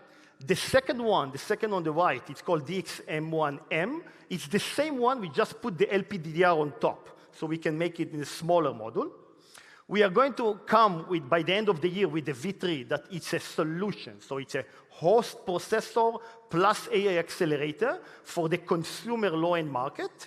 And we are coming with the DXM2 that I will talk more. But the one thing you need to remember, 2 numbers, 80 TOPS, 20 billion parameters. You will see later on. So how we are able to do it? DeepX Koenig company, they connected with Samsung Foundry. So production now is 5 nanometer in Samsung. And we already signed the agreement to get the 2 nanometer in the next chip, okay? So you can imagine, because the concept is low power. If you want to go low power, you need to jump to the next technology on 2 nanometer, and this is super important. Now, people are asking me the same question. I believe that you are like in your tones, so you say, but how to compare it to the great NVIDIA? Again, if you don't care about power or size, and you want to be fast into the market, just use NVIDIA. They are the best. But if power is important for you, and you want to run the YOLO models, the Ultralytics YOLO models, And this is why we're here, and we'll talk about it more. But keep the same accuracy and getting frame per second, per watt, per tops in the best level, just test it, okay? We are able, we have a British distributor, and we are here to just say to you, guys, test it, let us know what you think. And we are now working in Europe in many customers, and I just copy-paste an email. Later on, you could come to me, I will tell you who is the customer. And this was his reply. He said that. And what he said, we tested 15 models on both PyTorch and TensorFlow, compared them with Halo, and confirmed positive results. But the most important thing is the last slide. Key matrix, latency, frame per second per tops, and frame per second per watt are where confirmers proved to be far superior from competition. He said that we are okay, we are done, we are now start to selling, just test our product. And this is examples. Start to see what we are able to do. You will be able later on to come to my booth and see different type of models, Ultralytics YOLO models, and other models that we run. On the left side, this is on the chip. On the right side, this is on the server, edge server. Again, we are in the edge.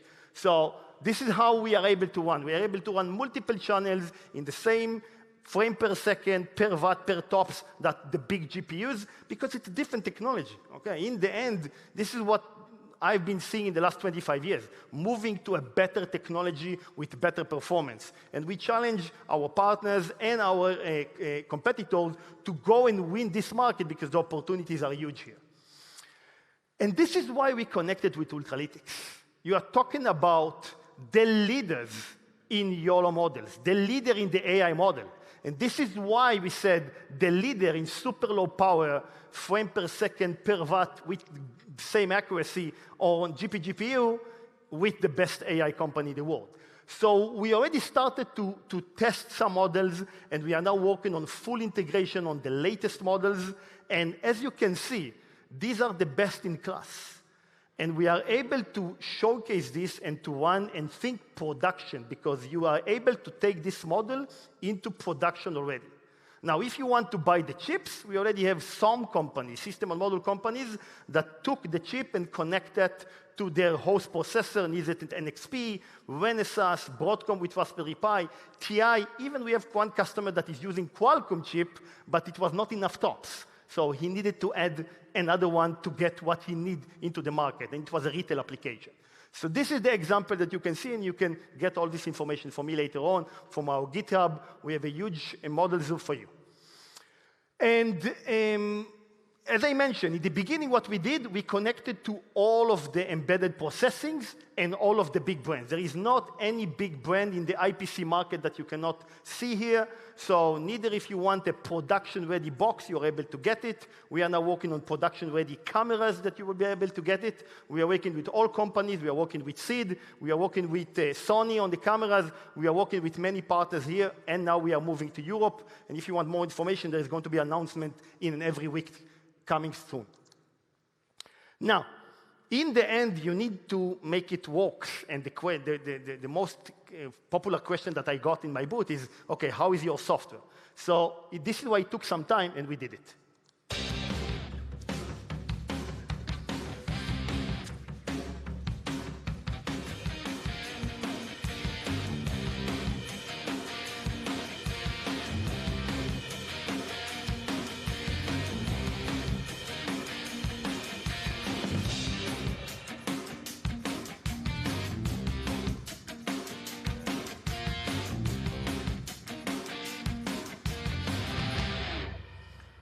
So we're already on GitHub, and everything is done. So the only thing you need an on-NX model, and then you will be able to take it to our model compiler. We have the DXCOM, DXTRON, and DXSim to do whatever you need to take your models to the next step. And then neither you bring your own model or you're using one of our model zoo that is super big. And again, you saw just before my presentation, the great presentation from Hugging Face, and you saw a little bit some of the VLM. We support VLM. You can see 16-channel VLM here. You can see 36-channel running on 600 frames per second in less than 5 watts in here in the demos. All of that. And then if you are in the surveillance market and you want ecosystem. We already partnered with Network Optics and NVIDIA and some others. And if you are just an embedded engineer or you're a production engineer, you can use our DXRT for real time and then just deploy it to our solution. Again, support Raspberry Pi. You can buy the model from our distributor. DigiKey already ordered 1,000 pieces. You will see it in 2 weeks.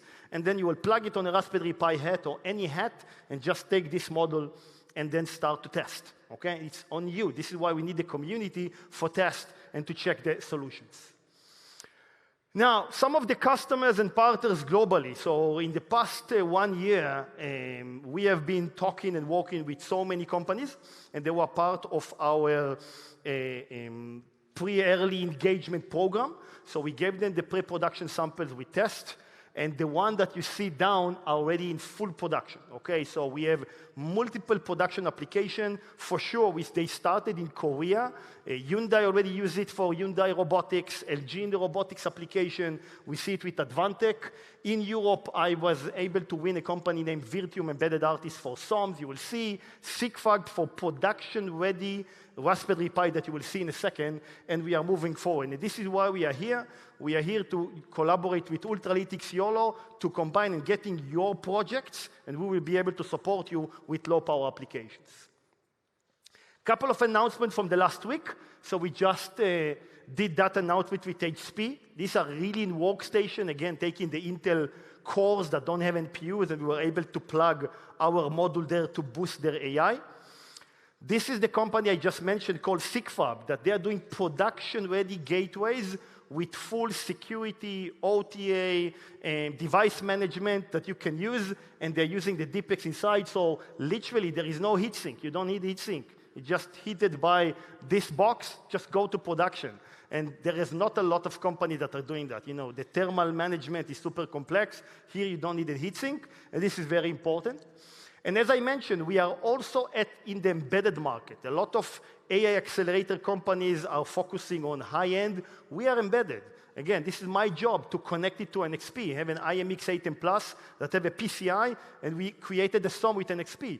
We created a SOM with Renesas that have a PCIe Gen 3. And then you are able to buy the SOM without the acceleration, because maybe now you don't need that, so you create your own carrier board and go into production. And then if your marketing manager telling you, we need AI, you don't need to start from scratch. Just buy the same SOM, the same hardware, just put the DPX inside, it's a different SKU, and then you have AI. You have 25 TOPS in less than 5 watts, and this is what's unique into the market and what we are building. And we're now working with 12 other SOM companies in the world. Announcement will come from now on until Embedded World in North America next month, and Embedded World in Germany in March next year. So the business case adoption is vision, okay? You can see a lot of vision application. This is where we are winning. We are winning a lot in the market in multiple applications. And you can see quality management and agriculture and smart cities and whatever you want, just tell us. We are here to support you. And these are the wins. So big names already used us. You know, big names will not use us if we are not, proven as a production-ready solution. And the idea is really to take this low-power application to the next step. Now, everybody was asking me, okay, you are doing that, what about, next thing? So this is the next thing. The Grandmaster, Mr. NVIDIA, Jensen Huang, that we all adore, he was saying that we are now in the stage of physical AI, okay?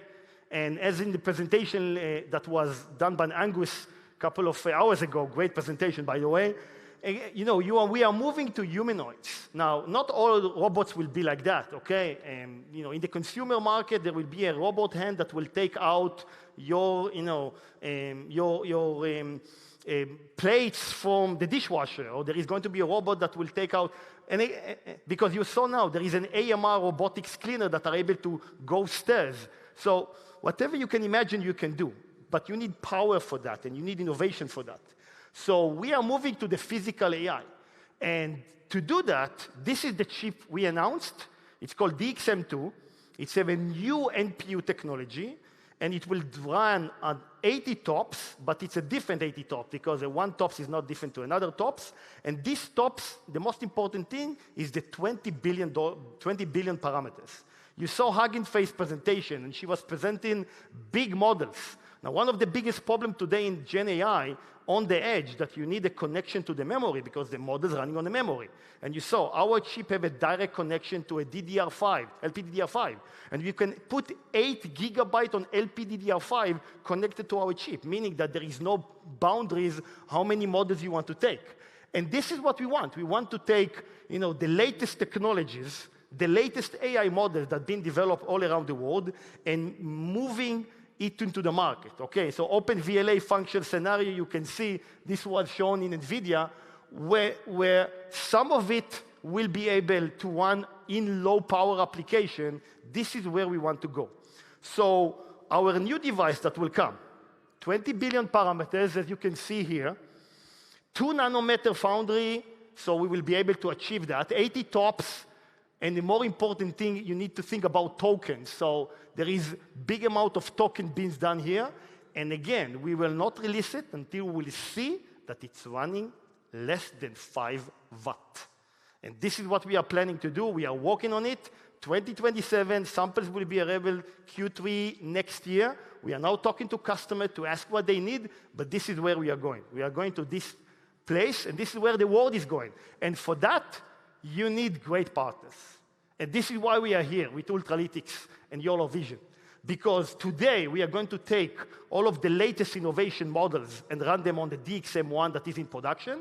And we are starting to work together with a great partnership on building the next thing. Think about what they can do and what we can do and how this collaboration can bring you, customers, what you need in the market. Thank you very much.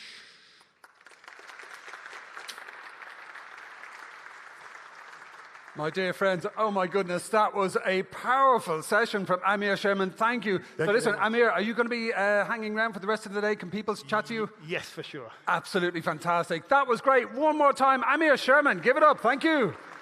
From our good friends at DeepX.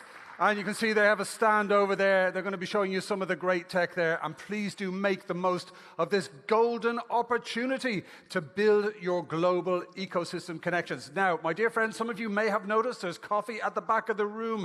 But what we are going to do, because we're running such a tight ship here, there is so much information. You are very welcome to get coffee. But if you do, we are going to keep the presentations going. So keep the conversation to a minimum. Come back. Bring your coffee to the chair, because we're going to power on with our next session. So we are absolutely delighted to be joined very shortly by our dear friends at Axelera AI. Now, they are going to be showcasing a session called Breaking Barriers in Edge Vision AI. So remember, get your coffee, get your cake, come back to the chairs for the next session. It will be worth your while, because we are absolutely thrilled to welcome to the stage Alexis Crowell, who's the General Manager for the Americas and Chief Marketing Officer at Axelera AI, and also Steven Hunsche, who is Lead AI Solutions Engineer. So my dear friends, please give a huge round of applause to Alexis and Steven from Axelera AI. Thank you. Don't believe me, just watch. Amazing. Thank you so much. Yeah. Now, is there any technology to set up here? You've brought There is a ton, actually. Oh, I do need to set this up before you start speaking. Well, we can go on the fly. That's all right. He can set it up, and I'm happy to set things up with the crew, and we'll get to the important part, because no one wants to hear anybody talk, right? Who's all talked out? Right? All talked out? We actually see some real tech, see some demos. Oh, yeah. Fantastic. Okay. Sorry, I didn't realize there was a bit of a changeover. So that's okay. What we'll do... We can make it work. We are going to give our wonderful team here a few minutes to set up their technology, right? How much time do you need before you can... A few minutes. Okay, We're going to have a few minutes. This is a few golden minutes. Grab a coffee, grab a cake, come back to your chair, and then we're going to kick off, and I'm going to introduce our dear friends again with their awesome tech on the stage. Okay, thank you so much.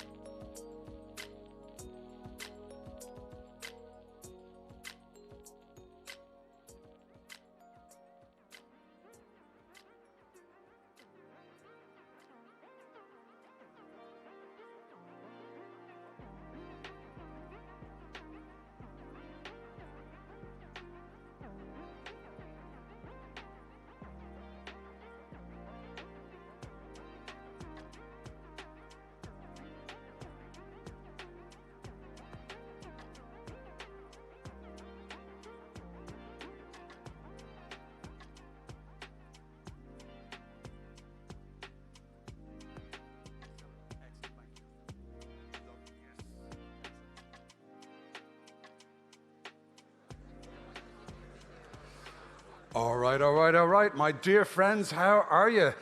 Life moves fast, but Vision AI moves faster.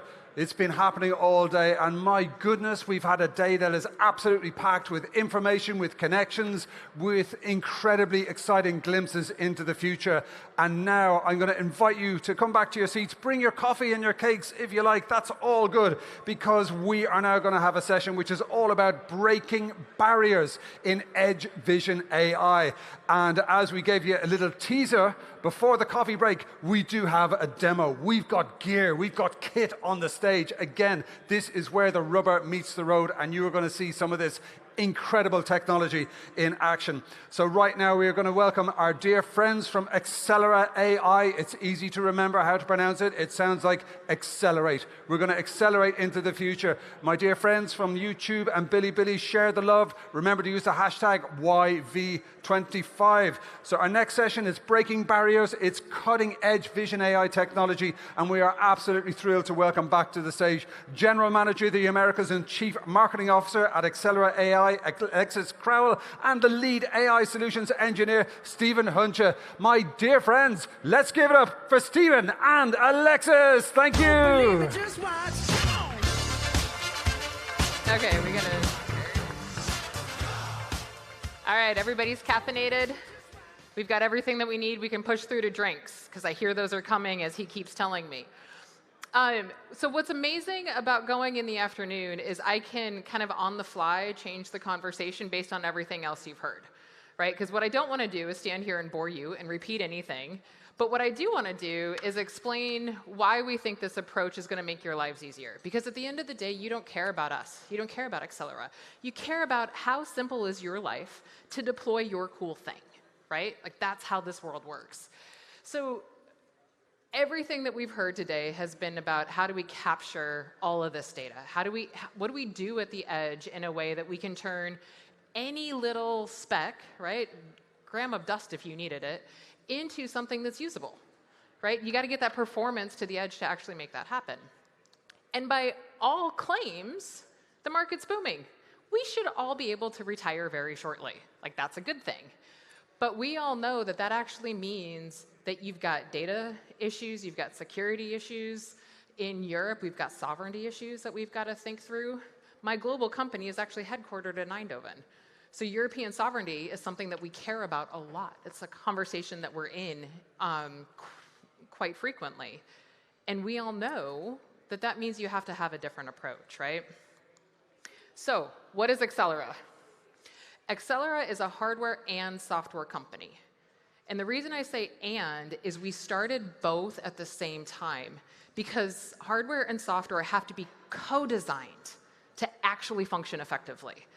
I've been in this industry for 20 years. I was the red-headed stepchild, if you know what that means, at a hardware company for about 20 years because I was the software geek. I was the one trying to get a semiconductor company to truly understand how valuable software is. I joined Axelera because I didn't have to teach anybody. That was by design.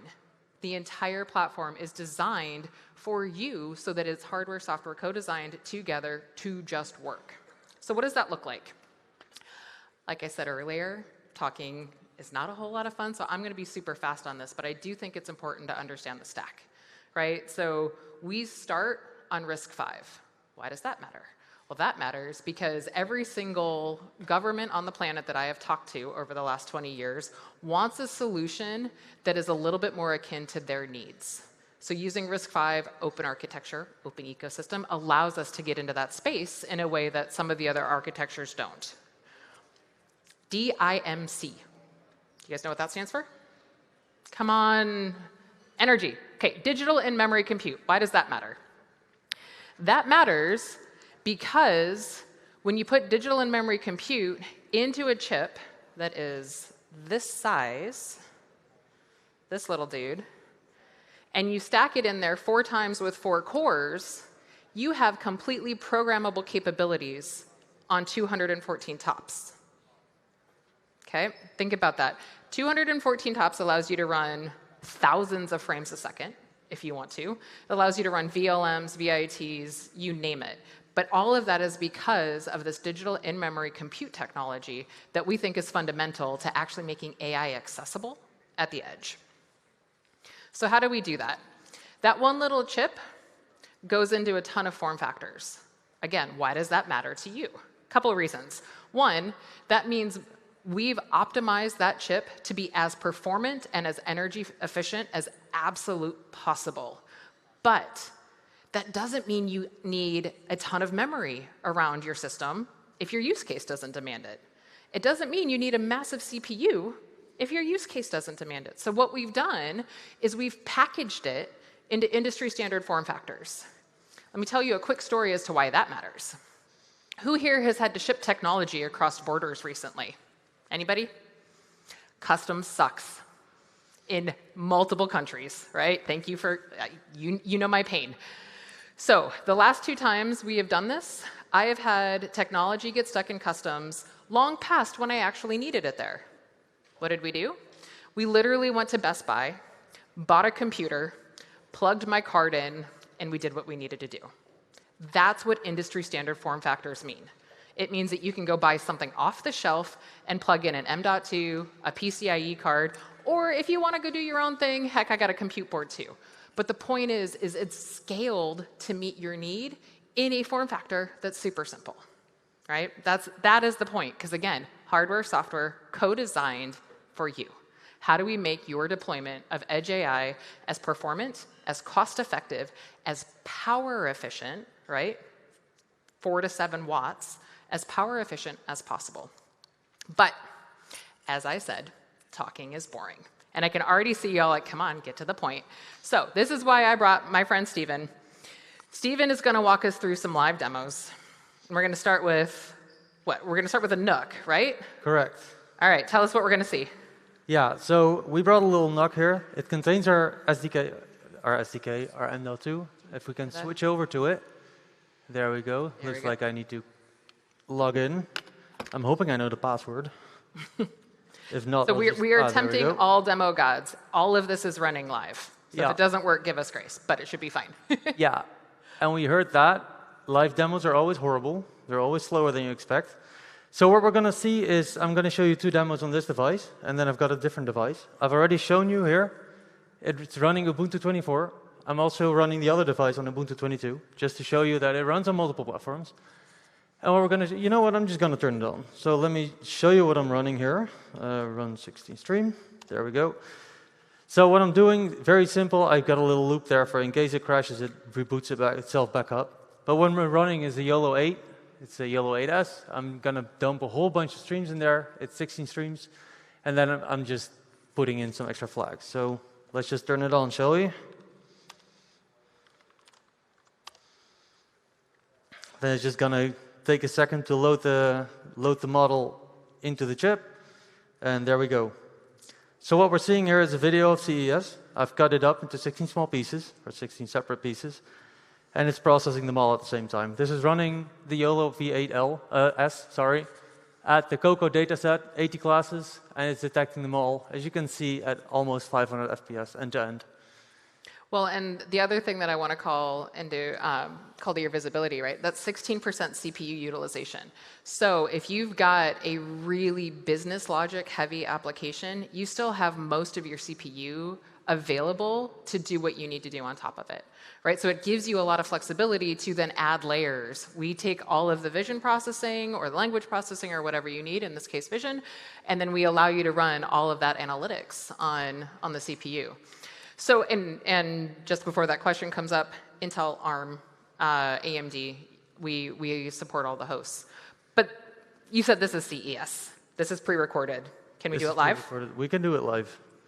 You may have seen it if you have a keen eye. There's another neat, it's not, that's the looping for you. It's not seeing my keyboard. Just stop, please. Hello? Can we stop? We're not allowed to stop anymore. That's great. It's literally not stopping anymore. I can quit it. It's not stopping. How about my mouse? See, this is what I said about live demos. Exactly. Something always goes risk. wrong. Something always goes wrong. So what if we just close this up? Ah, there we go. We can end this. And then let's hope it doesn't start up again. Cool. So I'm just going to click this thing. Ah, very good. Thank you very much. When in doubt, get rid of Bluetooth. So I brought a little camera here with me. Obviously, I cannot bring 16 cameras in my little suitcase. My suitcases are not that big. So I brought a 4K camera with me here, so everybody can see how many people are here, actually. And if you have a keen eye, you can see that there's a bunch of stripes. I'm just going to put this back down. There's a bunch of stripes on my screen over here. So what we're doing here, there's much lower FPS. It's also because we're running an L model here, a large model. Obviously, it's somewhat slower. But what we're doing here is because this is a 4K camera, we cut this up into small pieces. So there's 6 what we call tiles here. 1, 2, 3. Actually, is it 6 or is it? It's more. It's 8. A lot. There's a bunch. Yeah, I tinkered with this right before to change the size. No, it is 6. It is 6. So here's the point. Here's the point of having the tiles, right? Thank you. We're just going to fast forward through this. The point of having these tiles is typically, as you guys know, 4K cameras, you can't run analytics on it, right? You have to downgrade it for the most part, and typically you end up in a 640 by 640, and then you lose all the fidelity of having a 4K camera. What's the point? On Metis, our chip, you can actually then use what we're doing with tiling, still run the entire image at almost 20 frames a second, but you can get the full resolution of your 4K camera. I've run this on an 8K camera as well, so you can actually see all of that happen processing on 2 chips. But the point here is it allows you to scale. Again, right? What I want you to walk away with is it's AI to fit your needs. We don't need to just throw massive compute at it. Sometimes you need a massive compute, sometimes you don't. This allows you to scale. Yeah, and a big thing here is actually that you don't need to do any of this. Our SDK takes care of all of it. Exactly. Alexis mentioned earlier, we have 4 cores inside our chip. These are 6 images or 6 parts per image. It really doesn't matter. Our SDK takes care of the right image into the right core, all of that, all streamlined. OK, so awesome. But customers matter. So maybe we can show them an actual customer use case. Of course. Now, before at the setup, when I put this in, it's not going to work. So let's see if it works. Otherwise, I need to reboot the PC real quick, and you get another minute to talk, which is fun. That's OK. We can do that. So while he's setting this up, let me give you some background on this customer. There it is. I met this customer at the AI Infra Summit a week and a half ago, and they were telling me all about what they do.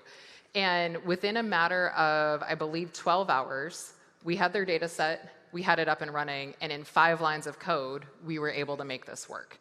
So that's how fast you can actually deploy on our hardware. We shipped them hardware immediately. You could go buy it today if you wanted to, but you can get up and running that quickly. We've got other ISV partners that have done it in 6 lines of code. 5 or 6. Neither one of those is too bad. And thanks to our amazing partnership with Ultralytics, you can actually go get all of the YOLO models off of our Git repo, and they're all ready for you to use immediately. So why don't you tell us about Dragonfly and Anisoptera? All right, here we go. So Dragonfly and Anisoptera, if you know what Anisoptera means, I certainly did not. I had to Google it. It's the same thing. And Anisoptera is actually a dragonfly, so that's where the name comes from, I imagine. So what they did is they used the YOLO V9C and created it such that it finds people, and within those people, it finds the right protective equipment. So it makes sure that everybody who is in the image wears the right hat, the right visual vest. And here we see we can run it at 366 FPS. Again, still very low CPU utilization, and it just runs. Within, as Alexis said, within a few hours, you just put this in there, you do some fine-tuning, and boom, you've got your 4-channel or even more if you want. Demo right there. Yep. OK, awesome. We've seen 8, 9. We've got 11 running. Glenn mentioned 26 this morning. Ultralytics YOLO 26. Can we show that? Yes. People with a keen eye may actually have seen me type the run command here, and you see, whoops, run command here, and you see that there's also a YOLO. Typing on a stage is hard, guys. Don't do typing on a stage. YOLO 26. There we go. Come on, guys, give him a hand. This is the first time I've made him keynote with me. He's doing great. So yeah, this is just our system checking whether or not I have S3 access, because this is not released. So this is within our own SDK. It's not on the GitHub or whatever.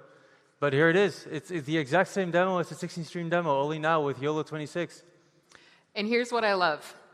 We didn't do any work. It just worked, right? It just works. So that, to me, absolutely underscores the whole reason Axelera was created, is how do we build hardware and software partnerships with the likes of ASUS and Advantech and Intel and Lenovo and you name it, and software partnerships to actually make a difference in a way that you all can build your cool solutions and get to market faster. Stephen, thank you for all of the demos. I'm glad they didn't crash. We got 2 more quick slides, and then we'll let these guys get drinks. How about that? Sounds good. Awesome. So if we could flip back to the slides, that would be amazing. My favorite African proverb is, my favorite proverb in general, is if you want to go fast, go alone. If you want to go far, go together. What I love about this industry is that that's actually not true anymore, because we can go fast and we can go far when we do it together. So I want to thank both Dragonfly, Anasoptera, and Ultralytics, because those demos, they happened immediately, they happened kind of overnight, but they only happened because of the partnership. And that's how we look at this industry. We are fundamental believers that 1 + 1 should equal 5,000. Right? And the only way you do that is if you actually build an ecosystem and you help each other. So we have a full partner program. Please, please, please feel free to join it. I run it, so if you can't get a hold of somebody, I'm the one you're looking for. But the whole goal is to how do we help each other get solutions to market that really solve real-world problems? Because the biggest reasons we see POCs and projects failing is because you don't know what business problem you're trying to solve. And that's where we think this partnership program is really going to help make a difference. So get connected. Let us know. We actually, thanks to the kind-hearted Ultralytics folks, are going to be able to set up the demo over here if you want to ask us questions. We're happy to chat. I will be getting a drink with all of you, so if you've got more, let us know. You don't even have to ask me. I knew what was coming. But thank you, guys. We really appreciate the time. Big round of applause for Alexis and Stephen. Oh my goodness. Honestly, whenever, I don't know if I have the temperament for any kind of live demos. I'm like on the edge of my seat, like what's going to happen now? But you make it look smooth, you make it look easy. Big takeaway from me, debugging on stage during a live demo is hard. I mean, that's possibly a little understatement there. So listen, that's absolutely brilliant. Amazing work, Stephen and Alexis, and thank you for everything you're doing at Axelera. What an exciting ecosystem. I hope you were all smashing that QR code and those URLs, and you reach out to them, head on over and have a look at that super gear that they're going to set up all over again. And they have live demo Jeopardy all over again, but to a smaller, more bespoke audience. That's absolutely fantastic. So we are flying through the program. I'm picking up TLAs, or 3-letter acronyms, all over the place. I just picked up a 4-letter acronym just there, which is DIMC, Digital In-Memory Compute. You learn something new every day, particularly at YOLO Vision. Now, my dear friends, we are now going to move on to our next session. And indeed, it is with a very prestigious global brand that is undoubtedly a household name. You've definitely heard of them, and you're possibly working with them already. Our next session is with our dear friend, Chang Liu, who is an engineer in the Artificial Intelligence Group at AMD. That's a very powerful TLA right there. Now, she has been exploring features that accelerate LLM serving on AMD GPUs. And AMD actually offers an end-to-end AI platform. And it spans from hardware to software, which allows developers to prototype and deploy AI workloads in a fast and budget-cautious fashion, you know, because we all have to do that, selling upwards, managing budgets, etc. And this is something that we've been hearing all throughout the day from our esteemed guests, is the importance of actually delivering this thing in a way it doesn't break the bank. And this is just fantastic. So AMI are kind of talking about this, are doing it. They are merging the hardware and software, and really this is one of those great examples where, you know, all of the members of the Ultralytics and the YOLO Vision ecosystem come together, and that sum is so much greater than the sum of its individual parts. You know, 1 + 1 = 1 million if you're looking at Vision AI. And, you know, thank you again to Glenn and the team at Ultralytics for bringing us all together to see where this ship is going to take us in the future. Now, I'm just going to really subtly sidle over to the laptop here. How are we doing? Is this all firing going through? Okay, you know what? Still getting. Are we going to give it a minute? Okay. Yeah. Well, listen, what I'd like to do is invite all of you to make sure you are following the hashtag that is very easy to remember. It is YV25. I've been subtly reminding you all day, and this goes for your good selves on Bilibili and YouTube.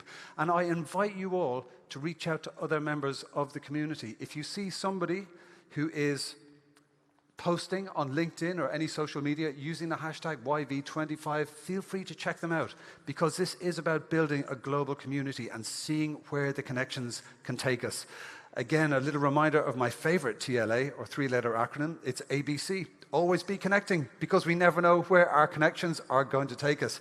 Now, let me just give you a little sneak preview for a keynote speaker that we have coming up after Chang Liu.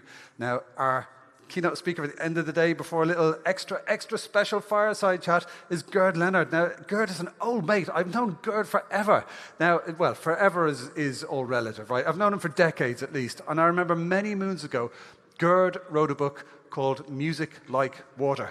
And this basically described Spotify and the streaming services, you know, easily 10 years before any technology was launched. And, you know, so if any gentleman or lady was earned the phrase futurist, it is Gerd Leonhard. He speaks about things and writes about things before they happen, and I can't wait to see what's coming next down the line from Gerd. But first, we are absolutely thrilled to welcome to the stage to talk about how AMD is advancing AI. Please give it up for our dear friend, Chang Liu. Thank you. Thank you, Ocean. Oh, thank you so much. Thank you for joining us. It's great to see you. Okay. Hi, guys. It's my pleasure to present this talk to you today. And a brief introduction of myself is I am an AI engineer at AMD, working on benchmarking large language models running on AMD GPUs. And the presentation today I'm going to give is about advancing AI with AMD. And from the topic, you can see how much we like the verb advance, right? Because it echoes with advanced micro devices, our company's name.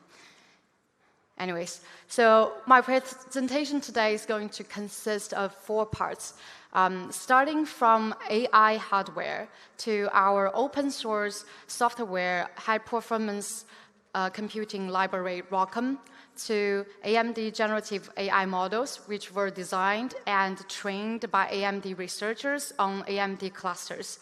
After all these parts, there will be a brief conclusion section. So let's begin from the AI hardware part.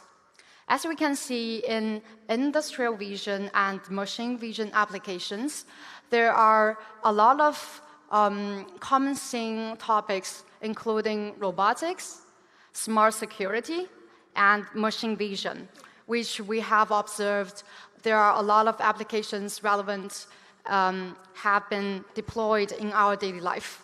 And these applications share a common theme that they require high reliability, fast response, and deterministic system control. And that's how AMD shows its strengths in this area. We provide an optimal combination of hardware portfolio, and we provide high performance, low latency for edge applications. And at the same time, we provide high reliability, safety, security for industrial applications.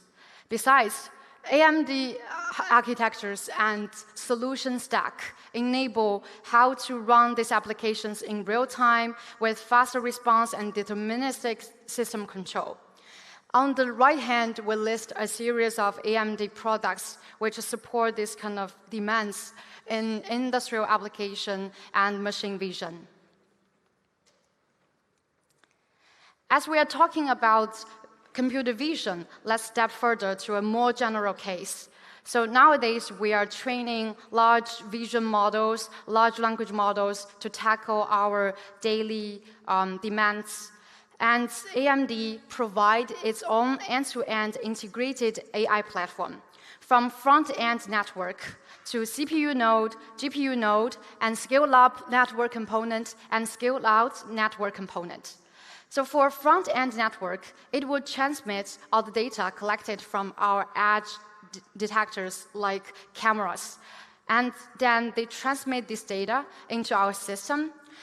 And this component, this front-end network component, offloads the workload from CPU node, and it helps encryption and routing from the system. Next, here comes to the CPU node, which is quite famous at AMD. And CPU is good at dealing with complex demands from all components of the system. And it also helps pre-process all those data that would be transmitted to our GPU node. GPU node is the heart of AI platform. And we can see it's very good at dealing with parallel computing.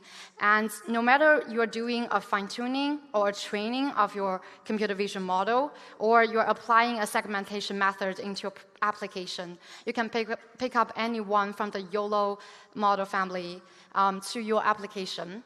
And they are going to run on GPU. So in the following slides, I'm going to show you the product lines from AMD to better tackle these demands from our industry and academia. Apart from this, we have scale-up network component and scale-out network component for better enhancing the communication between GPUs within one node and help build the connection between different clusters, different GPU nodes, even across different data centers all over the world.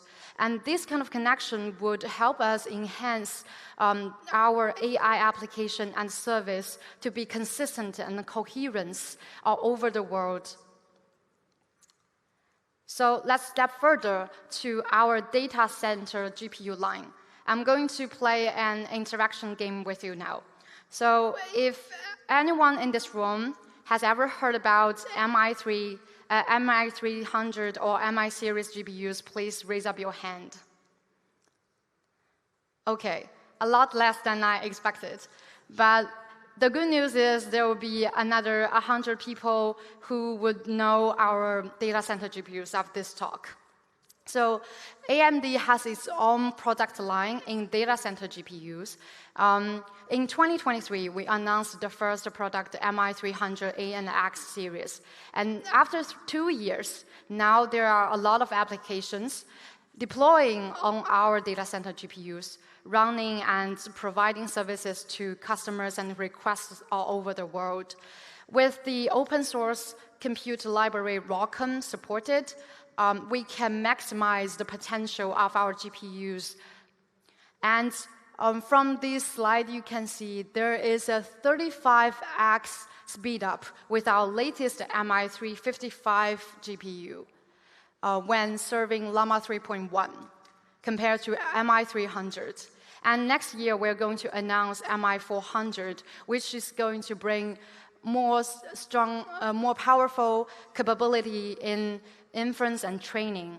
And this shows the intention of AMD to evolve in data center computing. Apart from the data center product line, we also have an edge or consumer product line named Pro R9700. Ever since R9700 has been released, it's become one of the popular products at AMD. It's designed to support a ROCm platform, so we can provide a hybrid compute pipeline to our users. They can upload their training to data center GPUs, and then they can offload and deploy their AI application on the edge on their own workstation. OK. After introducing the hardware parts, let's get into the software stack, ROCm. So another little game. Has anyone heard about ROCm before? OK, slightly more than people who has ever heard about MI300. Anyways, so ROCm is our open source high performance computing library, which aims to accelerate AI applications running on our AMD GPUs. We just announced ROCm 7 a few days ago, and it supports latest algorithms and models, And it also supports well for scaling AI to provide services to requests from all over the world. And also, it is well compatible with MI350, the latest data center GPU. And AMD has a razor focus on the software ecosystem. On this slide, you can see on the left hand, AMD has an overall success rate as 99.97%, which is close to 100% from Hugging Face. And it is slightly higher than NVIDIA's data. It is thanks to the superior daily CI/CD coverage, which enables our model and our compute library to run smoothly and robustly every day. On the right hand, you can see we have a very open source community with the common used frameworks from PyTorch, Hugging Face, VLLM, SGLang, to Comfy UI, and Llama Index. And these are only the first-class citizen support in our community. And we also have a lot of unnominated collaborators. And we welcome more and more developers to contribute your efforts into our open source development community. OK, let's take a detailed look at how ROCm 7 expands its capability in inference. First, it enhanced a lot of framework support, including VLLM, LLMD, SGLang, which are commonly used for serving large language models. If you are going to develop your own chatbot or your own vision generation bot, you can use this kind of frameworks on AMD GPUs. Besides, in order to provide the optimal performance, we also provide distributed inference prefill disaggregation features for these frameworks. And we also provide optimization kernels like GEM, auto-tuning, MOE, and kernels for different attention backends like Triton, Aether, or Flash Infer, etc. Apart from these features, we also focus on enhancing the communication between GPUs across different GPU clusters. So we also announced the latest features of ROCm shared memory and recall. Apart from this, we also support different data types for quantization, just so to support faster run those large language model services or computer vision services on AMD GPUs. These types include FP8, FP6, FP4, and you can also use mixed precision on our platform. To briefly look at how ROCm 7 expands its capability in inference, we can see from this slide, there's an overall 3.5 times speed up compared to ROCm 6 when serving Llama 3.1, Q12, and DeepSeek R1. These are the most popular large language models in the market for now. So switch to ROCm 7, you can gain 3.5 times speed up. Why not? OK, apart from inference, ROCm 7 also expands its capability in training. So now we are not only supporting those open source frameworks, but also innovating our own open source language models and generative AI models like Installa model family and Hummingbird family. And these models I'm going to give a detailed introduction in the following slides. And apart from these models, we have a deep collaboration with the open source frameworks like PyTorch, JAX, and Torch Titan. And for the parallelization techniques like data parallel, tensor parallel, and Axelparallel, we all support in ROCm 7, which are very helpful to speed up the training and inference using VLLM and SGLang and PyTorch, etc. Apart from this, we also support advanced data types in training, including BF16, FP8. Let's take this slide seriously. So overall, we can reach a 3 times speed up when training Llama 2, Llama 3.1, and Qwen 1.5 on AMD GPUs, switching to ROCm 7.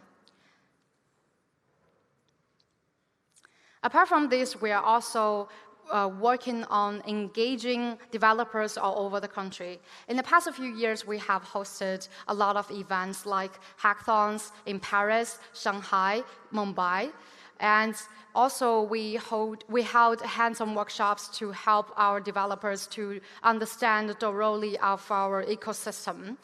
And meanwhile, we set up some developer contests to motivate our users to contribute their innovation in our ecosystem. And in the upcoming future, we are going to continue to hold this kind of events and to encourage more and more contributions in our open source community. And as I have mentioned before, MI300 series has just been announced for 2 years, and nowadays the open source community is being developed.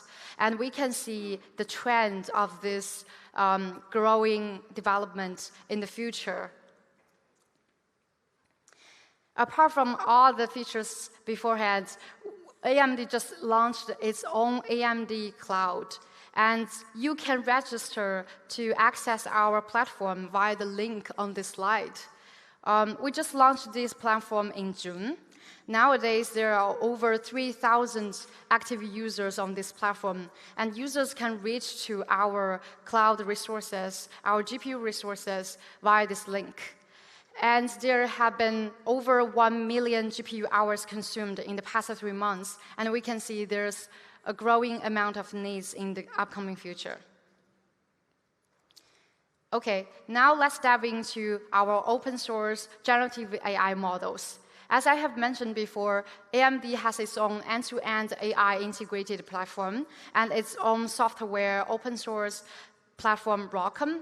So we need to verify the effectiveness of our end-to-end solution to our customers. And at the same time, we want to contribute our own efforts in this open source community. So that's why we create Installa series. So this model was targeted as a text generation model. And nowadays, you can download its model weights from Hugging Face and AMD GitHub repo. Apart from the Installa series, you can also access to capabilities like video and image generation by Hummingbird model family. Let's take a detailed look at how Hummingbird family works. On this slide, I selected 3 demos generated by Hummingbird. On the first demo, you can see there is a turtle swimming under the sea. And the light transmits the water, reflecting on the surface of the turtle shell, which makes the scene realistic. That is because this kind of lighting obeys our role in our real physical world. For the second demo, there's a lion walking towards the screen, and you can see the surrounding plants are moving backwards at the same speed. Though the visual quality still has some room to improve, but we can see the capability to train a vision and video generation model based on AMD solutions. Let's take another example of Installa VL model. So you may ask how to build a vision language model from scratch. There will be several stages included in the training, including adapter warm-up, pre-training, supervised fine-tuning, and you may need to use sort of nodes of AMD GPUs. So in our case, we used 4 nodes of MI300 to train Installa VL1B. Besides, dataset is very crucial to have your own model gain those capabilities from the real world. We collected a dataset including over 14 million pair, including images and their corresponding text prompts, and then we trained the whole thing on AMD clusters. On the table, we can see Installa VL1B outperforms other 4 state-of-art models on 7 open benchmarks. Let's take a detailed look of how Installa VL1B would work. We input a figure of our bar charts, which records average monthly temperature in New Delhi, and ask the model, for this particular year, what was the hottest month? Installa VL1B answers like, the image shows a bar graph of average monthly temperatures in New Delhi. June appears to be the hottest month. So let's verify from the bar charts on the left. So June is the hottest month across the past year, which is correct. This demo shows the capability of Installa VL1B to understand the content of your input image and also its capability to digest multimodal information from the input. Okay, that's all the content that I want to introduce to you today. And I want to emphasize the 3 moral codes of AMD. First, we advocate open. ROCm was designed by open standards, and we aim at building an open source developer community with all developers all over the world. And second, we aim to build up a trustworthy cluster for AI applications and computer vision applications. Third, but not last, we are empowering developers from all over the world to contribute your ideas, your creativity, and your contributions to our developer community. Thank you for your time and attention. That's all from my presentation.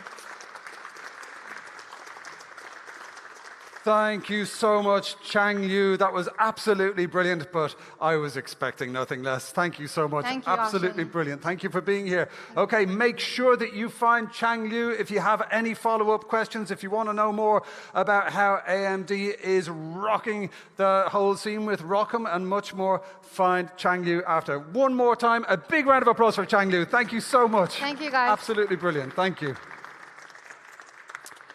All right, my friends, I gave you a little teaser earlier about our next keynote speaker. He is someone I have known for decades, and I've admired his work for decades, and I've found it informative, challenging, mind-blowing, controversial. You are in for a treat. So as I mentioned earlier, he's somebody who's predicted our move from downloads to streaming, and he was so pertinent with this, and I think the record labels were actually very, very far behind. So basically, from that day, whenever Gerd shares some of his viewpoints on the world, I make sure to listen very closely because he does have a knack of seeing what's going to happen in the future, translating it in a way and sharing it with his lucky subscribers. Now, he has risen to one of the top 10 futurist keynote speakers worldwide. You will see him at the biggest, most important events. He's performed at over 2,000 engagements in over 70 countries and boasts a global audience of over 3.5 million people on his YouTube channel and over 260,000 subscribers. Now, Gerd has written 5 books, all of which I recommend, including the bestseller Technology versus Humanity in 2016, which is now available in 12 languages just for our dear friends on Bilibili and YouTube. Do search it out. It's always interesting. And Gerd's films on the future of technology and humanity, digital transformation, and artificial intelligence have actually reached millions of viewers. So if you would like to add to your knowledge, to add to how you understand the future, do connect with him on YouTube. Do find his website, and he's always sharing these great videos that kind of distills all of this very intelligent thought and research about the future, and then he packages it up and explains it in a way that even I can understand. So I'm very grateful for it. So his session today is going to be all about AI and the good future of humanity. So one of the things I really respect about Gerd is he's not afraid to be pessimistic, and he's not afraid to be optimistic. He's not afraid to see the opportunity when sometimes it can be easier to be kind of doom and gloom, and you do see a lot of this. Gerd can actually look at situations and see where the opportunity is, and this is something I've really enjoyed about his recent output. So, my dear friends who are here in our beautiful venue in London, just a little reminder. I don't know if I've mentioned this before, but we're going to have some drinks afterwards, okay? I do have an Irish passport in my pocket, and it's in the small print. If there are some drinks to be had, I am required by a law I just made up to come and join you all for drinks, because it's very, very thirsty work. Now, with no further ado, would you please show your huge appreciation and give it up for the one and only Gerd Leonhard. Thank you. Thank you, Alton. Thank you. Okay. Hello, everybody. Wow, that was geeky, right? It was pretty amazing, Chang. Well done. So I have a simple mission for you to explain the future of humanity and AI. So this is a crazy topic, right? I mean, the acceleration and the discussion about whether AI will create a good future or a bad future is raging, especially here in London. I live in Zurich, where many people at ETH and EPFL are inventing AI and then usually moving to the States or to China. And this is now becoming a topic where it's a bit of a soundtrack like this. You don't know if it's going to be heaven or hell, this convergence of humans and machines. And it's really a deep topic, and I've been looking at this for years, and I think it's quite safe to say that we're kind of at a fork in the road moment. A fork in the road means we can go this way, we can go that way, and I think a lot of it will depend on what our choices will be. Because years ago, about 100 years ago, we had the Industrial Revolution, where it was about muscle power. So engines, trains. Now we have the AI revolution, where it's about brain power. And not our brain, at least not yet, right? The brain of machines, intelligence. So now we're going from the information age, industrial age, before that, to the intelligence age. That is a huge difference. Think about this for a second. If you are human, you're thinking of yourself as having intelligence in a certain way. Emotional, kinesthetic, music. Machines don't have that. They have logical intelligence. That makes them suited for many things. Like this, the other day in San Francisco, I took the Waymo for the first time ever, and that made me think about machine intelligence. I picked the soundtrack because some of you may remember The Streets of San Francisco. It's about a 50-year-old film, right? And it was amazing to drive in there and to figure out and to trust the machine to do the job. Now, the reason we don't have that in London or anywhere else, really, in maybe Austin, Texas, and a few other places, is because we're not quite ready for that to roll out here. Then we have, of course, other AI, like the one I use here, to translate myself in Spanish. And to make me look like Bond, I don't think I have much in common with Bond, but so it's mind-boggling what AI can already do. I mean, I create videos in like 40 languages now. And the Spanish one is actually pretty good. I use an app called HeyGen and Rask and a few other ones. Now I can send videos to my customers in 40 languages. It's probably going to be a pain in the butt if they would get my constant videos there, but I can create as many as I want. It's pretty mind-boggling. So now we have this debate about AI. There is allegedly boomers, not talking about my age here, but like in the boom of AI, right? And doomers. And here's a word of warning, right? Don't sign up for this. Right? There's no such thing. This is, of course, the media version of it. In some ways, we're all boomers, and we like technology. I love technology. And in some ways, it's more like there's a dark piece to it. Right? So, for example, a really great book you should read at this very moment, just came out 2 weeks ago, right? From Eliza Yudkowsky. If anyone builds it, everyone dies. Right? This is a great title, and it's a nice ending of the fruitful day you had here. But it's about artificial general intelligence. Right? And then we have the opposite of that, the Techno-Optimist Manifesto by the biggest investor in the world, Mark Andreessen, Silicon Valley, who talks about how technology will do everything to make us happy. Right? And I'll show you some snippets of this. So we have a whole gallery of people who are doomers and boomers. Don't believe this, because in some instances, I'm a doomer. I don't like the idea of a machine being conscious, but I do like it very much to be competent.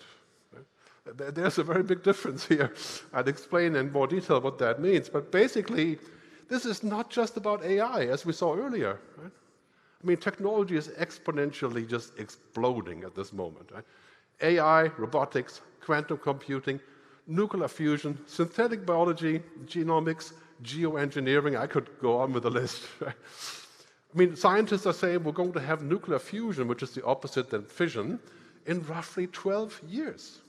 If we have nuclear fusion, it's unlimited energy. I always say energy like Spotify. You just pay for it and that's it. It's done, right? Imagine what that would do for computing. 12 years? What do we do until then? This is a big issue today. But I think we have to think about how we approach this, because it's always coming gradually, then suddenly. Right? A lot of technology, like you don't see much at all, and all of a sudden, boom, is there.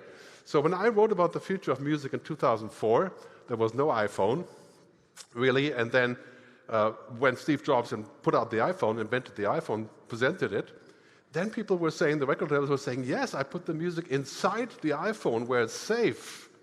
And boom, in a short time, Spotify, Deezer, Apple Music, now 220 million people paying 10 quid a month for music. Right? That's £2 billion a month in new money. Right? That's called the pivot point. We have to look at our future holistically.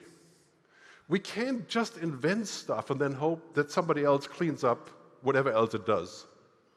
That would be a very bad idea. We did that with social media. Right? Social media has become a social media. It's gone from magic, I don't know, that was 50 years ago, to manic, Instagram, to toxic. It's primarily toxic now. So do we want to do the same thing with AI? I think we need to think about this, because this is going to be about collaboration. For regular AI, which I'll show you in a second what I mean with that, the collaboration will be important for standards, just to make sure that things are talking to each other. But for superintelligence, if we don't figure out a way to control an intelligence with an IQ of 50,000, we will be the second-rate intelligence. And is that possible? Absolutely. I mean, we see the exponential change. 3 to 5 years to that point. Do we really want a machine with an IQ of 50,000? This machine would think of every possible way to unplug it for the next 5,000 years. And you could not unplug it, just period. The other thing that this is doing is forcing us to come together, and I call this the United States of Europe. I realize that this may be the wrong place to say that, right? Because we're obviously not in Europe. But I think the UK will be part of that again. But this will force us to come together, right? To figure out a united strategy. I mean, if in Europe 1 billion people, we have united cybersecurity, united armed forces, right? United development, it's a huge place, right? We can do business. We haven't done that. I think that's going to be a future not too far away. You heard this from William Gibson, famous science fiction author. Technology is morally neutral until we use it. I can use a hammer and build a house, I can go and kill you. Okay? I can use AI to help me write a poem, or I can probably figure out how to make a bomb by figuring out how to do the right prompt, or some sort of viral disease. Right? It's technology. Look at this list. Do we want to forbid technology because it may have bad applications? Well, maybe some technology, and probably not AI. We have to figure out how to use it correctly and with care. What we have today is the opposite. We have an arms race. On the general level of AI doing business things, I think that can be dealt with. But on the level of superintelligence, right, it's going to be about this. And no matter how much I hear this all the time, people saying, no, it's never going to happen. The Americans will never collaborate with China. Well, that's not true. We have done collaborations for a long time on all kinds of topics. the ozone layer, the Montreal Protocol, the Nuclear Proliferation Treaty, and many others. If we don't do this, then the AI wins. Right? And not by design. It would just be completely inadvertent. Right? I mean, now we have the top 100 AI developers in the world. Some of them have several PhDs and several Nobel Prize, like Demis Hassabis from DeepMind. Right? And they're saying that we should make sure it's a great business tool, but not give it consciousness. Right? That's a whole different cup of tea. So we got to think about this, where this is going, because also today, this is maybe news for you, but politics is no longer about left or right, socialism, capitalism, communism, nepotism, autocrats. It's not about that anymore. It's about good future or bad future. This is, of course, ultimately where we are going. We have to decide on what we want. So, in the US, the United States, we're going back to the old Milton Friedman agenda. Right? Profit and growth. That's it. Bottom line. In Europe, I include the UK again for this, at least mentally speaking, we have a slightly different agenda. People, planet, purpose. And this is also the agenda of the millennials. In my age, you're clearly with people, planet, with the profit and growth scenario. But younger people, my sons are 30 and 35, they're saying, I don't just want more money, I want more purpose. And do something meaningful. Because we want that too, but it never became as apparent. So here's my simple story to you. Intelligent assistance, IA, is a great thing. That's basically smarter software. I would say computers that are no longer stupid, because computers were stupid for a long time. And that's 99% of what we have today. AI is a bit more evolved. I think that is why it's orange. It can be really good, or it can have many side effects. What we don't want is general intelligence. We want tools, right?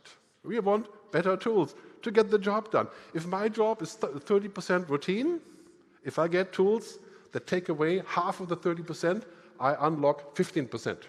Programming, right? Code writing, it's never going to be 100%.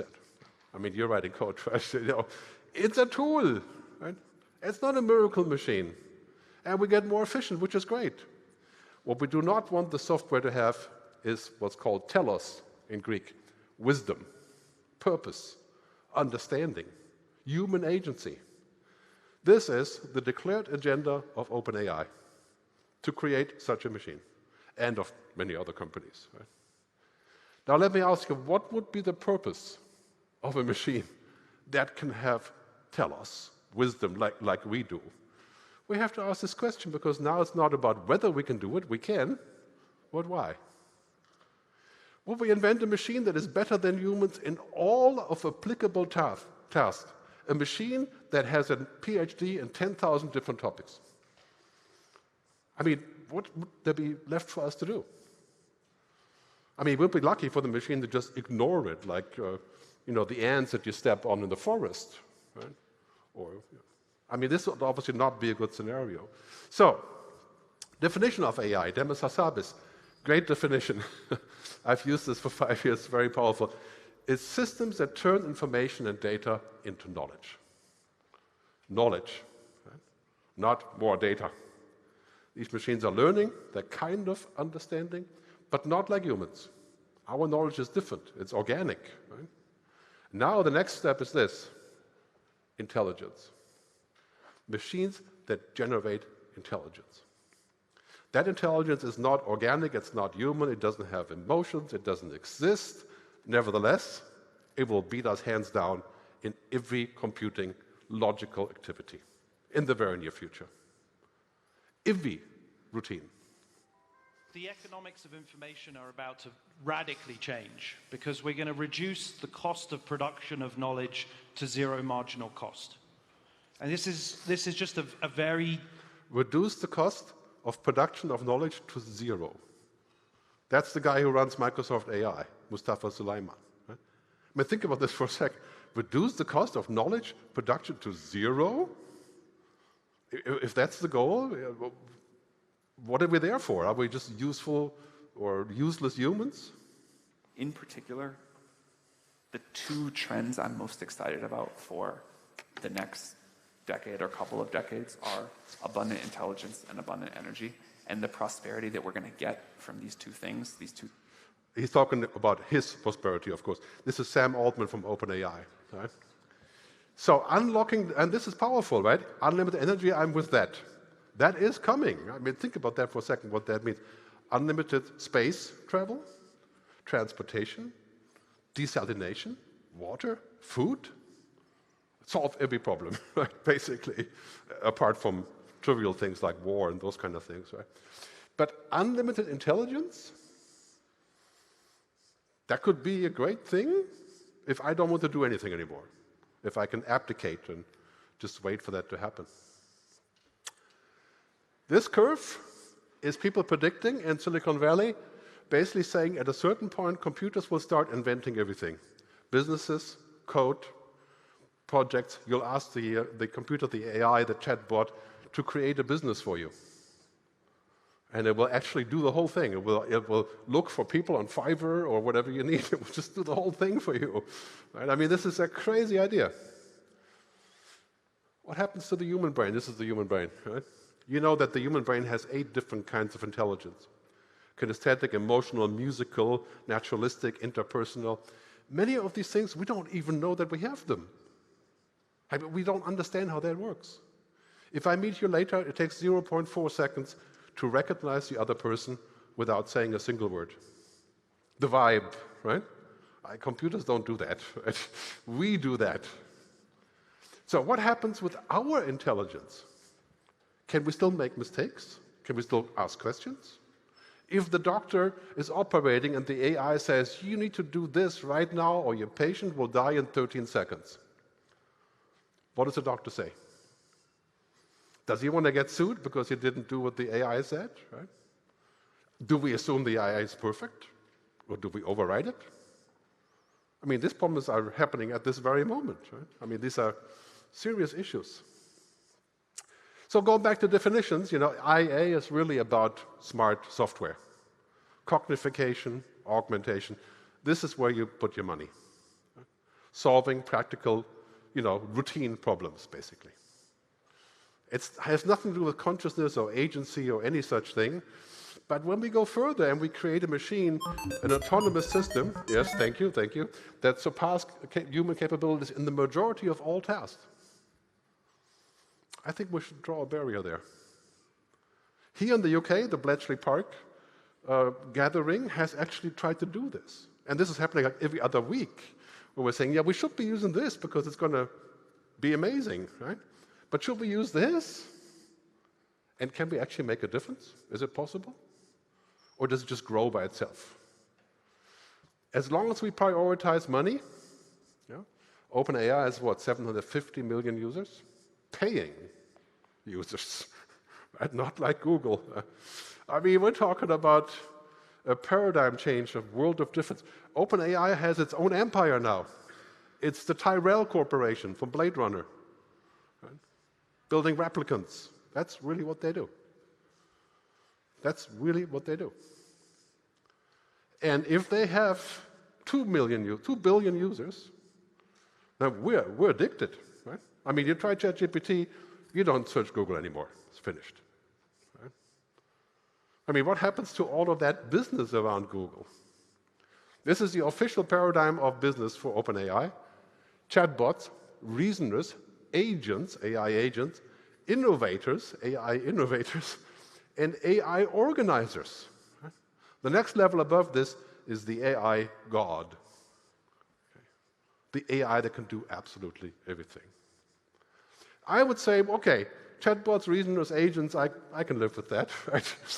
But innovators, you know, partners, you know, companions, love robots, you know, I'm not sure. I think we got to think about that. Got to play that again. That is, of course, the guy from Blade Runner, Dr. Tyrell. He says, our goal is more human than human. This is, of course, ridiculous. Right? Why would we want to build a machine that could do that? There would be no point. That's like self-eradication. We want the machine to be a great tool, to make us better, to augment us. So, here's my pitch. Tool AI is great, but general intelligence is existential. If we can figure out how to have tool AI and be 10, 20, 30, 50% as efficient, hey, that would be utopia right there, right? I mean, just 5% more efficient would be amazing. Right? Solve climate change, solve traffic, solve air traffic control. Right?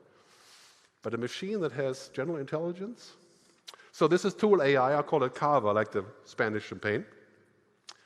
Cognification, helping us to think smarter. Augmentation, language translation, searching documents, doing the sort of routine work in business. Virtualization, digital twins, that sort of thing. It's all like, standard stuff that we use. And maybe some automation. If we can do that, that's already amazing. We don't have to think of the AI as like another human. Right? I mean, if we can just do that, that's like the next $20 trillion right there. Why do we want to build something that's like us? So, cognification, you guys use that every day, I'm sure, I do. I prepare for a gig, now I type in the name of the company, it gives me a report, I make a video, I go to Google Notebook LM, it's powerful, right? Feels good. Augmentation, I get this sort of digital arms, I can be faster, and it's good, primarily, not always, but this idea, where I rely on the AI to exist, not such a good idea. That's basically dehumanization. So, companies like Duolingo or Klarna said, we're going to use AI agents to talk to our customers and fire everyone.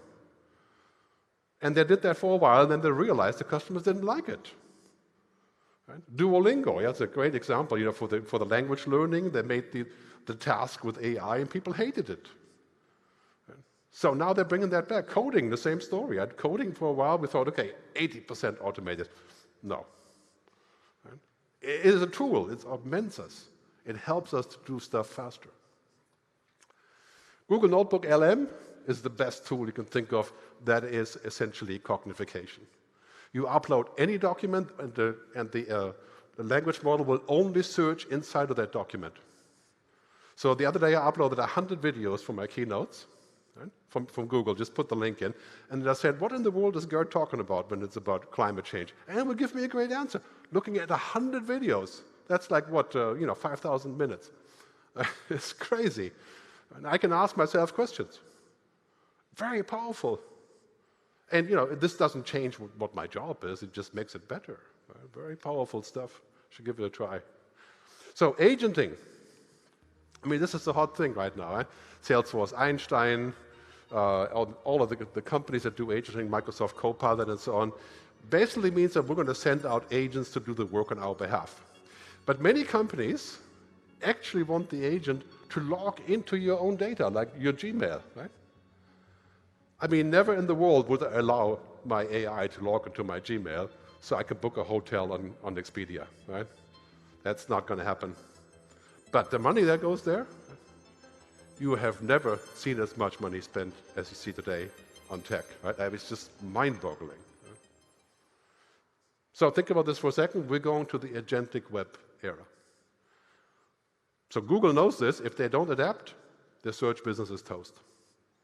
I mean, this is the first real threat to Google, is that, right? So very powerful to the agentic web, but then we have to think about who's in charge of this. I mean, if the agent gives me an answer, how do I know it's not lying? Or how do I know it's not bought by, Unilever or something, to give me the right ad? Right? I mean, how can I control it? And on top of that, we're going to natural user interfaces. No more typing, no more apps, speak. Speak, gesture, hologram, Vision Pro, all that stuff. We're going to go to a world where we speak to computers like they're friends. Okay, that can be extremely powerful.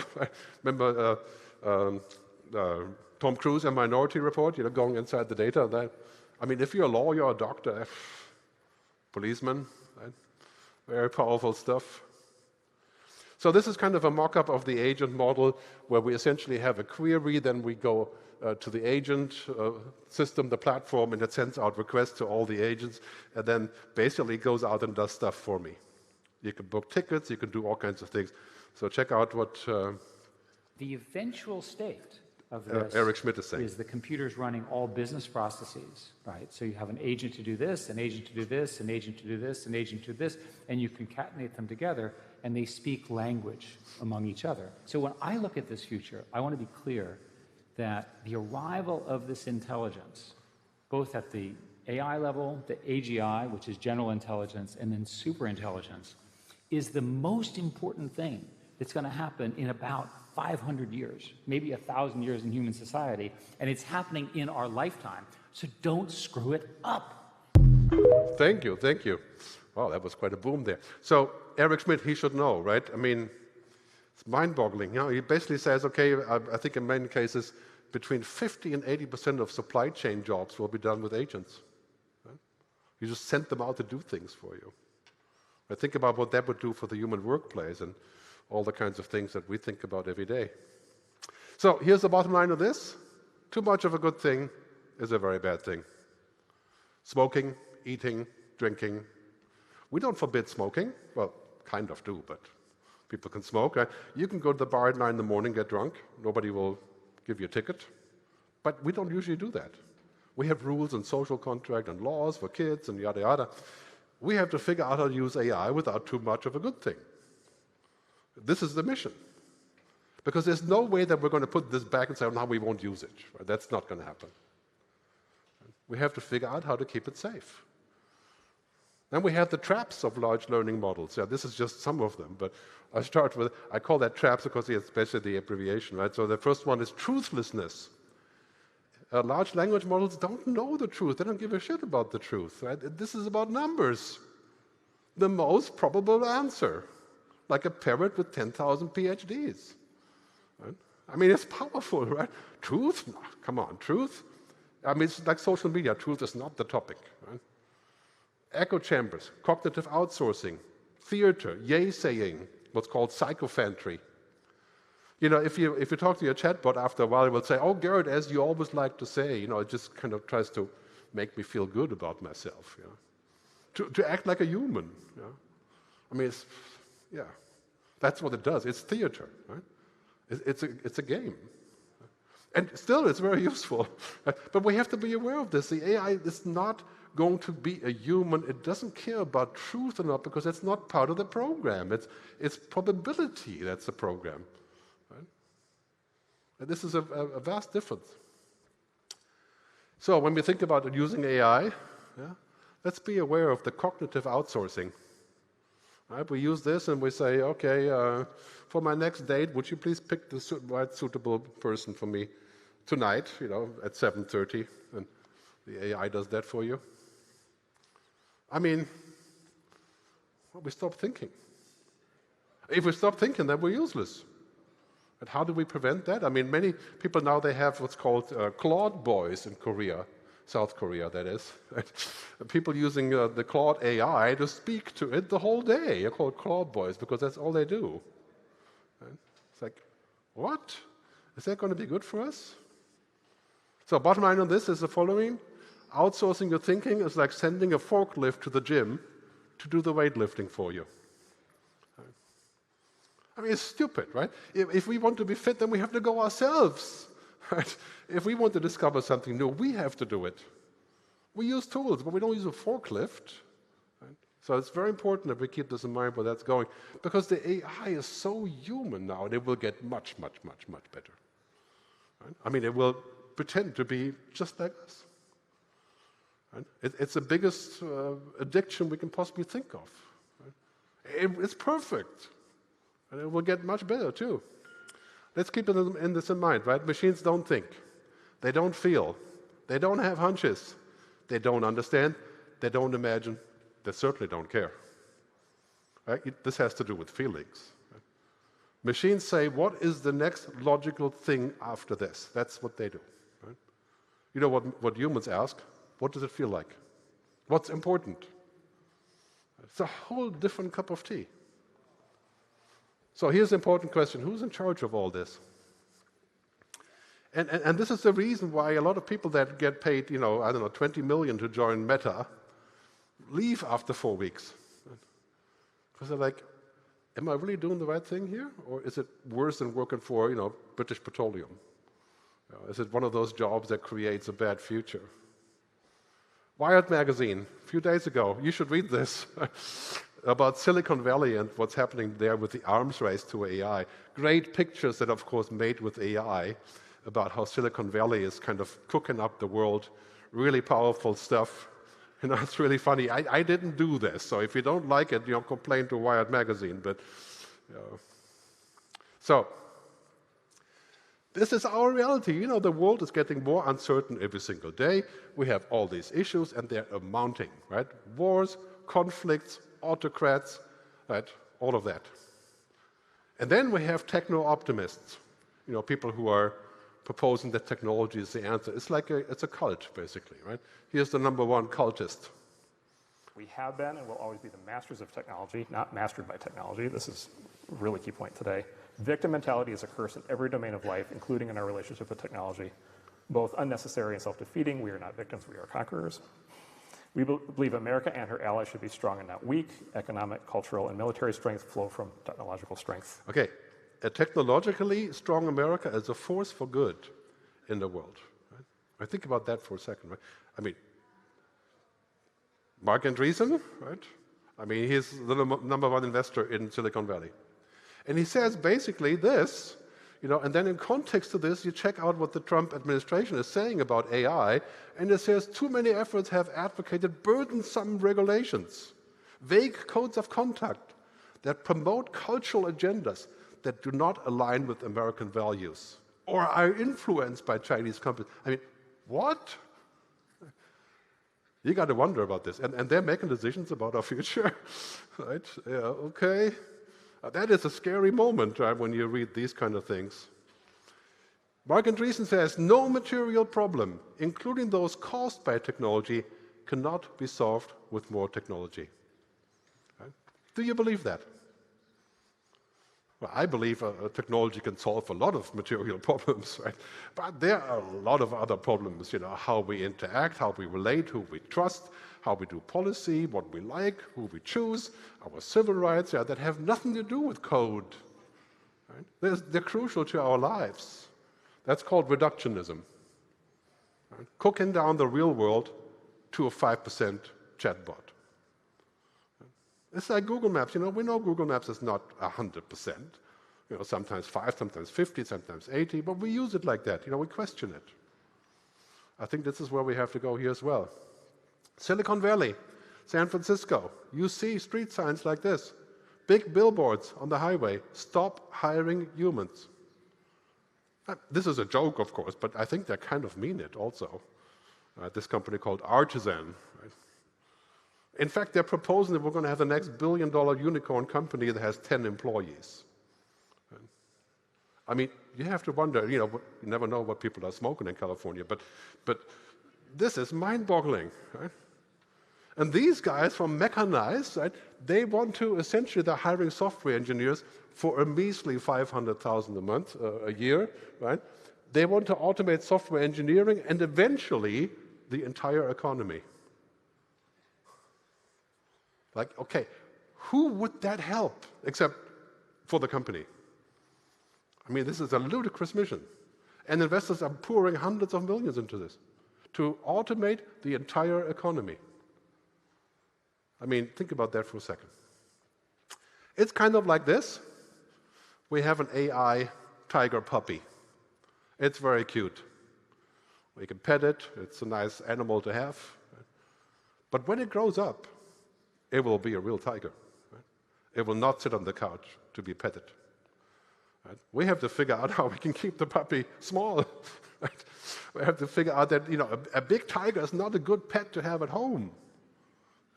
That would be a very bad idea. What we try to do in AI is to make machines intelligent and eventually at least as intelligent as humans in every dimension. And so what would happen if we actually succeeded in that goal? So once I started thinking about that, I realized we didn't have an answer. Stuart Russell, one of the the first researcher, he wrote all the books on AI. You probably know Stuart Russell. He's written like 5 books, all the books on AI. He says, if we actually are successful inventing these machines, we have no way of controlling them. I mean, what happens if we are successful? We have to ask that question. And that's, many people agree, 3 to 5 years away. So, something we have to think about. Big question. Who would you trust with the future of humanity? IBM, Microsoft, OpenAI, Baidu, Alibaba, the UK government, the European Commission, Gerd Leonhard? Who would you trust? I mean, this is an important question, because we're gambling with very, very powerful things here. So, that means we have to collaborate. We have to get together and do things. We should not have an AI Manhattan project. Big, beautiful AI. Right? You know what happened after the Manhattan project, right? Remember that? Oppenheimer did not want to use the bomb. What happens when we have an AI arms race that leads to an escalation? How do we prevent that? Well, like we did with nuclear arms. We get together and we figure it out. And that was a hard process. It took 15 years back then. Whose job is to regulate this? To make sure that we keep the magic, because we want the magic, right? We don't want to give up on the magic. A little bit of manic, I think, is okay. It's like eating, drinking. You can be a little bit manic sometimes. But we don't want toxic, because it kills us, right? I mean, we don't want that. So we're just going to say, well, never mind, because the toxic stuff will work itself out and will be somebody else's problem, right? No. If it becomes toxic, like the book says, somebody invents it, we all die. Whether that's true or not, I'm reading the book right now to find out, but that's, of course, a theory. So a few days ago, the UN had a great session in New York, and it's, it's a vastly bureaucratic body, no matter what you think about it, but they came up with the AI red lines. Not the UN, but a bunch of companies and individuals signed by over 200 people. I signed it myself as well, basically saying there are red lines that we should agree on. Okay, here's some of them. The second one will be launched later today, a global call for AI red lines, which more than 200 of us have signed. We urge your government. So, red lines could be on AI behaviors, on AI uses, on things like nuclear command and AI, which we should definitely not do, lethal autonomous weapons, which we should definitely not do. Prohibiting those kind of things would not be so difficult. Right? Mass surveillance, not good. Autonomous self-replication, not good. Right? To be able to terminate the AI, that would also be good. Right? So, in principle, we could actually agree on these sort of top-level things. Right? And don't think for a minute that US and China will not agree on things that are existential. Because we survived the 2 bombs back then. But AGI launching, we will not survive. Right? I mean, it's quite clear when you listen to scientists, don't listen to me, you just watch them also saying that, at that point, we're going to have to think about, if we only work 3 hours a day, because the AI does all the work, we're going to be in a universal basic income. Right? We're going to figure out, this guy in the US, American Senator Kelly, he says we need a fund where all the AI companies are paying into the fund to create new jobs outside of AI. A robot tax, basically, like Bill Gates has been saying. We've got to do something about this. The EU AI directive goes kind of the same way. So I summarize. Number 1, intelligence is not consciousness. Keep that in mind. Right? We want machines to be intelligent in a machine kind of way, not in my way, not in a human way. We want it to get the job done. We don't want it to be conscious or have human agency or have feelings. Right? And we don't want it to pretend to have feelings, because it would confuse us. In fact, I think we should have a regulation that shows us, what is actually happening with the bot, rather than the bot behaving like a girl, like Scarlett Johansson. I mean, this is an important topic. In this future, we have 2 scenarios. One is the tools, the AI, and the other one is the telos, the purpose of it. These questions belong together. We can't just say, let's build all these amazing tools, and then we figure out why, And once we made the mess, then we figure out, no, we can't do that. A company like OpenAI, if they want to build a digital human, this is a public mission. It's an existential mission that they have to be supervised on. I mean, it's like saying, I'm going to build the most powerful app tool ever invented, and then when it's there, I'll run it. Right? That's not a good idea. This will not end well for us. Let them build the cool business tools like IBM does, or SAP, or all of these guys, right? That's different. That's already disruptive, though. So, clearly, when we go from tools to telos, we have to figure out the autonomous intelligence. That's where we have to be careful. That's how we have to get together and figure out how do we get competence, not consciousness. Right? You know, in Hollywood, and this is the #1 movie scenario, of course, right? Every film in the last 2 years are on this topic, right? I think it's quite clear. We have to keep the human in the loop, even if it costs more money. If we don't have the human in the loop, we lose control, and we lose jobs. AI is a tool. Right? It's not going to do things by itself that may be a threat to us. So here's our choice, right? We can have this future, or we can have a dark future.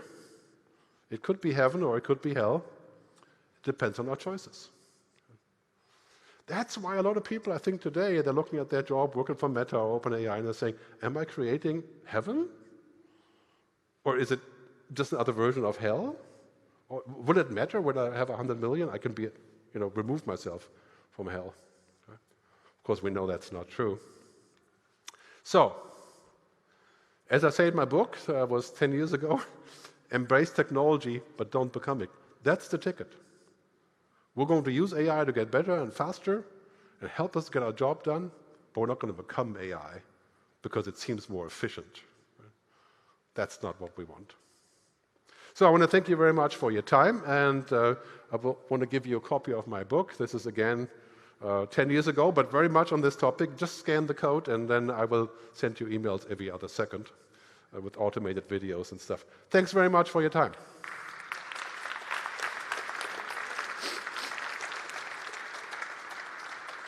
Thank you so much, Gerd. What a treat to introduce you, and thank you for just rocking the stage. And thank you for the free book. And it's good to see you, my friend. Absolutely great. Now, I do appreciate you've got places to go, people to see, things to do. So, Gerd, I believe you won't be able to join us this evening. You've got to go straight away, pretty much. Okay. So listen, if you want to reach out to Gerd, this is your chance. Get the QR code. He is unable to join us for beverages later. So, I mean, tragically, that means there's going to be more beverages for everyone else. So that's really just tragic. I'm very sad about that. One more time, big round of applause. Give it up for Gerd Leonhard. Yes. Thank you. Amazing. That was so good. My goodness. Invigorating stuff, thought-provoking stuff. But as I've said many times today, I was expecting nothing less. So, my dear friends, we have reached a magic moment where we are going to surprise you with a VVIP special guest to round things off. This is the icing on the cake at Ultralytics YOLO Vision 25. Our next session is with a incredible person, a wonderful author. She is the associate professor. Boom. Okay, and we got our drum and bass sound system there. We're going to be rocking that. Our next special guest is an associate professor at the Institute for Ethics in AI at the University of Oxford. She is the recipient of the 2021 Herbert A. Simon Award for Outstanding Research in Computing and Philosophy. She is the author of the highly acclaimed book, especially for our good friends there in YouTube and Billy Land. Please do remember to comment, share the love. This amazing book, very, very highly acclaimed. It's called Privacy is Powered. You can find it on Penguin Random House, and it was an Economist Book of the Year in 2020. It is very excellent. Now, Carissa is a popular keynote speaker. very much in demand, and she also advises companies and policymakers across the world on privacy and the ethics of AI. So we couldn't really have a more perfect follow-on from Gerd Leonhard's session right there. And you may be interested to know, our dear friends in the world of technology, that she also sits on the board of the Proton Foundation alongside a certain gentleman called Tim Berners-Lee. My dear friend, please give it up for Carissa Feliz. Thank you. Welcome, Carissa. It is so great to see you. Thank you for joining us here. Hey, well, look at us. We have like comfortable chairs. We got a tiny little amount of time before we are going to embark on some collective beverage appreciation, should I say. So, Carissa, let's jump right into it. Thanks. You know, we were at the back of the room there, and we were loving Gerd's session, but we were also kind of saying, oh, God, that's thought-provoking. Is that the way that you see things? So what is your thoughts on Gerd's thought-provoking session right there? Yeah, I think Gerd and I largely agree, but I would put it maybe in a very different way, which makes sense. Different people, different way. And one of the things I would like to emphasize is the importance of truth. And Gerd mentioned this, that these systems don't care about truth. And that is crucial. It's also crucial part of the message by Maria Ressa, the Nobel Prize winner, to the UN a few days ago. And one way to put it is, and I promise you, this is a philosophical, technical term. The philosopher Harry Frankfurt calls the idea that there is danger in not caring about truth, bullshit. So here's the idea. So the truth teller and the liar are playing the same game. It's like you're in a tennis court and they're on opposite sides of the court, but they are playing the same game. The liar has to know what is true in order to lie, and they care about what's true. The bullshitter doesn't care. They're not playing the game. And that makes it very, very dangerous for democracy, because in democracy, you need to roughly know what's going on in order to make good decisions, in order to have autonomy. So, you know, as Oisin mentioned, I'm a philosopher, nobody's perfect.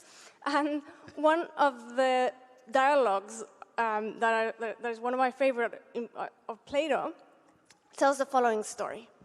So Socrates has been named by the Oracle of Delphi as one of the most wise persons in ancient Greece. In fact, the wisest. And Socrates is very puzzled by this. He says, like, how can I be the wisest if there are so many people well-known in the community who know so many things? So he goes around grilling poets and artisans and people, as philosophers do. And he comes to the conclusion that actually people know a lot less than they claim to. When you actually push them and ask them, yes, but what is justice? They think they know, but really we don't know. And he comes to the conclusion that if he's the wisest person of all of ancient Greece, that's because he knows that he doesn't know. He knows the limits of his own knowledge.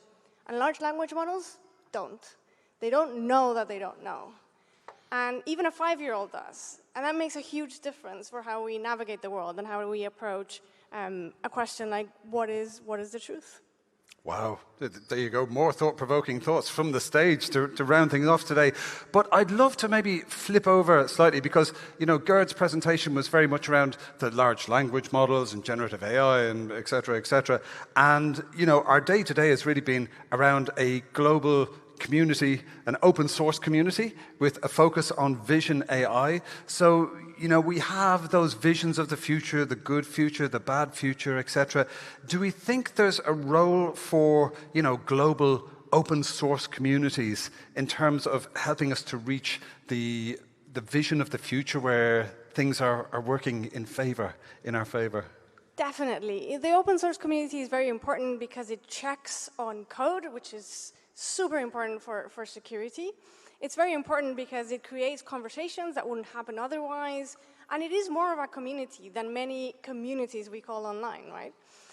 However, there are also risks. So we've seen in the past, like with the XZ case, in which vulnerabilities can be introduced, sometimes by questionable people, sometimes they could be spies, there could be other kinds of persons, and everybody uses this code, and it takes a long time for us to realize. So it's not always a plus, there are also some risks.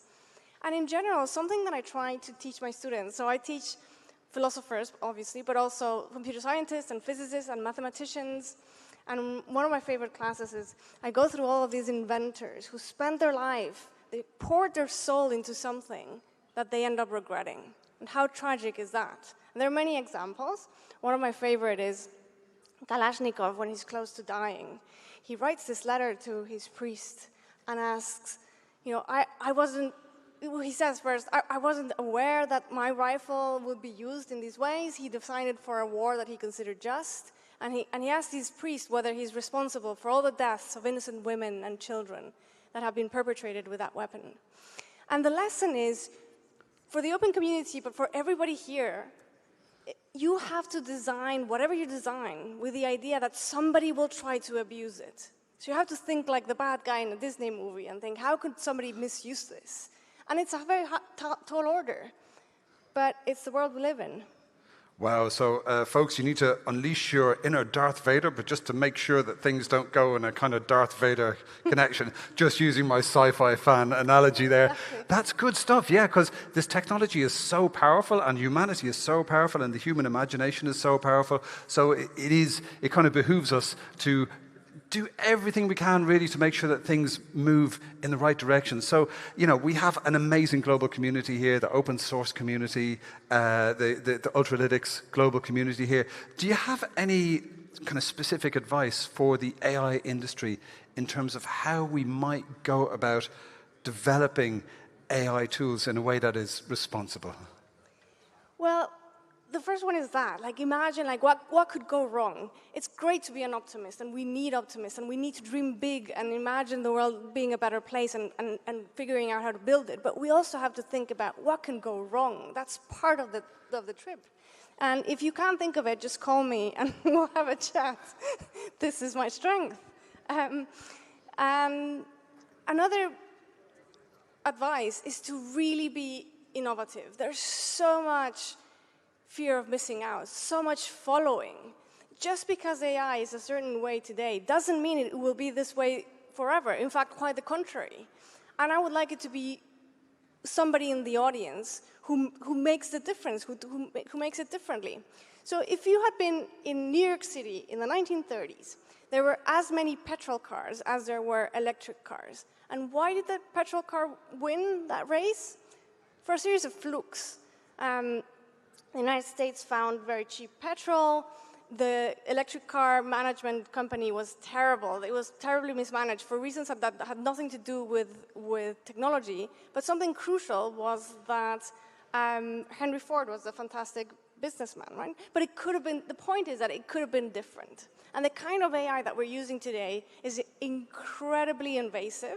We are building surveillance states in liberal democracies. The practical question that we're asking is, how much surveillance does democracy take? And I don't want us to find out. It's also very energy intensive. It uses too much data. We deserve better tech. So innovate, think outside of the box, do it differently. Please design tech that is compatible with liberal democracy. And also, think about the kinds of spheres in which AI might not be the solution. AI is fantastic. I'm not saying we should get rid of it, but it's not the answer to every problem. And in particular, we really need to invest in social and political problems that will not be solved by technology. I love it. That's brilliant. So, you know, the TLDR is, you know, AI is not the solution for everything, but also there is great power in coming together collectively and maybe being aware of things that, you know, we want to push in the right direction. We want to make sure this stuff is beneficial for humanity. And I like the point you made about, you know, efficiency and power, etc., because we've seen from a lot of our speakers on the stage today, they're kind of doing more with less. They're making the technology more optimized and delivering more value for the community with, you know, smarter and leaner technology. And this open source community is coming together to really optimize how this tech works for people. But, you know, we have a lot of people on our YouTube stream, a lot of people on Bilibili, and I wonder, could you talk a bit about the importance of reskilling and education? Because you're a wonderful educator and you really help people to become their best selves. And what role does reskilling and education have in terms of taking us to the future for this technology that we should be moving towards? Yeah, that's a great question. So on the one hand, AI is very new, it's very flashy, we are being presented with new challenges that we haven't seen before. However, we can also learn a lot about the past. And we can learn about many other industries, many other technologies, many other points in history. So just to mention one, there's a lot to learn from medical ethics. So at some point, medical ethics didn't exist. You went to a hospital and there wasn't an ethics committee. And we built a whole field which has avoided very important unnecessary suffering and scandals. And we need to do the same for AI ethics. And we don't always have to reinvent the wheel. So learn from other disciplines, from other experiences. So that's one thing. Another thing is read. Obviously, I like books. But the more I think about it, the more I find it like a rebellious action to read. How incredible to take a paperback and you're isolated, there are no notifications, nobody knows what you're reading, you're in your mind, you're communicating with someone who might be across the world or 1,000 years away from you, and yet your minds can meet. And read widely. Read about anthropology, about sociology, read novels, read computer science, read everything you can get your hands on. Because that's where human experience is, and that's the most efficient way we have of conveying knowledge. But another thing is, I also would like to see more education in design. Because if you think about it, ethics is nothing above and beyond good design. So I'm a fan of design furniture. And if anybody here has ever sat on an Eames chair, you will notice that you can sit in it for 10 hours and nothing will hurt. And that doesn't happen by chance. It happens by design. Somebody spent hours and hours and hours thinking about how to distribute your weight, what kind of materials to use, so that it's perfection. And when I interact with tech, it's not perfection. It's painful, it's glitchy, it's not respectful of my autonomy, it's surveilling me. And when I interact with a good product, and full disclosure, I am part of the board of Proton, but because I believe in it, when I interact with a product that I know is safe, that is good design. So I would like us to think more about design. Forget about ethics. It's the same thing, really. It's just a good product. Build good stuff. And then finally, part of education, I think that we have lost recently, is not only about what you know, and this goes back again a little bit to what Gerd said, it's about wisdom. And part of what it means to be wise is to have a good character. We need people who are braver, who will speak truth to power, who will say no when your company asks you to do something unethical, who will do better. Because we're not only users, we're not only tech designers, we are citizens and we're not acting like it. We are not taking responsibility for the society we live in, and it is a responsibility to shape it, to contribute to it, to try to leave the world a better place than you found it. Words to live by right there. So, I am kind of naturally drawn towards optimism, and I was very inspired by what you just said about the parallel between our kind of approach to advanced medical technology and the fact that our kind of frameworks for how we use this in the best way for humanity, they weren't there when these sectors exploded in the beginning, but the frameworks were applied onto them as we learned the power of them. So do you see us on a similar trajectory for the incredible world of AI that we're kind of just beginning to discover, if you like? I hope so. So yes. The bad news is that it's not guaranteed. It's not like you can sit back and watch TV and trust that progress would just take place. But the good news is that it is up to you. It's up to you as an individual, it's up to you as a community, it's up to us as a society. And we can work together, and a better world is possible. It's within our grasp. It needs effort, it needs enthusiasm, it needs creativity, it needs bravery, it needs innovation. But we are capable of doing that. We've done it before. Many of the incredible things that you see around you, from materials to technology, but also social things, like having an 8-hour workday and having weekends and being able to vote and being able to speak your mind, at some point felt absolutely impossible. And it wasn't. It is possible. A better world is possible, and it's up to us to build it. And we need to start today. Fantastic. My goodness. Well, we are a global community of builders right here. I can't think of a more inspiring way to round off our proceedings today. My dear friends, please show your warmest, biggest appreciation for the wonderful Carissa Velis. Thank you so much. That was absolutely beautiful. Thank you. Oh, and you know what? I should actually just ask you, if folks want to get in touch with you and reach out and take you up on the offer of helping them navigate this space. Yeah, please find me on LinkedIn, Blue Sky. Please, just reach out. We can chat. Fantastic. And do make sure to rush out and get yourself a copy of Privacy is Power. One more time, please join me. Give it up for Carissa Velis. Thank you so much. That was great. I was really hoping to get inspired and energized by that, and I totally am. So thank you so much, Carissa, and thank you for everything that you do. And kudos to the amazing event team at Ultralytics for putting together this smorgasbord, this kind of, luxurious, all-day feast of information and knowledge and experts and partners. And, really, they have brought such excellence to this space for your benefit, and I really can't wait to see what happens next with this incredible global open source vision AI community. So that has been an incredible event. Glenn, do you want to say anything on the stage other than let's have a drink? Or it's okay, you're good. Okay, awesome. All right, thank you. Amazing. So listen, I just wanted to give you, I may have mentioned there's drinks once or twice, there are drinks, believe me. I just want to give a big shout to our wonderful sponsors. This event would not be possible without their support, so thank you so much. Seed Studios, Sony Semiconductor Solutions, Axelera AI, Intel, and DeepX. Thank you, one and all, for showcasing your solutions and being such an important part of the day. Thank you, one and all. We really appreciate your support. I want to give a huge thanks to all of our speakers.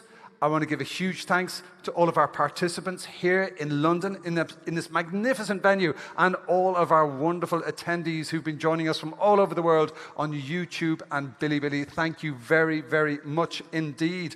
I would like to invite you all for some drinks. We are going to have a little change around of the venue, because not only have we have drinks and food, but because of the way we have planned the evening, we are going to invite you all to retire to the upstairs balcony where there are drinks right now, and then we're going to be beckoned down to the main hall to have drinks and food. This is just fantastic. The fun does not stop. We are going to be having drinks and food and chatting and networking and all the good stuff. So listen, I would like to invite the Ultralytics team to come on stage now for a team photo. And can we please show our appreciation for Glenn, Jocher, and the incredible events team right here.